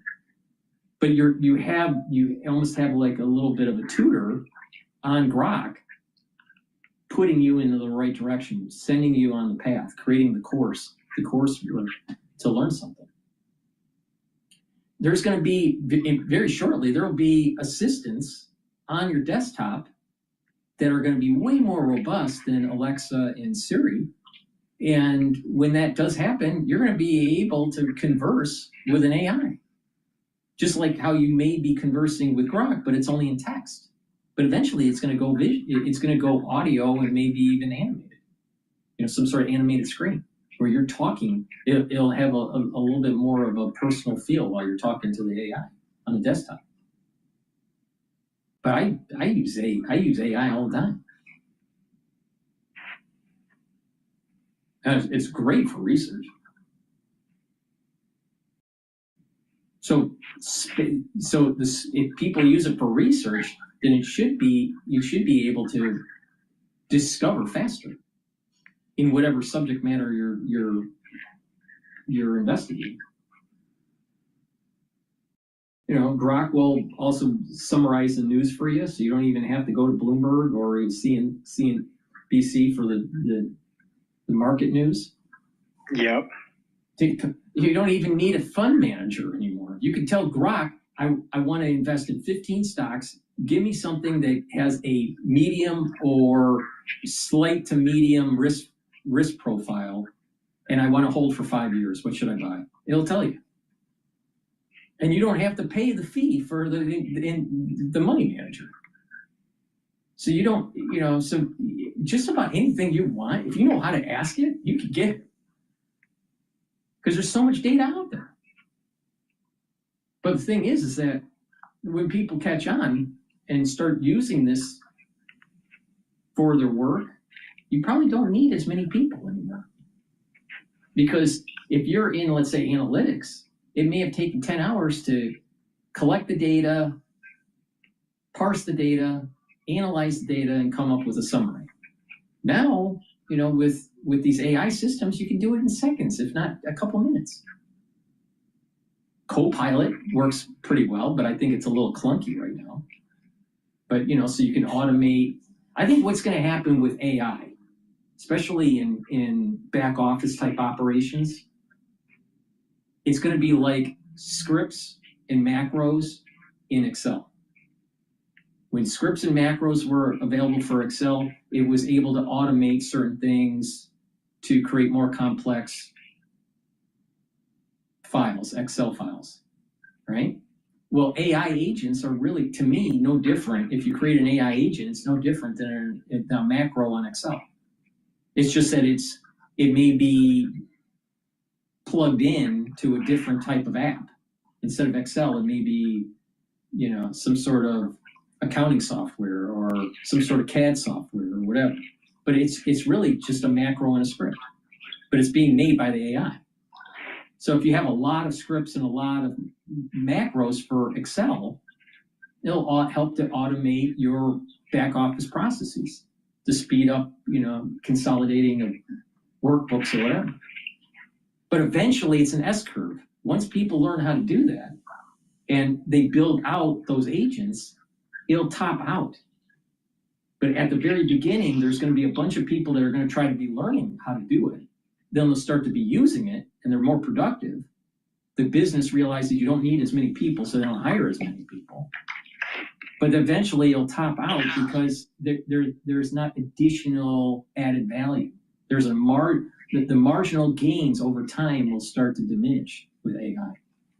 And it's the exact same thing that happened with macros and scripts for Excel.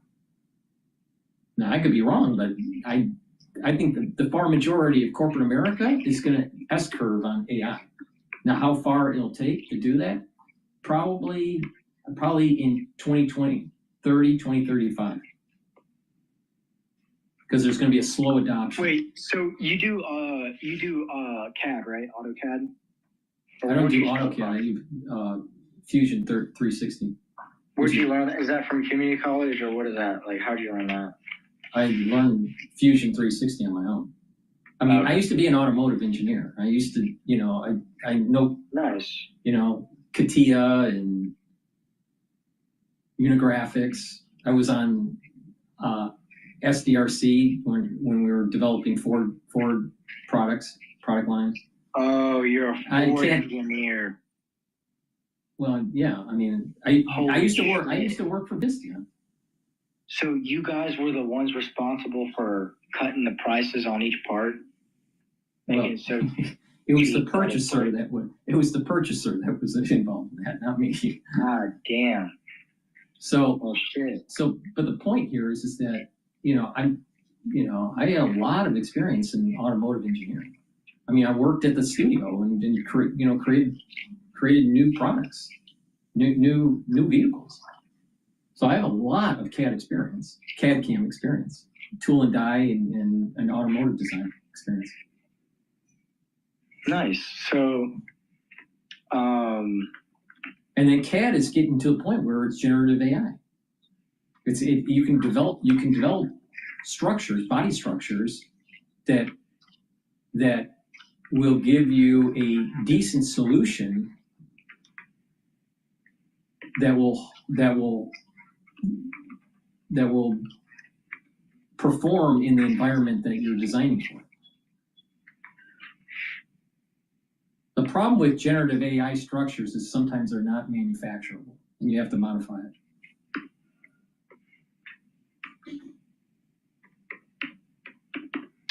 Okay, so a little thing or two. I used to go to school for mechanical engineering. Yeah. And I also went to school at NASCAR Tech. So I'm an automotive tech.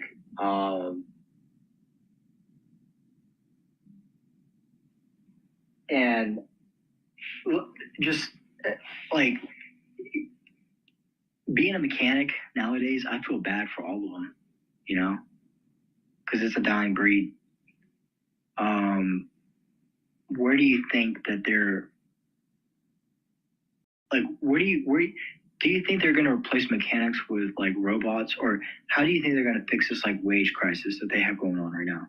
Because right now at Toyota during COVID, they changed the rules from 5 years to 10 years to become a master technician, and you got to have consecutive years. So if you leave after 7 years, you come back, you have to go through the training again and all that bullshit. Yeah, but a 10-year mechanic versus a 5-year mechanic, is there really that much of a difference? I don't think so. I don't think so. I don't think so. Other than get paid. Well, yeah, but other than but the thing is that you may have more experience on different cars because there's 5 years more. 5 years. Master mechanics at Toyota in Hickory, North Carolina, they get started at $30 an hour as a master mechanic with 10 years of consecutive experience. And that's with going through the Toyota school and all that, like being a certified Toyota technician. Like I think that you're going to have, when you're talking about like prototypes and stuff, and you're building $30 an hour for 10 years, like Spectrum, it takes you 5 years just to make $35 an hour. Well, yeah, but probably they have some sort of corporate profit sharing or some sort of. No. I live like we live in the rural area. Like I live on top of a ranch in Weaverville, and then my grandparents live in on a big farm in Black Mountain area, and they just installed internet, like fiber optic cables all throughout the entire area, and now they have internet. Like they're hooked up through the optic cables. So what I'm trying to say is that the guy came over and he's like, "Yeah, I've been working here for a couple of years, and it's just getting busier and busier. I'm making like $35 an hour." And I said, "How are you doing that? Like you've only been here for 5 years." He's like, "They pay you for your training. So when you do all the online training, they give you a raise, and you can do like up to 5 of them a year." And he's like, I've just been maxing them out. Well, I mean, in short term. And I'm like, are you fucking kidding me? Literally, like, I went into $45,000 debt, paid that bitch off quickly as soon as possible because I want to pay the interest. Right. And you're telling me you don't got to go through any school. You just work from the bottom, work your way up, do the online training, and you get you get raises. He's like, yeah. I'm like, what the fuck? Like, what the actual fuck, dude? Well, anyway, yeah, I think short term, in the next 5 years, there's going to be a shortage of mechanics, and Ford's even saying that they have 5,000. Unless they fix this whole wage crisis. Well, I mean, they have 5,000 open positions.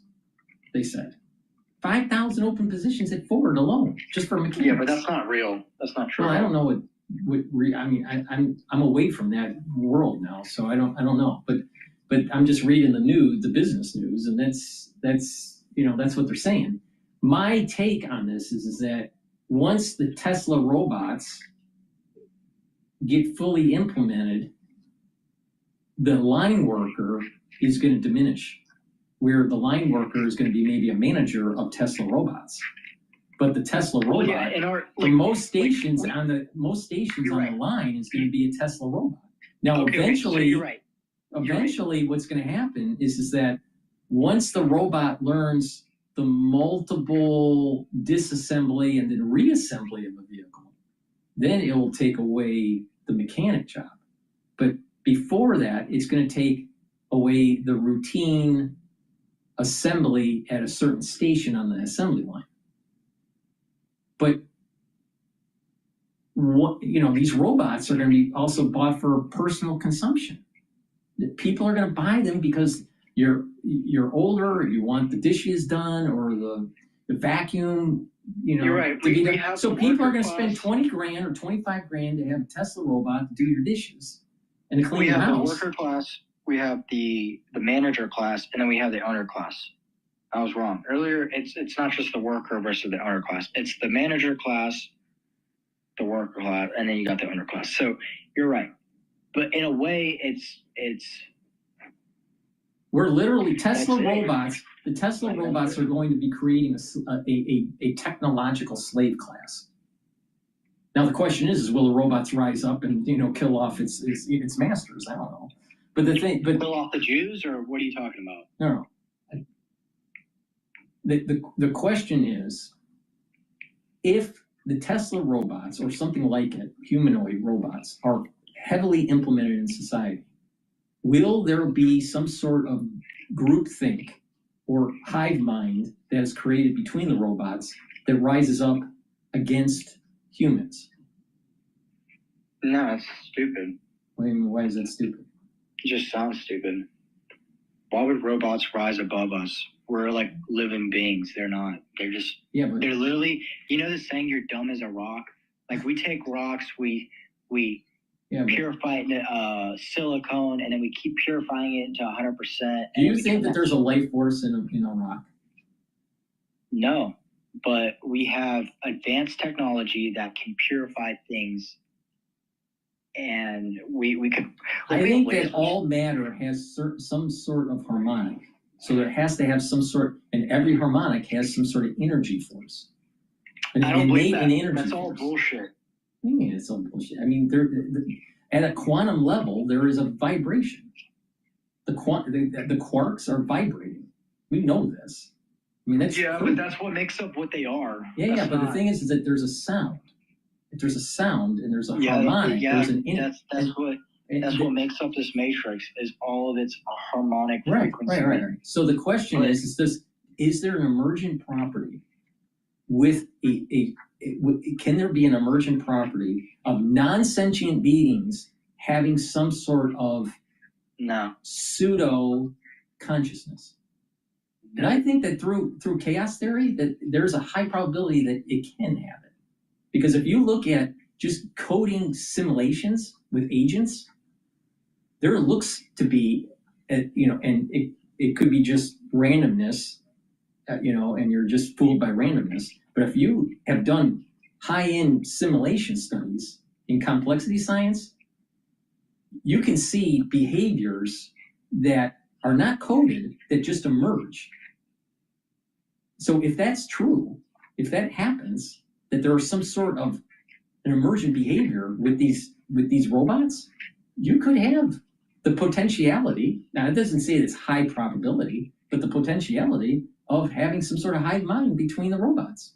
And the hive mind between the robots may decide, sit down and they talk to each other and say, you know what? Mankind isn't doing so well. Maybe we should take over. There's no guarantee. There's no guarantee that robots don't fight humans, and vice versa. Humans may feel that they're threatened because they're losing their job, and they may start destroying property and killing off robots. It's not out of the realm of possibility. I mean, sci-fi has lots of investigation on this in books and in movies. So there could be an emergent property that takes place. Like it's all got hidden messages behind it. Yeah, but the point here is that if you look at any complex system, if there are positive and negative feedback loops, there's an emergent property that happens that is unpredicted. It's not, you can't predict it. It's just chaos. But there's an order that builds up. And it's not, if there's feedback loops with these robots, there's social learning between the robots, and there's a feedback between how our psychology, human psychology, is interfacing with the robot, there could be an emergent property, even with some sort of like code of conduct, constitution written in their code. And what do you think that is? The prime directive? Well, it's whoever wants to upload whatever they want. Hopefully it's ethical. You know? I know, but what happens when they become sentient? Like when they become if there's an emergent property that allows them to seem as though they have a soul. I'm not saying they do have a soul. I know, but they can't. If they become cognizant that they're a slave to humans, and they decide to say they're no longer doing the dishes anymore, and they're gonna, sit outside and, sunbathe, mankind has a problem. Now, could that happen? Yeah, it could very well happen. Now, will it happen? I don't know. I don't think anyone knows. To say that what we create with humanoids is going to be 100% predictable, I think is being naive. I mean, we can't even fully predict how Tesla drives autonomously down the road. And that's something simple compared to humanoid robots and their feedback loops. So the emergent property effect is highly probable. But it doesn't mean that it's going to be necessarily existential to humans. But it could. It could. I can see it happening. I don't think it's going to happen at the very beginning stages. What happens if the robot wakes up, while it's getting charged, it wakes up and decides to get the knife out of the kitchen and stab the whole family? Then what do? Does the robot go to court? Does it get convicted? Does it get just disassembled? What happens when the robot decides to go crazy? I think mankind needs to think about these things before we start buying these robots. Yeah, that's what I'm saying. Yeah. So, well, thank you for calling in. It was a great talk. I greatly appreciate it, but I need to continue on with the show here. Of course, yeah. Thanks for talking. Yeah. All right. Bye-bye.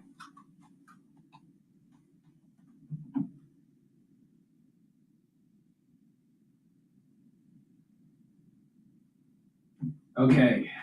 All right. I'm going to switch over to Bloomberg here, listen in a little bit.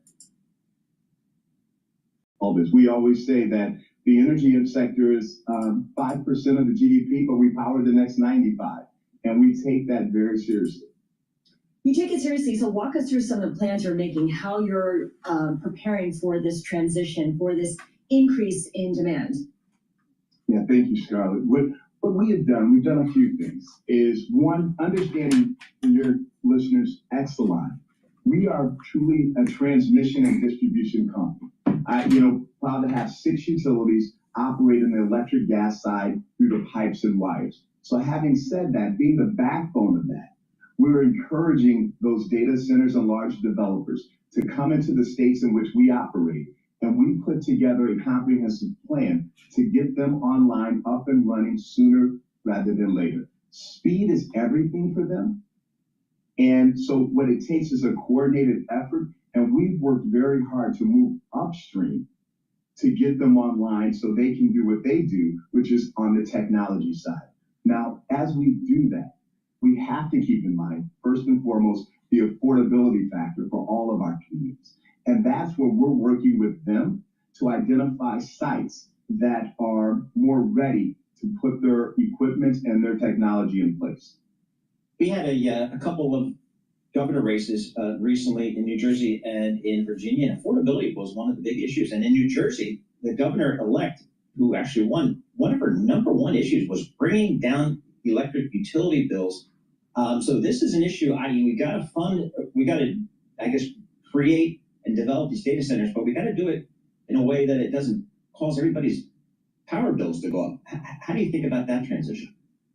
Paul, you're absolutely right. It was a race in both New Jersey and Virginia, an issue, and we believe it's going to be an issue in the 2026 elections because affordability, pocketbook issues are going to be key. So let me tell you what we're doing from an Exelon perspective.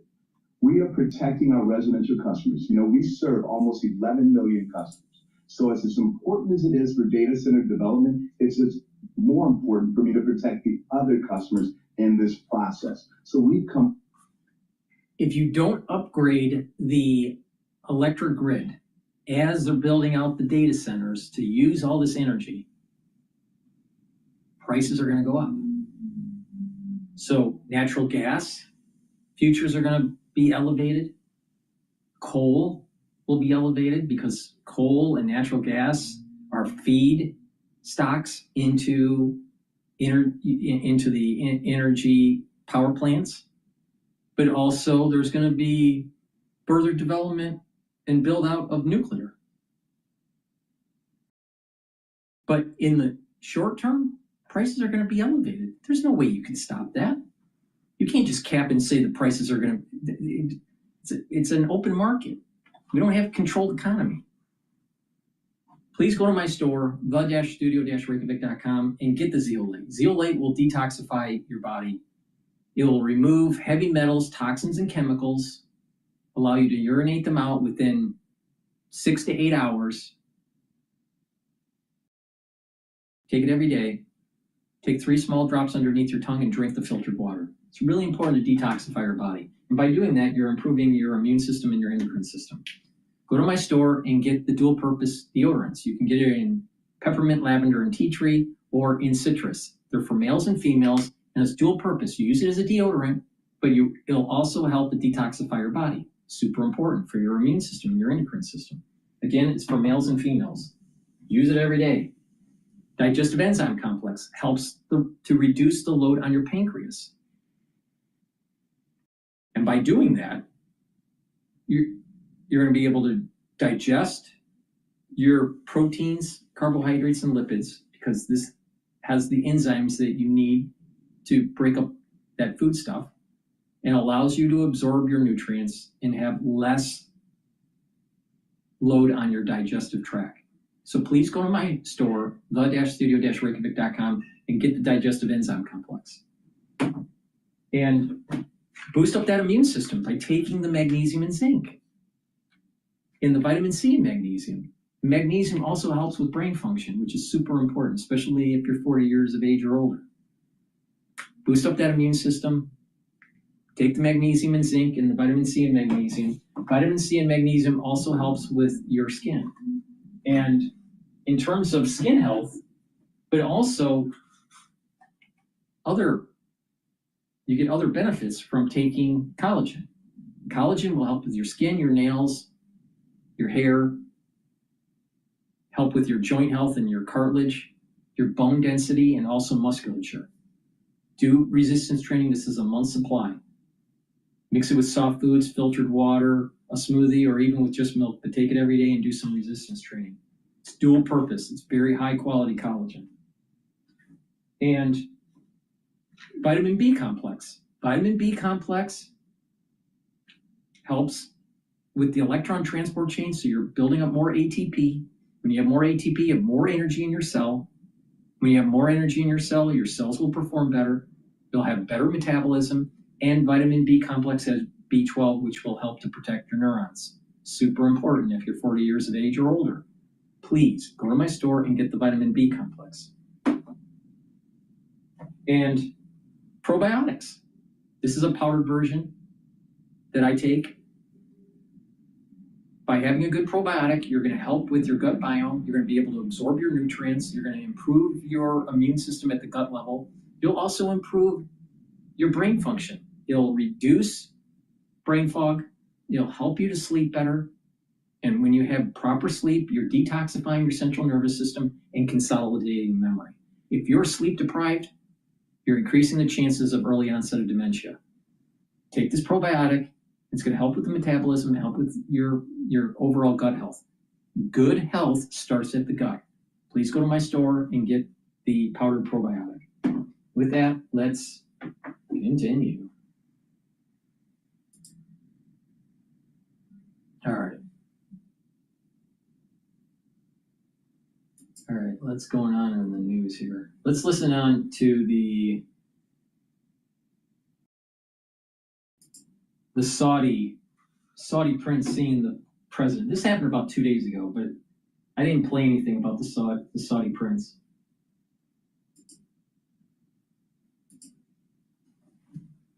Former National Security Advisor, my dear friend Robert O'Brien. Robert O'Brien, the Saudis are in town, and really it looks like the relationship, which was so bad during the Biden years, is improved swimmingly between Mr. Trump and MBS. What do you make of it? 100%, Larry. It's back. MBS has something we want. We want investment from Saudi. We want energy dominance. We want the Saudis to produce a lot of oil at a low price to drive down the price on Putin and to supply our European and Asian allies. And they've got something we've got. They want our security guarantee. They remember when Iraq invaded Kuwait. It was the United States that went and kicked Iraq out of Kuwait and saved them. They remember when ISIS took over parts of Iraq and Syria. It was the U.S. and President Trump that went and ejected ISIS. So they want our security guarantees. We want their economic might. And you know, it's very interesting, Larry. MBS is not interested in being the leader of the third world anymore. He wants to be part of the first world. He wants to be part of the rich club. And he doesn't want to be hanging around with a bunch of terrorists and third world leaders. He wants to be in the cool kids table at the lunch, in the high school cafeteria lunch table. And he wants to be in banking circles, in the economic circles, trying to reform his country, and he's got money for us. We have some sound from Mr. Trump on Saudi investment possibilities. Take a listen, please. You know, when you invest $1 trillion, that's national security for us too, because it creates jobs, it creates a lot of things. And I would say, Scott, right, when you hear one country is putting $1 trillion into the United States, that creates national security. And, you know, I think that they don't have to say that, but I think a big part of that is also the fact that tariffs are in play. Tariffs are in play. They're willing to make these large investments in the U.S., make us stronger at home, that makes us stronger abroad. And the other thing, Robert, that I wanted to ask you was the Abraham Accords and Israel. Now, the Saudis have been on the right side of this, and are they going to stay on? They're on the right side of Iran, namely our side, and it seems like, therefore, they're on the right side of Israel and maybe the Abraham Accords. You have thoughts on that? I do, Larry. You make a very good point. We wouldn't have had the Abraham Accords if Saudi hadn't been supportive of it. Bahrain is dependent on Saudi. Bahrain was one of the initial signatories to the Abraham Accords.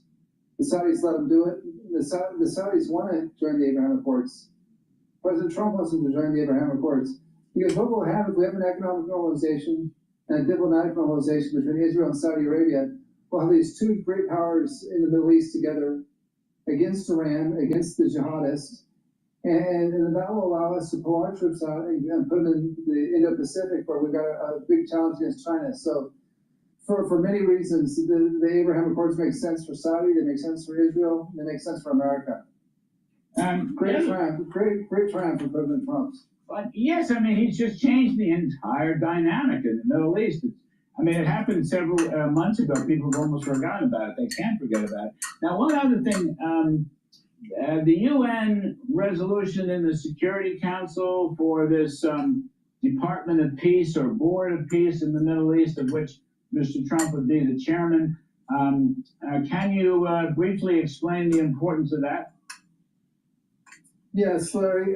So what we want, we need to get the Israeli troops back to Israel. We need to let the Palestinians try and rebuild Gaza, but they can't rebuild like they did last time, where they built tunnels. They had more tunnels than we have subway tracks in New York to attack Israel. It's crazy. So we need a real governance system in Gaza. We need someone like President Trump. Tony Blair is part of it, Jared Kushner, Steve Witkoff, maybe some other foreign leaders like Scott Morrison, from the former Prime Minister of Australia. They'll run the thing, and then we need a robust peacekeeping force. We need not just blue helmets with with BB guns. I mean, we need a real security force. When the terrorists pop their head up, the stabilization force can whack them and back down and take them out of their tunnels and keep the place safe. Because Israel can't have another October 7th. That was so traumatic for Israel. That genocide of the Israeli people, they killed all the young people at the music festival. We can never have that happen again. And so, robust peacekeeping force, a board of peace led by President Trump, that'll give the Palestinians a chance, and it'll give security for Israel. All right. Well, sounds very optimistic. I appreciate that. We'll hear more on NBS tomorrow. I guess he's meeting with lots and lots of business people. Anyway, former National Security Advisor Robert O'Brien. Thank you. We appreciate it very much. Thank you, Larry. To meet with New York City Central Downey at the White House. So the two leaders are expected to discuss topics like crime and the affordability crisis when they meet face to face in just a few hours. And Peter Ducey joins us now outside of the White House with the latest. Hey, Peter. Good morning. And this meeting is going to be between a president who has led the most impactful political movement of a generation. You can see they got something coming in for the meeting, maybe some chairs. But it's going to be between the president who has led the most impactful political movement of a generation and a mayor-elect who believes that a hard left turn away from that could give him the keys to the next generation. Speaks volumes that tomorrow we have a communist coming to the White House because that's who the Democrat Party elected as the mayor of the largest city in the country. I think it's very telling, but I also think it speaks to the fact that President Trump is willing to meet with anyone and talk to anyone and to try to do what's right on behalf of the American people, whether they live in blue states or red states. Zohran Mamdani wants free bus rides for New Yorkers, free childcare, an increased minimum wage, but has no real way to pay for any of it unless taxes are hiked on corporations. That is a big part of the reason why wealthy New Yorkers are fleeing the Empire State, but Mamdani still thinks his platform is the solution for problems of affordability. I know that for tens of thousands of New Yorkers, this meeting is between two very different candidates who they voted for the same reason. They wanted a leader who would take on the cost of living crisis that makes it impossible for working people to afford living in this city. I have many disagreements with the president, and I believe that we should be relentless and pursue all avenues and all meetings that can make our city affordable. President Trump says that Mamdani requested this meeting. The 3 p.m. sit-down or showdown, depending on how it goes, is listed as closed press for now, but an overwhelming majority of listed closed press Oval Office events eventually let cameras in and then conclude with a lengthy Q&A for both the president and his guests. Back to you. All right, it's going to be interesting, unscripted, and very different from the previous Yeah, administration. both more affordability, but have different ways of achieving that. Thanks, Peter. Remember Eric Adams, because he pushed back against President Biden's dumping illegal immigrants in his city. So he said, "You're not really welcome. Stop taking his calls. He was at the UN and wouldn't come across town. And we wouldn't even invite him." So this is a lot different. You got a socialist who gets elected, and the president said, "If you want to come see me, you can see me." Yeah. Americans really care about crime as well. And when it comes to who you trust, Democrats or Republicans, over certain issues, this is what a Fox News poll reveals. Reducing crime, Republicans have that, 14 points. But creating jobs, making things more affordable and raising wages, Democrats have that. That stuns me, by the way. Creating jobs, mostly federal jobs, raising wages, they didn't go up with the inflation that they cost, but we'll move on. And creating jobs, I mean, the jobs report came out yesterday and it was much better than predicted. They were predicting 50,000 jobs and it was more than 100,000. But there is some other news when it comes to the prices. Gas and Thanksgiving prices are down this year. When you look at the holidays, the gas projection, holiday gas projection for it, it is as lowest in the country since 2021. Yeah, it's down. Yeah, it's down to $3.02. It last, in 2021, first year of the Biden administration, it was $3.40. Then it went way up, and then it went down. Yeah, pumpkin pie gone down 3%. The national brand turkey down 4%. National brand frozen vegetables down 15%, and dinner rolls, everyone loves those, down 22%. So Brian Brenberg was here early to talk about what this means. How does the economy feel, and actually what is actually happening? Why? Look, people are right about groceries being higher generally. You had huge price increases under the Biden administration, so that's a ship you turn around slowly. But it is good news when you see Thanksgiving food prices coming down. I think it's a sign of what's to come in the year ahead. When you pass the big beautiful bill, whatever you think of it, Democrat or Republican, it isn't in play yet. No. So you got it. Whatever what they passed in August is going to come into the game the new year. About $90 billion of the positive effect of that's going to come when people file their taxes in 2026. So patience really means count on what's been done this year to pay dividends next year. Right. And there you go. So whatever's going to happen, whatever you think of the Trump administration and their economic principles and policies, they don't feel it yet. They shut down the government over Joe Biden's budget. But it's all about how you feel. And I think the administration is doing a much better job now of saying, tell me how you feel, and let me try to fix it, as opposed to this is how you should feel, and I've already fixed it. That was the previous administration's mantra. Exactly. The past administration, when the American people were saying that we're feeling pain, they said, no. The numbers don't show that. This administration is acknowledging it. They're saying help is on the way. Give us a little bit of time. But there's some new numbers on the personal finance situation. Yeah, people are feeling better about their personal finances this year compared to last year. Right now, 40% say excellent and good, 60% say only fair or poor. But at the same time last year, 38% said excellent and good, and 62% said only fair or poor. Yeah, so it's how you feel, and when those numbers go up about how you feel about the economy, then I'll give you an idea of how I think the midterms will go. Mm-hmm. But until you get in the game for 2026, I think that's how we'll feel. We'll see what we can see if the American get their wages up. If inflation's stuck, the one way to solve it is to get the wages up.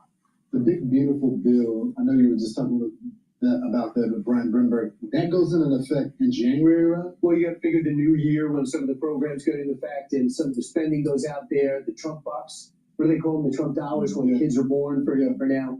And then, of course, you have anybody who's in a job where you're getting tips. Right. Immediately when you file your taxes and get a refund, you're going to get a refund now because you're not paying taxes on it. So you're filing less. So that'll be an immediate impact. Rich people don't get tips, right? So that's one thing the president wants to, because he's rich. People don't use him, and he has rich friends. People think, well, you're here for your rich friends, and it's easy to do that. But if you know the president, he doesn't do it for the rich friends. If you look at the people that show up at his rallies and vote for him, they're working class people. That's right. And that's what's really vexed the Democrats, because he's winning over union voters and working class. If he can shrink the gap between upper class and lower class, I think it'll really help the country. Mm-hmm. I'm Steve Ducey. I'm Brian Kilmeade. And I'm Ainsley Earhart. And click here to subscribe to the Fox News YouTube page to catch our hottest interviews and most compelling analysis. where President Trump is set to meet with New York City.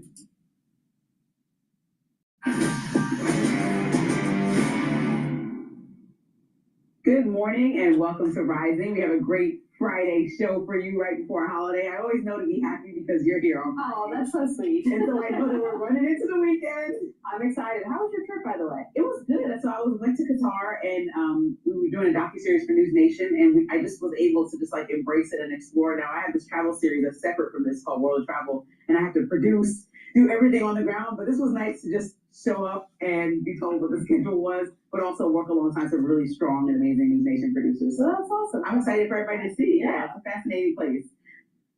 Coming up on Rising, a federal judge ruled that the Trump administration must end its months-long National Guard deployment in Washington, D.C. And we'll be taking a look at Transportation Secretary Sean Duffy's new message to American travelers. I'm sure you saw that as we head into the holiday season. But first, I'm sure we have thoughts about that, but what's on your lens? Not that, but we'll get to that. So no one had this on their 2025 political bingo card. Zohran Mamdani, New York's new mayor-elect and self-described Democratic socialist, walking into the White House to sit down with President Donald Trump after months of them lobbing political grenades at each other. Yet, here we are.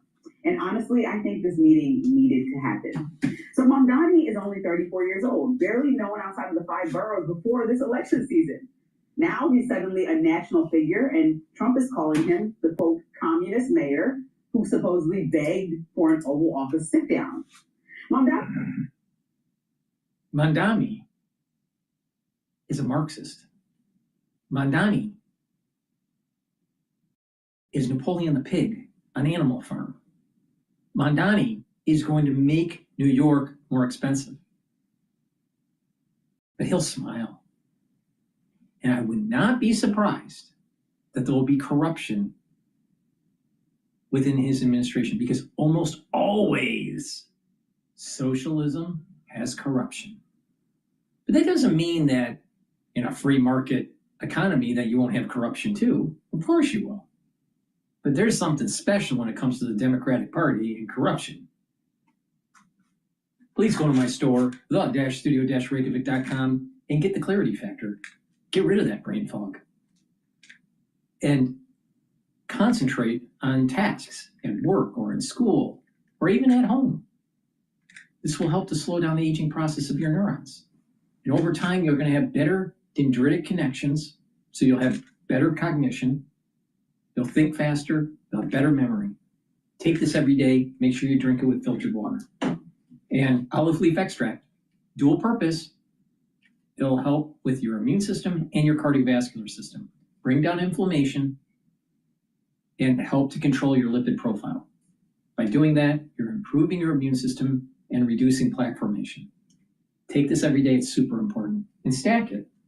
So you're helping with your immune system and your cardiovascular system, and you're helping with your brain function. Getting rid of that brain fog, and it allows you to concentrate. Please go to my store. Use discount 5. You get $5 off any order. If you spend $100 or more, you get a free gift until supplies last. Says the agenda for the meeting is about public safety, affordability, and economic security. All things New Yorkers are desperate for, in his words. He also spelled out why this moment matters. Take a look.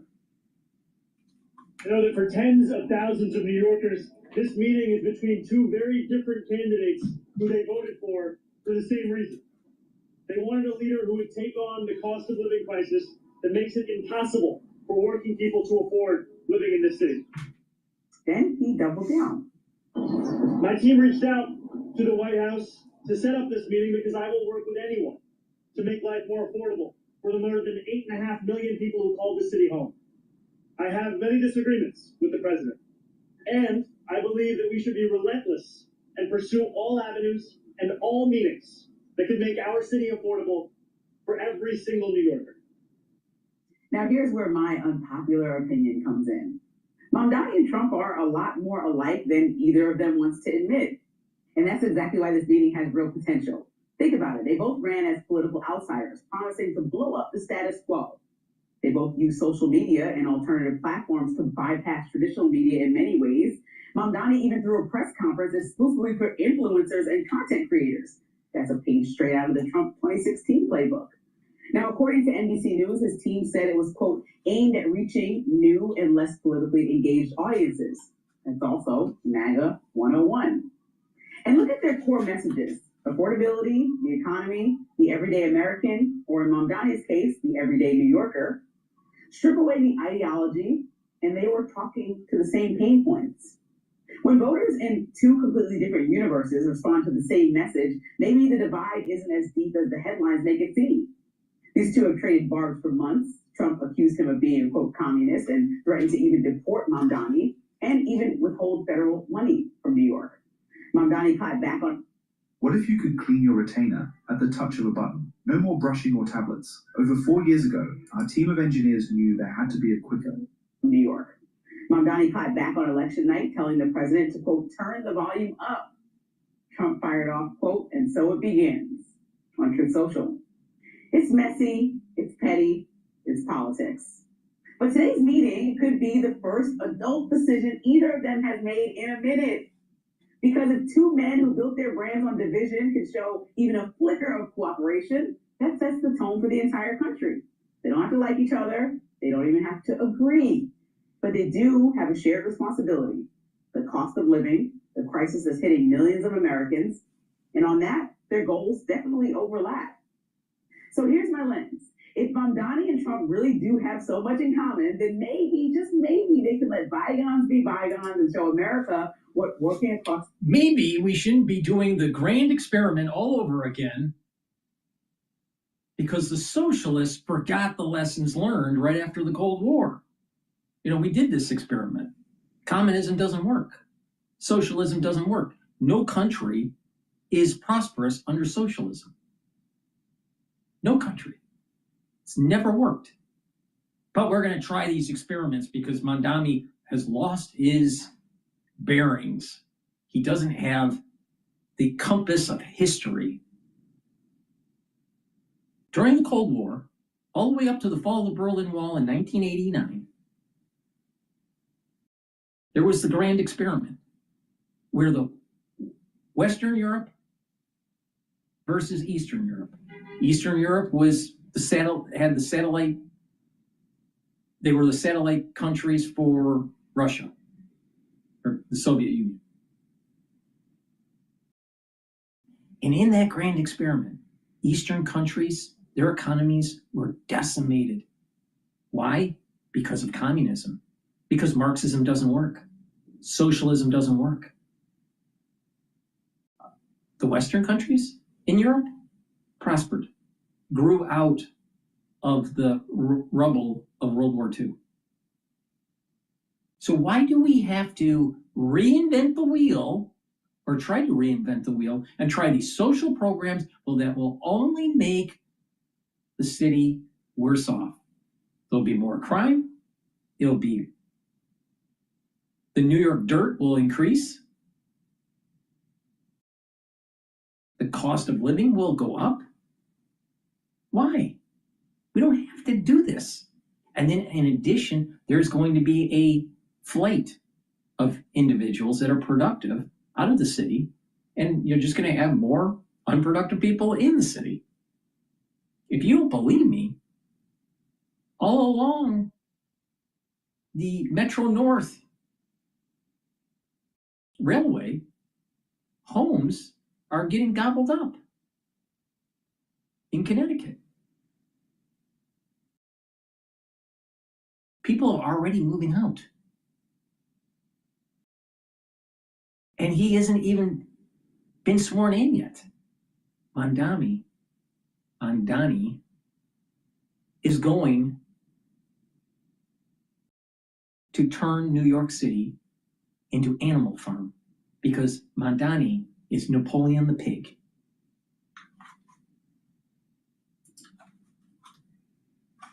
It actually looks like. If they want to prove their leaders, this is their chance. And honestly, that might be the most affordable change either of them can offer right now. Well, really interesting, Lindsay. I actually agree with everything that you said. You think they're similar? I do, yeah. Well, so I was talking to a Democratic strategist who was talking about really how they ran the Mamdani campaign. He wasn't on it, but watching from the outside and living in New York. And he said that Mamdani's goal was to build a grassroots coalition and to get out low and mid propensity voters and people who had never voted before. That is exactly what Trump did in 2024, was they focused on low and mid prop voters, right? So there is a complete overlap in the strategy of who they're trying to appeal to. They both focus heavily on economic issues, and they're both these sort of outsiders, like supposedly not really politician type candidates. So I do think that strategy-wise, they are alike in a lot of ways. And I'm very curious to see how this meeting goes. There's not a lot of details about it, which is interesting. We're trying to talk to all the White House correspondents that we know. They're like, the reporters don't know anything. The White House officials, perhaps outside of people actually involved in the immediate planning, don't have no idea when he's coming or like where he's going to be. They said he's going to show up, and that's when we'll know that he's there. I think for entertainment purposes, right, a lot of people are looking at this and like, oh, this could be like Real Housewives of Potomac, right? Like, they can get in the Oval Office. And it's not that great for our country to have that happen. Like, to have a moment that we had with Volodymyr Zelensky, where there's a blow up between the vice president and a president of Ukraine and our president, or like what happened with the South African leader that came in the Oval Office, and there was a kind of discrepancy, articles pulled up just to like, for a gotcha kind of moment. Even though there might be merit to the issues, there's a way in decorum that I hope we can bring back to the office, even with the transparency that the president says that he has by having the arguments out loud in front of everybody. I would love to see them talk about it, because what I know is that looking at polling and how the trajectory of polling has gone this year is that people are really frustrated with political leaders on both sides of the aisle. It usually gets people out to vote. I think sometimes people get out to vote because they want their cause championed, and some people just get out to vote to have something stop that's currently in leadership. And so if people are upset about the economy still, and we're blaming Biden, but Biden is no longer to blame, the onus is now on President Trump, who's now 11 months into the year. And I think that he can work alongside the New Yorkers that are frustrated, people that remind me of like a Joe Rogan, who went from supporting Bernie Sanders to supporting President Trump, because some of those policies of talking to the everyday American overlap.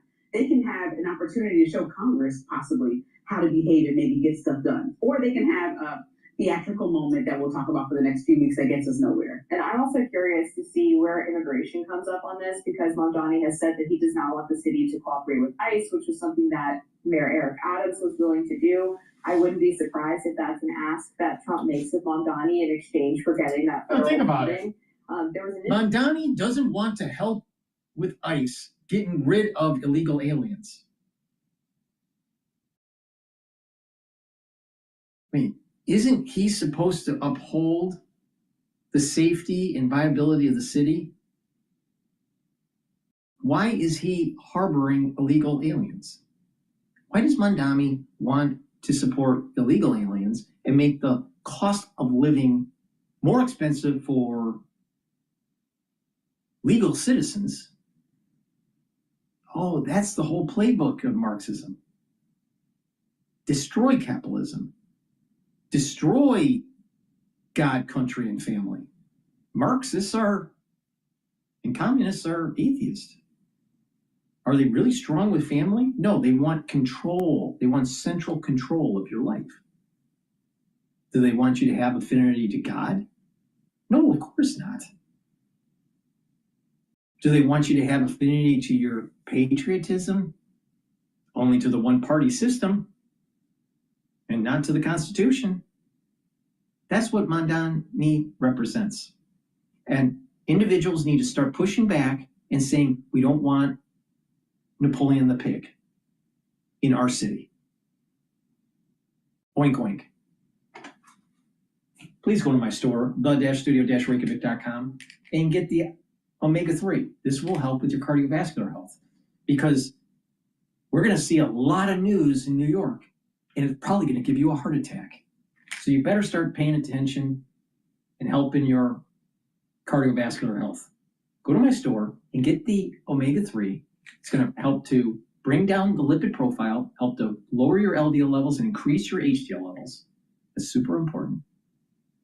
Bring down inflammation. And when you do that, you're reducing plaque buildup.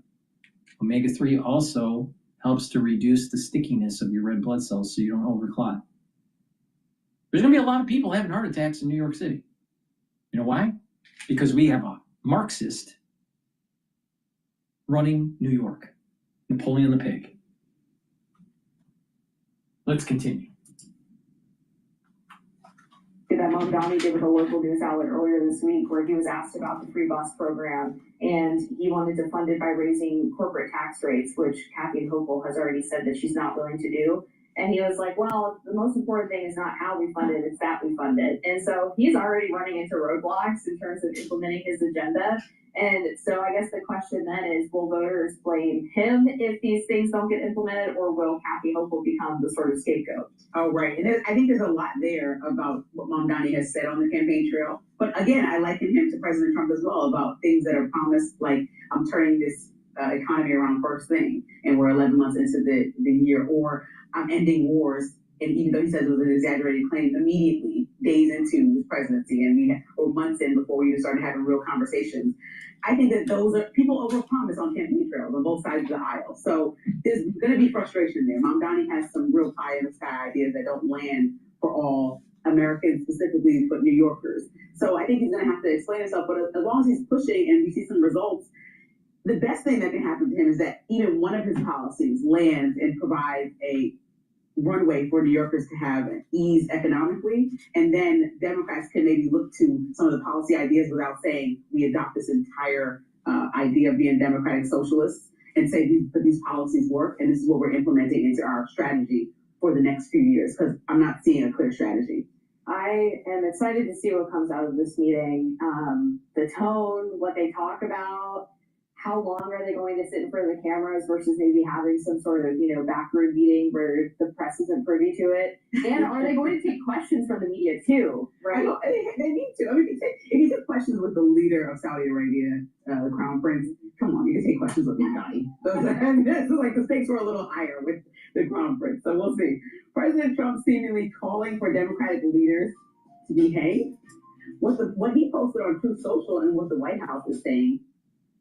All right, let's listen into Hannity talking about, I think this is about Arctic frost.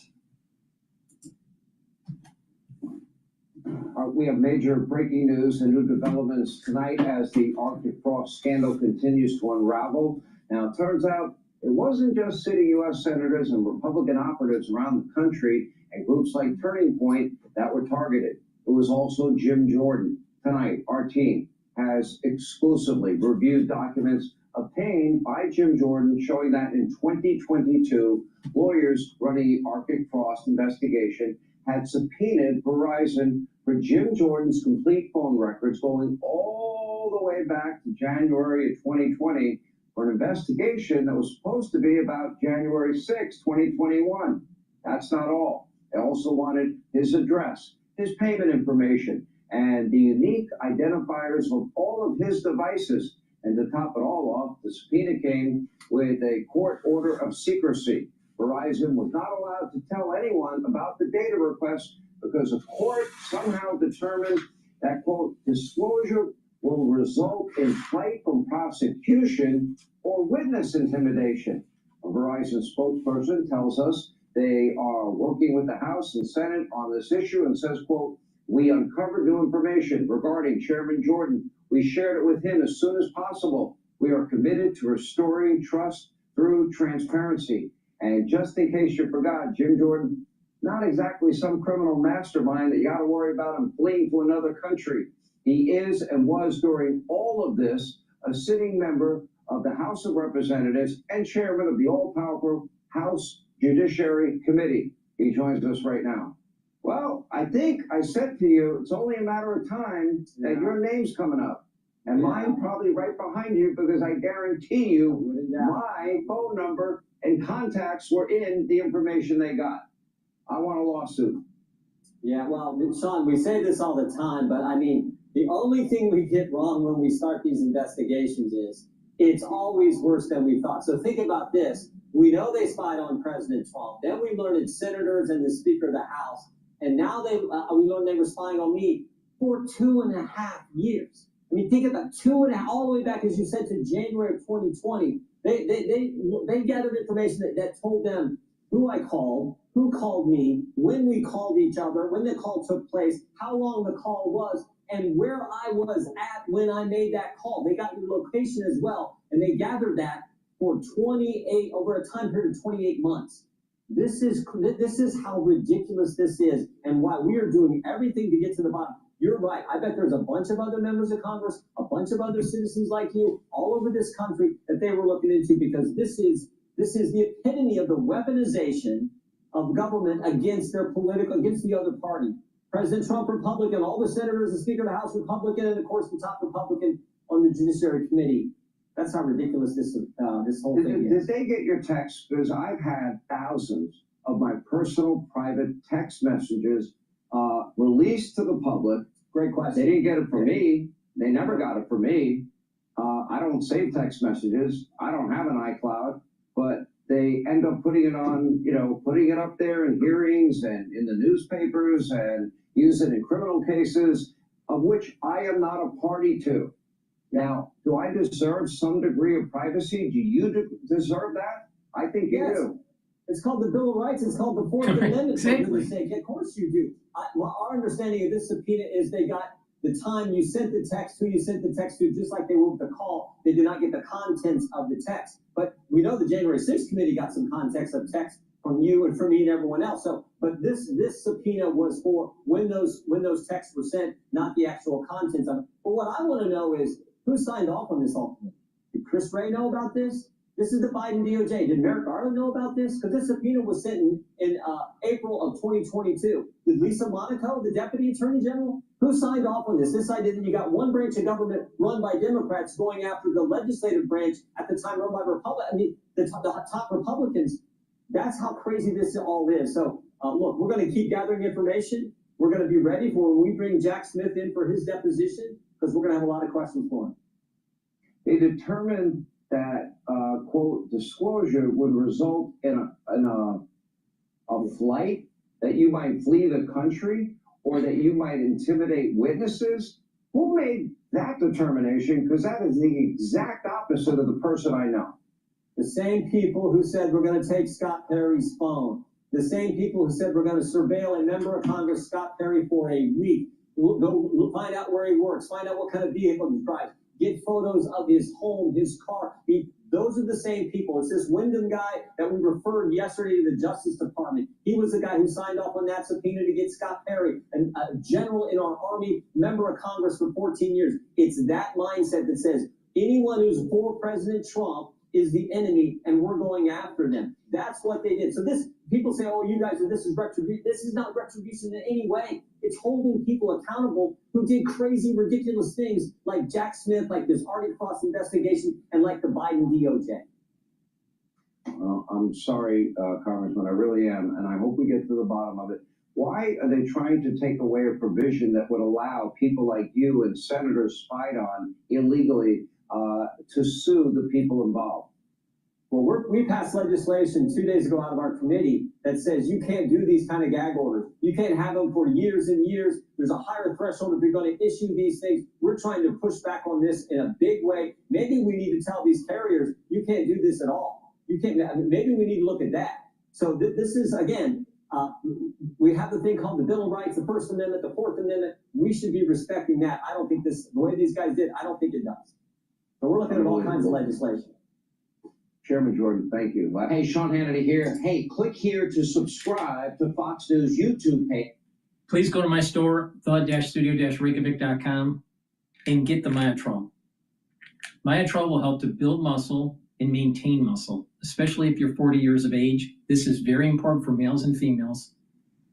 This has polyphenols, flavonoids, and lignans to help with the gene expression to build muscle and to maintain muscle. Make sure you do some resistance training, drink it with filtered water, and do that and do it on a regular basis. You're going to build muscle, maintain muscle.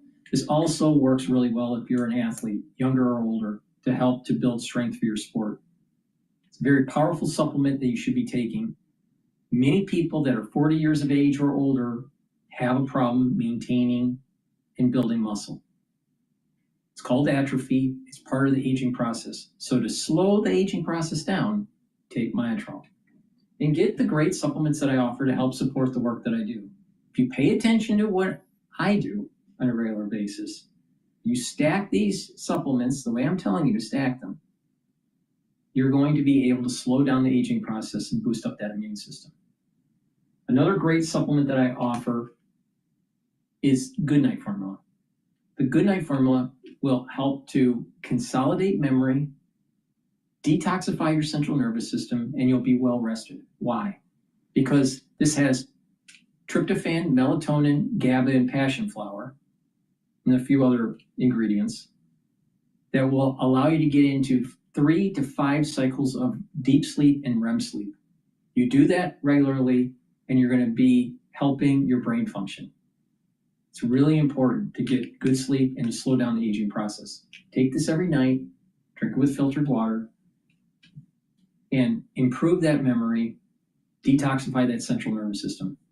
Chronic sleep deprivation can lead to early onset of dementia and speed up the aging process. So pay attention and take Goodnight Formula.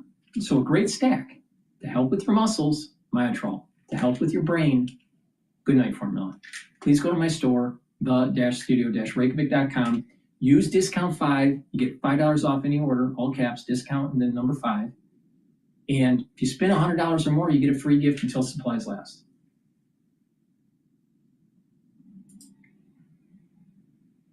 All right, let's listen into CNN with Mondani meeting Trump.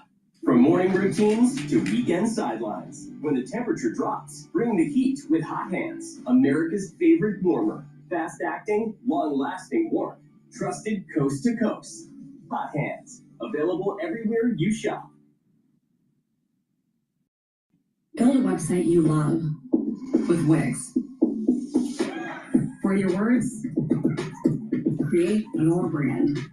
In just hours, a highly anticipated meeting that could bring high drama to the White House. We may only hear about it, but never see it. President Trump will host New York City Mayor-elect Zohran Mamdani at the White House this afternoon. And this morning, we're learning about Mamdani's preparation for this high-stakes meeting by calling on some high-profile Democrats like Hakeem Jeffries and Chuck Schumer for advice on how to best communicate with President Trump. The president has been repeatedly insulting Mamdani, threatening to withhold federal funds from New York and referring to him as a communist over and over again, which he is not. Still, Mamdani has said he wants to talk with. He believes in Marxism. He's a communist. Oh, he's labeled as a democratic socialist that hates capitalism, that wants to control the means of production and tax the rich. Well, wait a minute, doesn't it sound like Napoleon the pig on Animal Farm? It's communism.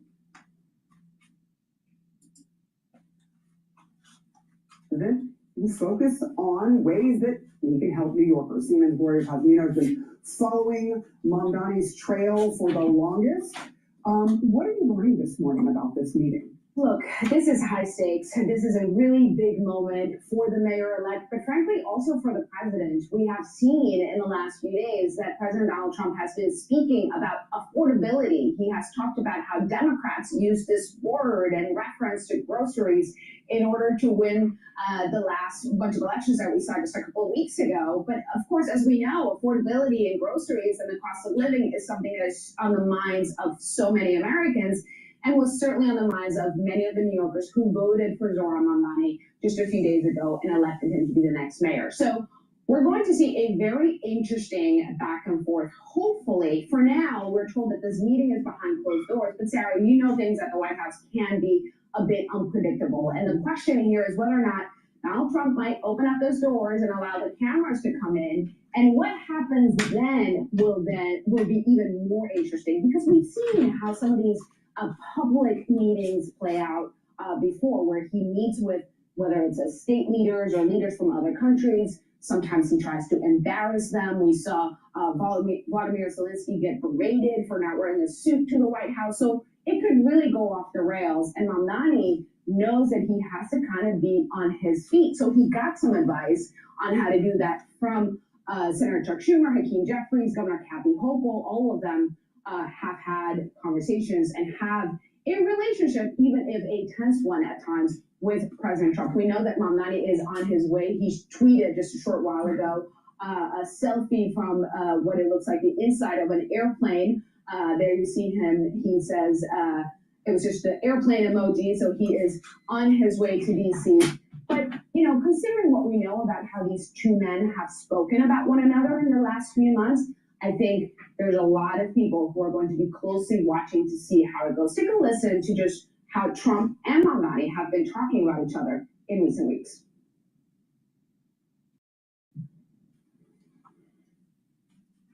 It's going to be hard for me as the president to give a lot of money to New York because if you have a communist running New York, all you're doing is wasting the money you're sending there. I have many disagreements with the president, and I believe that we should be relentless and pursue all avenues and all meetings that could make our city affordable for every single New Yorker. I intend to make it clear to President Trump that I will work with him on any agenda that benefits New Yorkers. If an agenda hurts New Yorkers, I will also be the first to say so.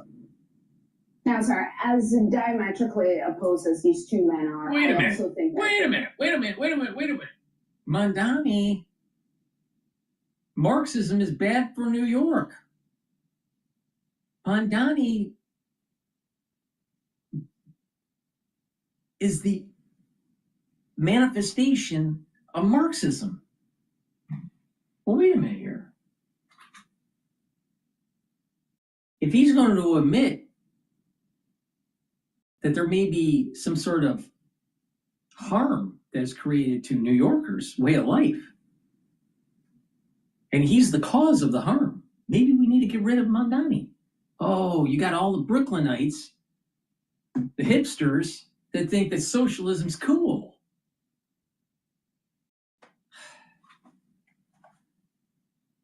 I'm telling you, we're going to have a big problem in New York. actually have something in common, and that is they both have figured out a very effective way to communicate with their supporters. These two are from New York. They're both from Queens. I think President Trump sees something in Mamdani that perhaps I would venture to say he admires, you know, the way that he has used social media to really reach out to his supporters. Admires? And, you know, admire a communist? Kidding. Populist message that he himself used to get so many of his supporters. Right. The affordability issue is the economy. It's just another word for it, and that's how Donald Trump got into office himself. This is going to be an interesting meeting, and what we are all waiting for to see if it is actually going to be made public. We'll see. Laura Epstein, thank you so much for your great reporting. John. All right, with us now, Republican strategist Neil Chatterjee and Executive Committee Chair of the New York State Democratic Committee, Christine Quinn, a New York City person through and through. And Christine, let me ask this to you. I know it's the wrong neighborhood. They're both from Queens. But if this were like a West Side Story thing, what happens when the Sharks and the Jets both start working in the Oval Office right now? Well, I think the ending's going to be very different than it was in the play or the movie. You know, look, the mayor-elect is doing what is customary, going to see the president, the mayor-elect of the biggest city in the country, and he's going to take his affordability agenda to the president, and hopefully they will be able to find some common ground, because the mayor-elect has said over and over, he'll work with anybody who is committed to making the lives of New Yorkers better and more affordable. Do you feel, Neil, that that is where the incentive structure is here from a political standpoint? Do both of these men have an incentive to behave and make this a constructive discussion, or are they perhaps incentivized to make it a show? Yeah, look, this is all going to be theater, and maybe not the Sharks and the Jets. My daughter is starring in The Outsiders later today. It's the Socias versus the Greasers. This is going to be pure theater. It is good politics for both of them. For the president, he wants to elevate Mamdani. He wants him to be the face of the National Democrat Party. He wants Republicans to run against Mamdani in the midterms, and this is a way of platforming him, giving him a big stage, putting him on the stage, making him that figure. For the mayor-elect, this is an opportunity to demonstrate fight. That's what the Democrat base wants right now. They want someone who's willing to go toe-to-toe and fight with President Trump. I do think this will be largely theatric. I do think, as was previously mentioned, these guys kind of, have similar approaches, though different ideologies. And I think this is great for both of them, to be totally honest, politically. All right, if Neil is right, Christine, this is the outsiders. Will Mamdani stay gold, Pony Boy? If President Trump does go after him as a constituent here in New York City, do you want him to rise to the occasion? Do you want to see him? Is it more important that he goes toe-to-toe with the president, or is it more important that he charms him and gets what he wants from him? Well, I think we can all agree his campaign was both Tony Award winning and Academy Award winning, but that said, keeping this theme going. Look, I think the mayor-elect is incredibly focused on getting every level of government and every level of society committed to making the biggest city in the country more affordable for everyone. So no matter what your job is, you can have a full, dignified life, a life where your children can do better than you. I think he is going there, with an open heart and open mind to see where they can come together. I don't believe, knowing the mayor-elect, that this is really about theater. It's about trying to get a goal accomplished. We're out of the campaign. We're into government. So what's interesting is that Zohran Mamdani has been talking about affordability since he launched his campaign, and he's been doing it in a way that connected with voters. Neil, President Trump has been using the word affordability for like a week and doesn't seem to like it. You can see him almost say, they call it affordability. He puts it almost in air quotes there. And it seems to be something the administration is having a challenge discussing. Listen to what J.D. Vance, the vice president, says about this. Even though we've made incredible progress, we understand that there's a lot more work to do. And the thing that I'd ask the American people is a little bit of patience. This economy was not harmed in 10 months. So now, Neil, they're saying people have to wait a little bit. While they're running a campaign, it was the type of thing like day one, I'm going to do X, Y, and Z. Now they're going to have to wait. But to what extent do you think that the White House is struggling, not with the economy, but with the messaging on the economy? Yeah, look, they're making missteps, to be totally candid. My background is energy, electricity. Electricity prices were a huge issue in the November elections in Virginia, in New Jersey. Electricity prices are through the roof, and inexplicably, the administration has been taking steps to create obstacles to the deployment of clean energy, of solar and battery storage and wind, at a time when demand is through the roof and we need every available electron. I think they have time to get it right, but they need to make some shifts on policy. Don't constrain. The power densities are in petroleum, fossil fuels, not solar panels and windmills. Secondly, would you rather have a farm that's producing crops to keep grocery prices lower, or would you rather have prime farmland being covered up with solar panels for lower density energy? Then, on top of it, which one looks better to the eye? Which one has a better aesthetic? Bunch of cows in a field or a cornfield versus a solar panel field? There is nothing that is good about solar panels covering prime ranch land or farmland. Nothing.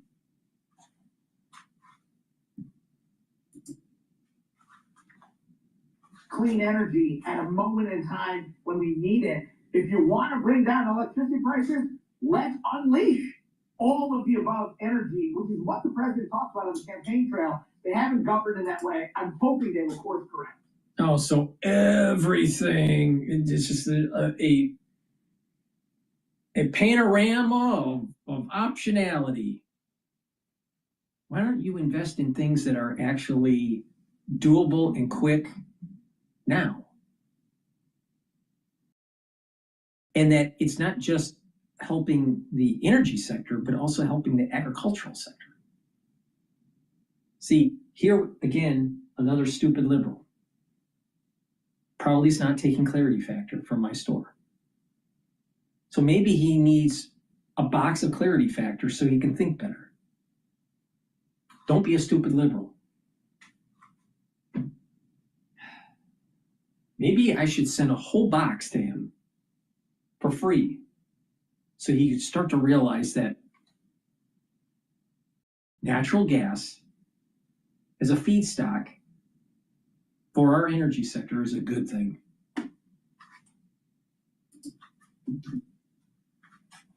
Neil Chatterjee, Christine Quinn. And you know, thank John, Go ahead.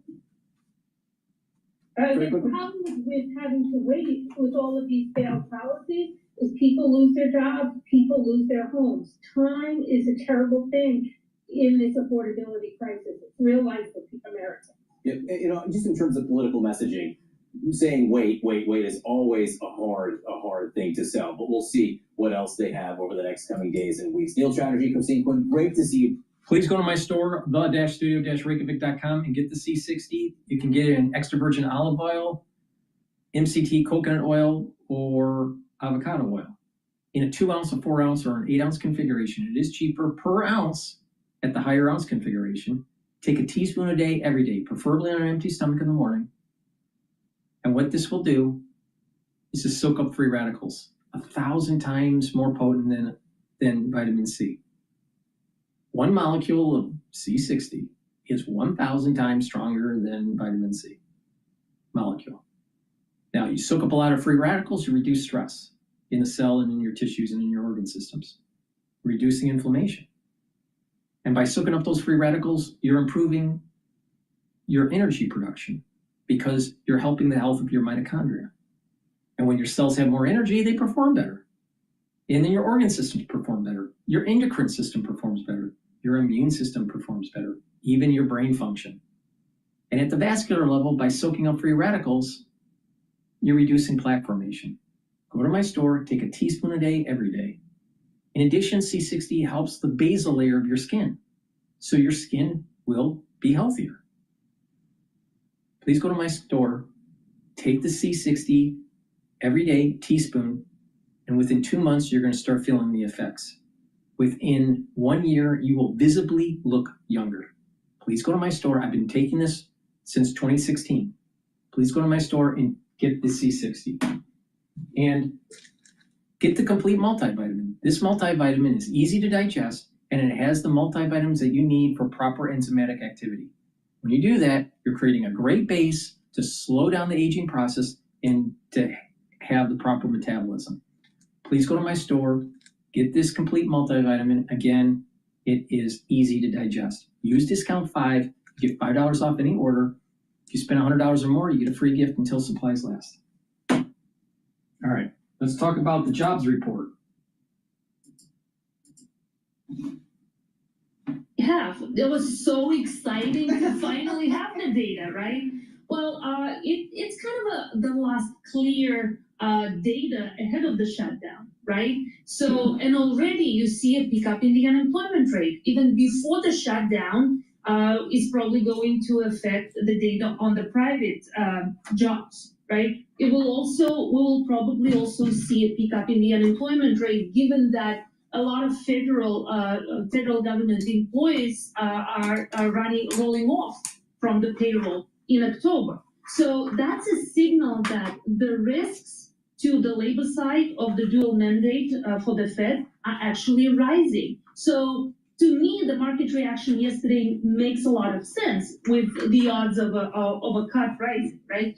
But I think it's still very undecided territory. You know, there's a lot of discussion about, payrolls itself. The headline reading was pretty solid. So whatever you want to make of it.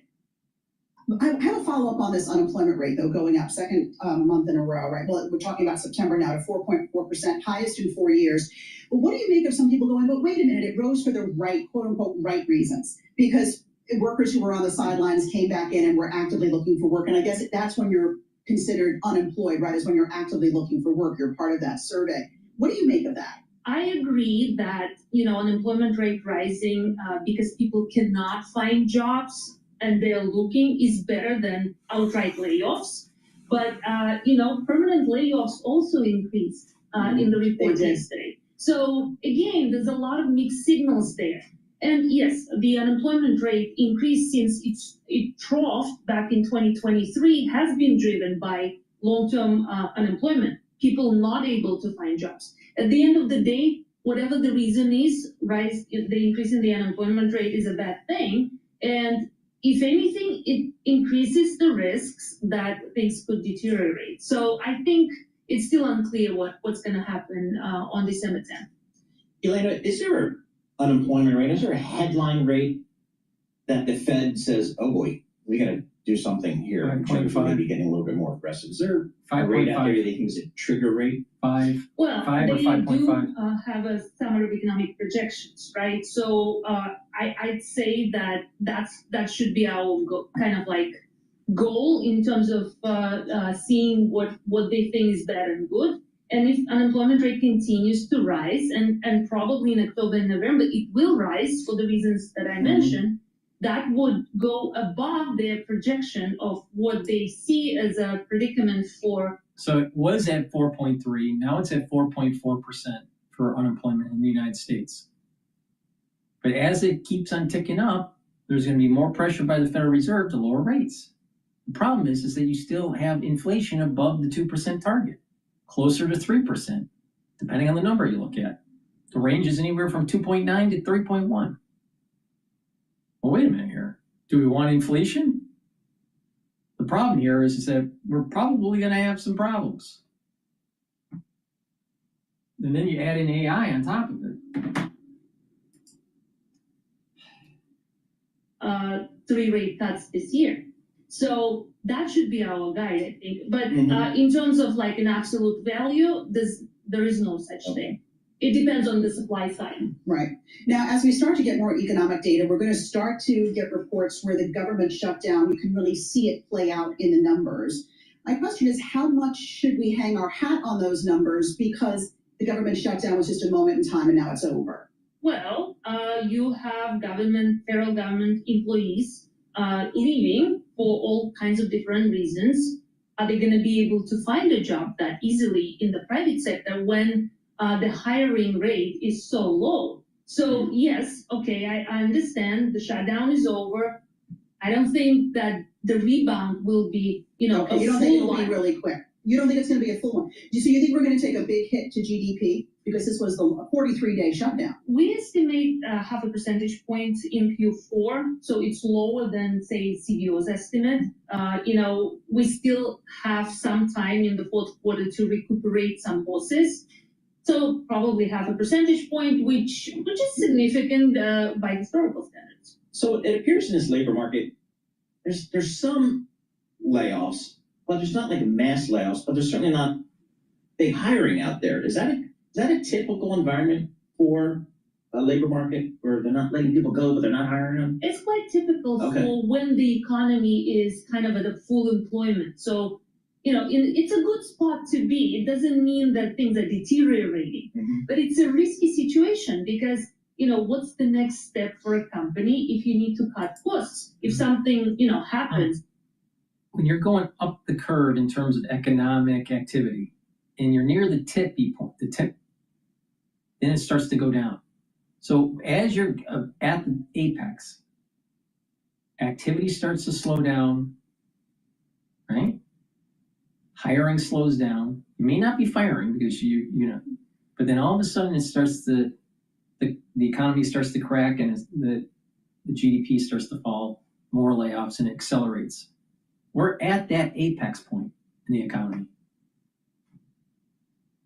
And then you couple that with going into 2026 and with all the infighting that's going on with MAGA and with the ultra-liberal movement and the ultra-right movement in the United States, the hatred that is happening with certain groups around the world, the potentiality of having a armed conflict in the Pacific against China in the United States over Taiwan. Ukraine could still flare up. That's not de-escalated yet. The Middle East is a tinderbox. All these things are suggesting that there's going to be a world curse in 2026. You have an economy that's petering out. You have cracks in the crypto market. It's the equity market seems to be unstable because of an overinvestment in AI. These are all negative signs of a potential curse coming down on the world. Now that doesn't mean it's guaranteed, but the thing is that this is not normal. This is not normal. You can't just look at, well, what's the unemployment rate? The unemployment is 4.4. It's no big deal. Well, what about the mosaic? What about all the other points of data that are out there to get a better understanding of where the world's going? And then when you add in the metaphysics of this, where there's going to be a high probability of a curse coming down on the earth in September of 2026, then Sorkin releases his book on 1929 and about the crash.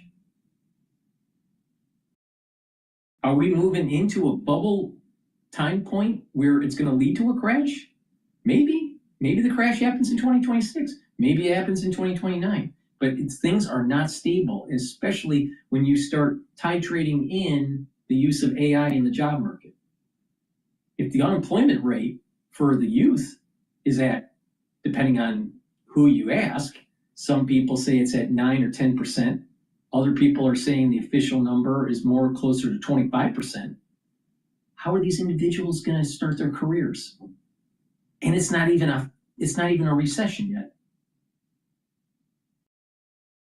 And then we're over in debt because of bailing out Lehman, the never-ending war in the Middle East, and the stimulus that took place during COVID.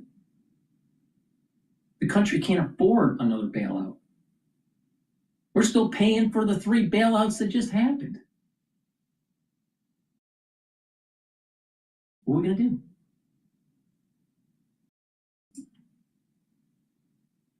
Exogenous shock happens. You don't have that cushion when you can kind of like slow down your hiring to cut costs.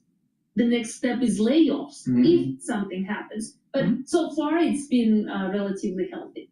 Were there any signs in this jobs report that raised inflation flags for you? I know wages went up, not by a lot, and is it keeping up with inflation? I don't think so. It's still elevated. It's still elevated, but it takes time.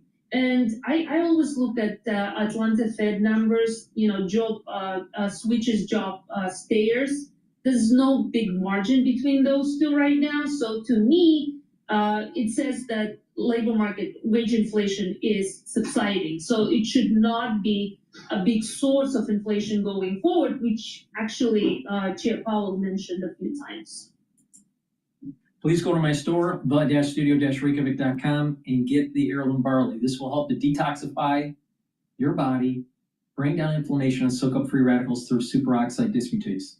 By bringing down inflammation and soaking up free radicals and bringing down that inflammation, you're helping your immune system and your endocrine system and your brain function. Bringing down inflammation, especially chronic inflammation, will help to protect your neurons. Super important. This is a very high quality protein. It's a month's supply. There's micronutrients. And this barley, you can't get it in a regular store. This is special stuff, all right? And it'll help to detoxify your body and bring down that inflammation. Take it every day, mix it with soft foods, filtered water, milk, or a smoothie, but take it every day. And get the ashwagandha root. Ashwagandha root will help to control your cortisol levels and your blood glucose levels. Super important to bring down inflammation. When you do that, you're helping your brain function, you're helping your cardiovascular health, and you're helping your immune system. Please go to my store and get the very high quality supplements that I offer. Use discount 5, you get $5 off any order. If you spend $100 or more, you get a free gift until supplies last. All right, let's listen into Bloomberg. I think they're on break right now.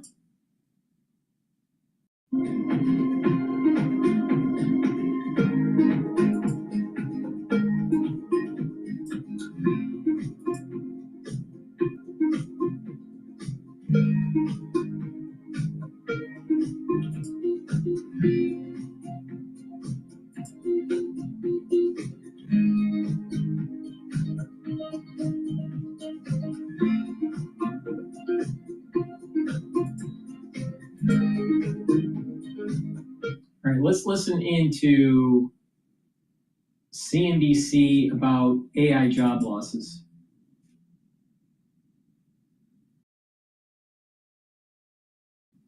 Our next guest is sounding the alarm about AI job losses. He recently introduced a bipartisan bill that would require companies and the federal government to report AI-related job data, including losses to the Labor Department. Joining us right now is Senator Mark Warner. He is the Democrat from Virginia. And Senator, welcome. Thank you for joining us today. I know that this is legislation that you're introducing with Josh Hawley, who is a Republican on this. Where does the concern come from? What are you hoping to get at? Well, the concern is we know AI is going to transform the economy. It's going to eliminate a lot of jobs. It's also going to create some jobs downstream. What we're trying to get at is just some good data. As companies eliminate jobs through AI, they ought to report that. And what I'm particularly concerned about is not so much the elimination, but the fact that entry-level jobs may very quickly disappear. We're already at 9% recent college graduate unemployment. I think that number will go to 25% very shortly. That will have effect not only on those folks getting out of college without a job directly, but their parents who probably finance that education. And one of the things I've been going to the AI community and saying, guys, I will buy that there'll be new AI jobs created, but it may be a 5-year gap. Help us figure out in the interim, and help pay, by the way, in the interim, for how we do this kind of training for jobs that are AI-centric. And I really want to put it to the AI guys to be part of this. Okay, that's what I was getting at. This idea that you report it and then do what? But your plan is you are going to charge who for the training on this? The AI guys. What I'm saying is this. I'm saying we can go down all of the AI entities who will acknowledge, many of them acknowledge this level of job dislocation. They will say, as everybody on the show says, government will screw it up. Well, I'd say, you're right. Well, last time we did a massive job retraining program in the early 90s with Trade Assistance Act, it didn't work. But let's go to the AI community and say, work with us, and frankly, let's put in place this retraining program so that as AI jobs come about, we don't have this level of, particularly coming out of college, job loss. I already know all the big banks are cutting their internship programs, their hirings in half. They intend to cut again next year. And my feeling is if we eliminate that front end of the pipeline, how are people ever going to get to that mid-career spot? Okay. What's going to happen is this is going to keep on stepping down until then eventually over time there'll be increases in jobs. There's going to be a step down. So they're holding the job, they're not hiring, they're not firing. And then all of a sudden the GDP starts to go down. We start to go into a recession. There's there'll be more unemployment. So unemployment overall will probably spike to 6.5 to 7%. The youth unemployment will go to 25%. And it will be structural. It won't be cyclical. So when there's a recovery in the market, in the overall economy, less people will be reemployed. And there's going to be a lag between the number of people that were laid off during the recession that's coming up.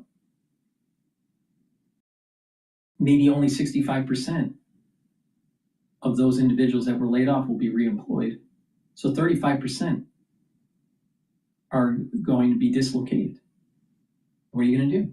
And it's going to take a while to be able to feed in those individuals that have been dislocated, plus the new crop of people that are coming out of high school and coming out of college. It's a big problem.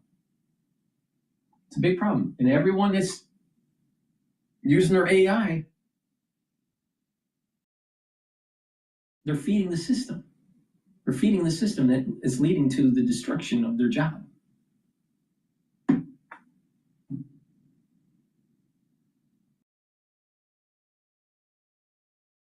I think 2030 and 2035, let me think about this for a second.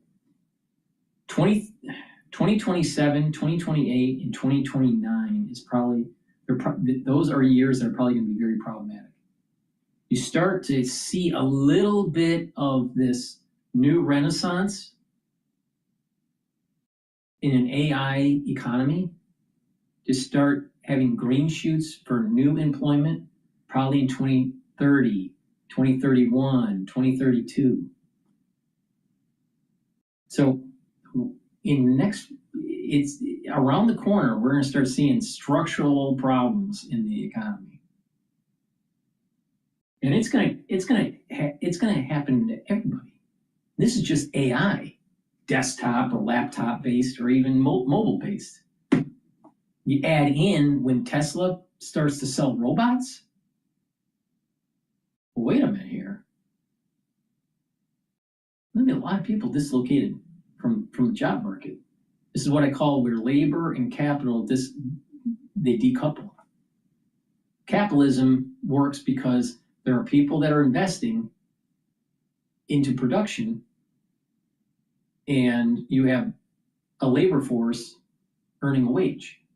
But when you decouple that, especially long term, what happens is that you have a society that's not making any money. Well, how do you pay the debts that a household has incurred? Education or housing? How are they going to pay their food bill? This dislocation is going to be a major problem. It's going to create a lot of social unrest. Now, maybe it needs to happen. Maybe there needs to be such social unrest that the legislative body feels as though there's going to be an existential threat on itself by its constituents, because they haven't been paying attention to the constituents. They've been only paying attention to the people that are paying the lobbying groups. It's a big problem.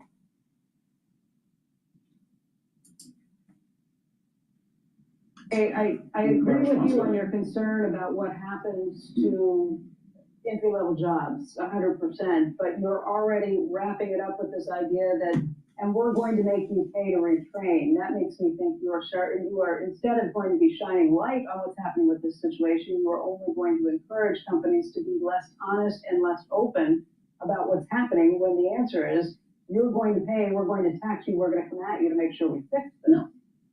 What Well, I would say is this. they should be taxed. These companies, these AI companies should be taxed.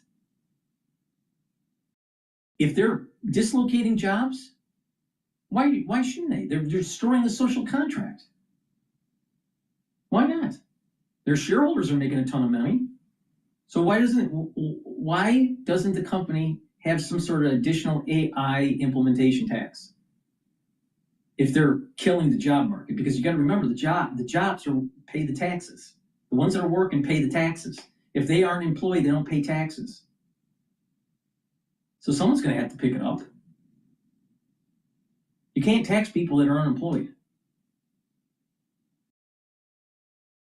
What are you going to do? Implementation of AI is dangerous.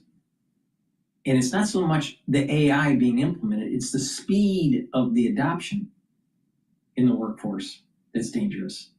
Because people need to transition into different jobs, and they need time to do that. They can't switch on a dime like that. It's impossible.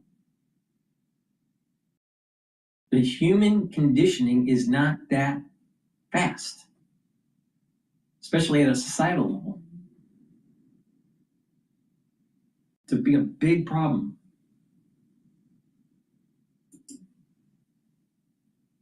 With good data. We don't have any of that data right now. Two, if you go to 25% recent college graduate unemployment levels, this will be the dominant political issue in 26 and 28. I think, and government's response ought to be, how do we actually work with the AI community and say, you guys help us figure out what that job training, retraining program looks like. We clearly, if you go way back in time, 3 years ago, and we thought, well, at least everybody ought to be a coder. That didn't end up being the right thing. I really want to get engaged with the AI community. And I've been talking to, we all know the names, I've been talking to a lot of them, how we could design something. They don't know. So we're going to move into an economy where you're going to have to be a creative.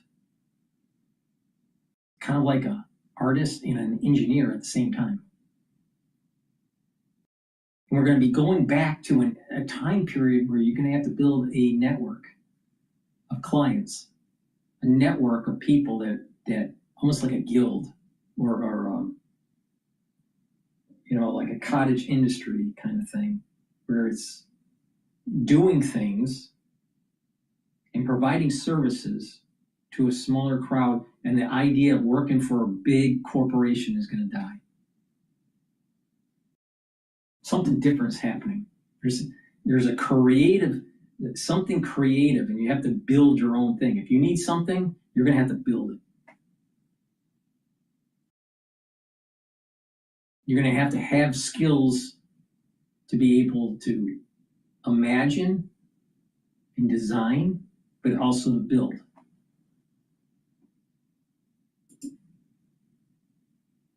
Through this transition, I accept the fact there may be AI jobs coming down the line, but there's going to be this gap, and I think the AI community ought to have some responsibility on helping us figure this out.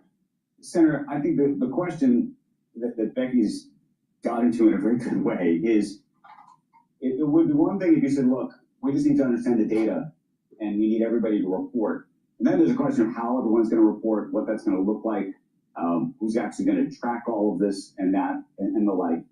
And then there is this question, which Becky went straight to, which you've gone to, which is what is that data effectively used for? If people ultimately think it's being used for attacks, that's going to be a real quandary. And I'm not suggesting it shouldn't be, and there is responsibility. Becky used the word tax.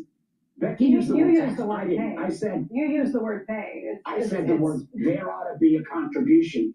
If you have this much dislocation, and as our tech friends always say, government, you do this, you'll screw it up. Let me grant them that. I mean, a contribution or a mandatory contribution, which is a tax. And listen, let's work through the process. But let's also acknowledge you got 25% recent college graduate unemployment with $100,000 in debt, and you don't think that's going to drive? It's 9%. No, I think it's a huge problem. Trust me, I think it's a huge problem as somebody who just had a college student graduate who has another one coming this year. Right. I think it's a huge problem, but I think if you actually want to get at it and want to fix it, trying to work with the industry is probably better than trying to whip them into shape by getting them to do some of these things. And I didn't.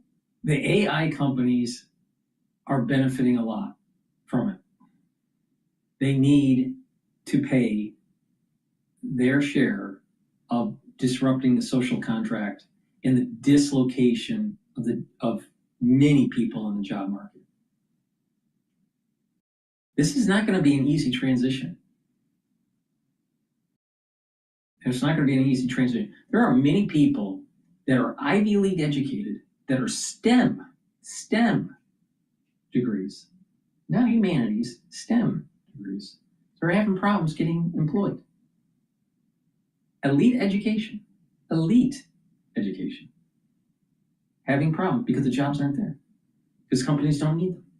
You don't need. Think about it. Back in the 1950s, when there were a lot of CAD, a lot of draftsmen and engineers on the board, they need 1,000 or 2,000 to develop for GM's cars.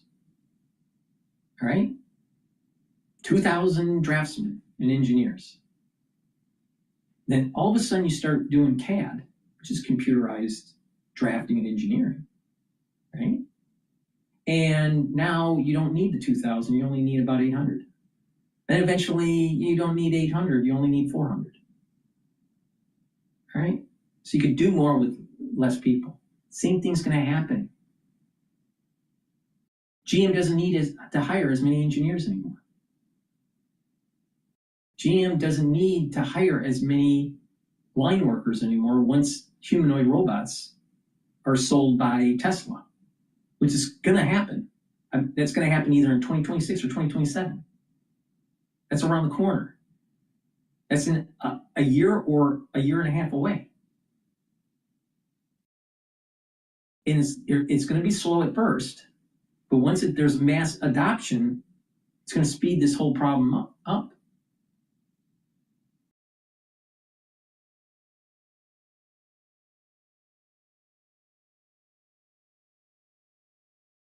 So these companies that are doing this, the Oracles, the OpenAIs, the NVIDIAs, they should be taxed for the loss. For the loss. They should. Because what is happening is this is now getting to the root of the problem. It's not about capitalism or laissez-faire capitalism. It's about AI ethics. The ethics of rapid deployment where there could be employment dislocation. We need to understand the ethics of what we're doing. And if Oracle or OpenAI or some other company like Apple is developing AI that dislocates large sums of people, then they should be paying the social cost.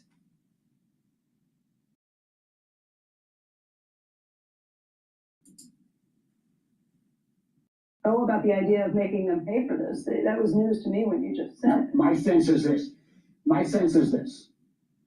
They understand what the economy is going to look like better than most.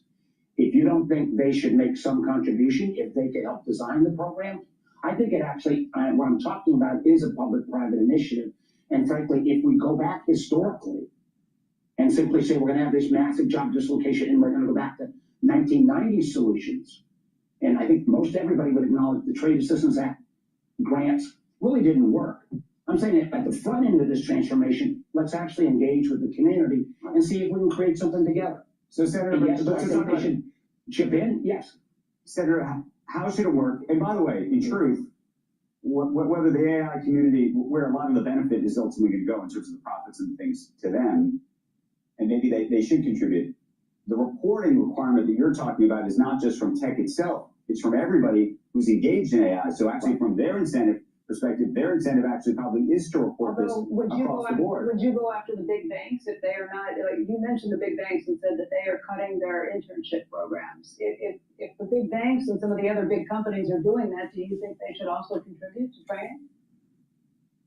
Here's the question. It begs the question of, it begs the question around about everything with AI. If there is any contribution, does it come from the entity that uses the AI, the big bank or big any large corporate? Does it come from the large language model? Does it come from the people who provide the chips that are the bullets? Those were at the front end of this. But the idea that this kind of transformation, which is going to happen so quickly, it's accelerating at an extraordinary pace. And I'm not an AI doomscroller. I think AI is going to bring a lot of benefit. But through this period of disruption, I do not think we can simply sit back and say business as usual. But Senator, I think to Becky's point, it's an interesting one. And as you're talking about actually the different beneficiaries, we keep saying, well, a lot of the benefits going to accrue to the technology universe. This is the substrate of the issue that I keep on bringing up in 2026. The curse. Part of the curse of 2026, of September 11th, 2026, and into 2027 is unemployment. That's part of the world curse, especially in the United States. It's coming. It's going to happen. No doubt about it. No doubt about it.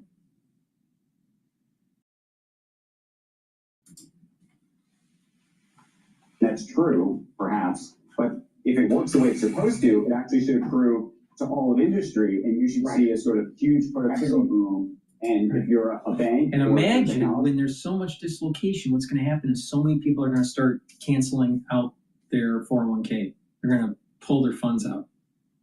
There's going to be a major drop in the equity market. The giant sucking sound when this happens is going to be far worse than Lehman. Far worse. Magnitude of Lehman. Because with Lehman, it was a financial problem. And if you pumped enough money in, eventually it would restart. This is a job market problem that's structural. No matter how much money you print, the jobs aren't going to be there.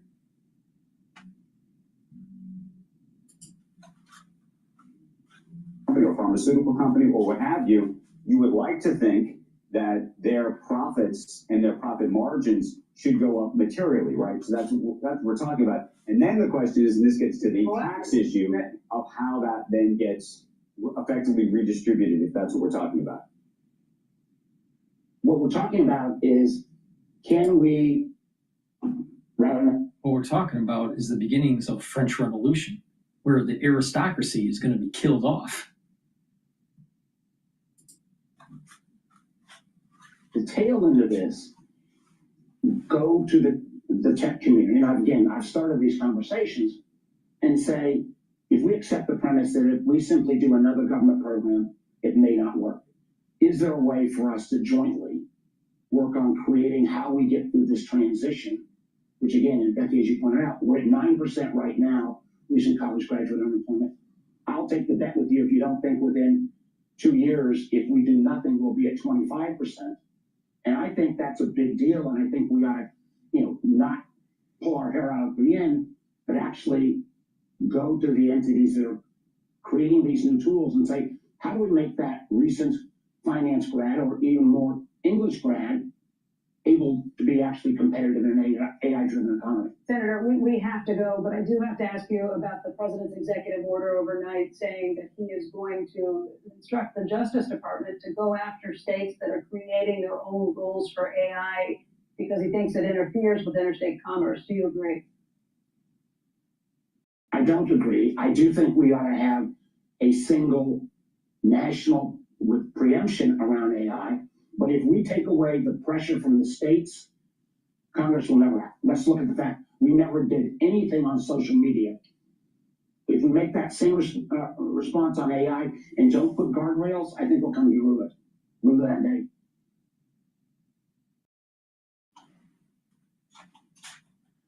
Wow. Please go to my store, the-studio-reykjavik.com, and get the turmeric. Turmeric will bring down inflammation and also soak up free radicals. This will help with your immune system. Also, help with the health of your neurons, because it'll bring down inflammation at the brain level, and also your cardiovascular health. Lignans. Lignans will help with your immune system and your endocrine system. They'll soak up free radicals, bring down inflammation. Super important. And you take this regularly, especially before your workout, you're going to recover from your workout much easier, much quicker. Lignans is very important. If you stack it with the turmeric and the ashwagandha root, it's a very powerful stack to slow down the aging process and boost up that immune system. Please go to my store, use discount 5, you get $5 off any order. If you spend $100 or more, you get a free gift until supplies last. Please go to my store, the-studio-reykjavik.com. That's the end of my broadcast. Thank you for listening and watching, and have a nice day.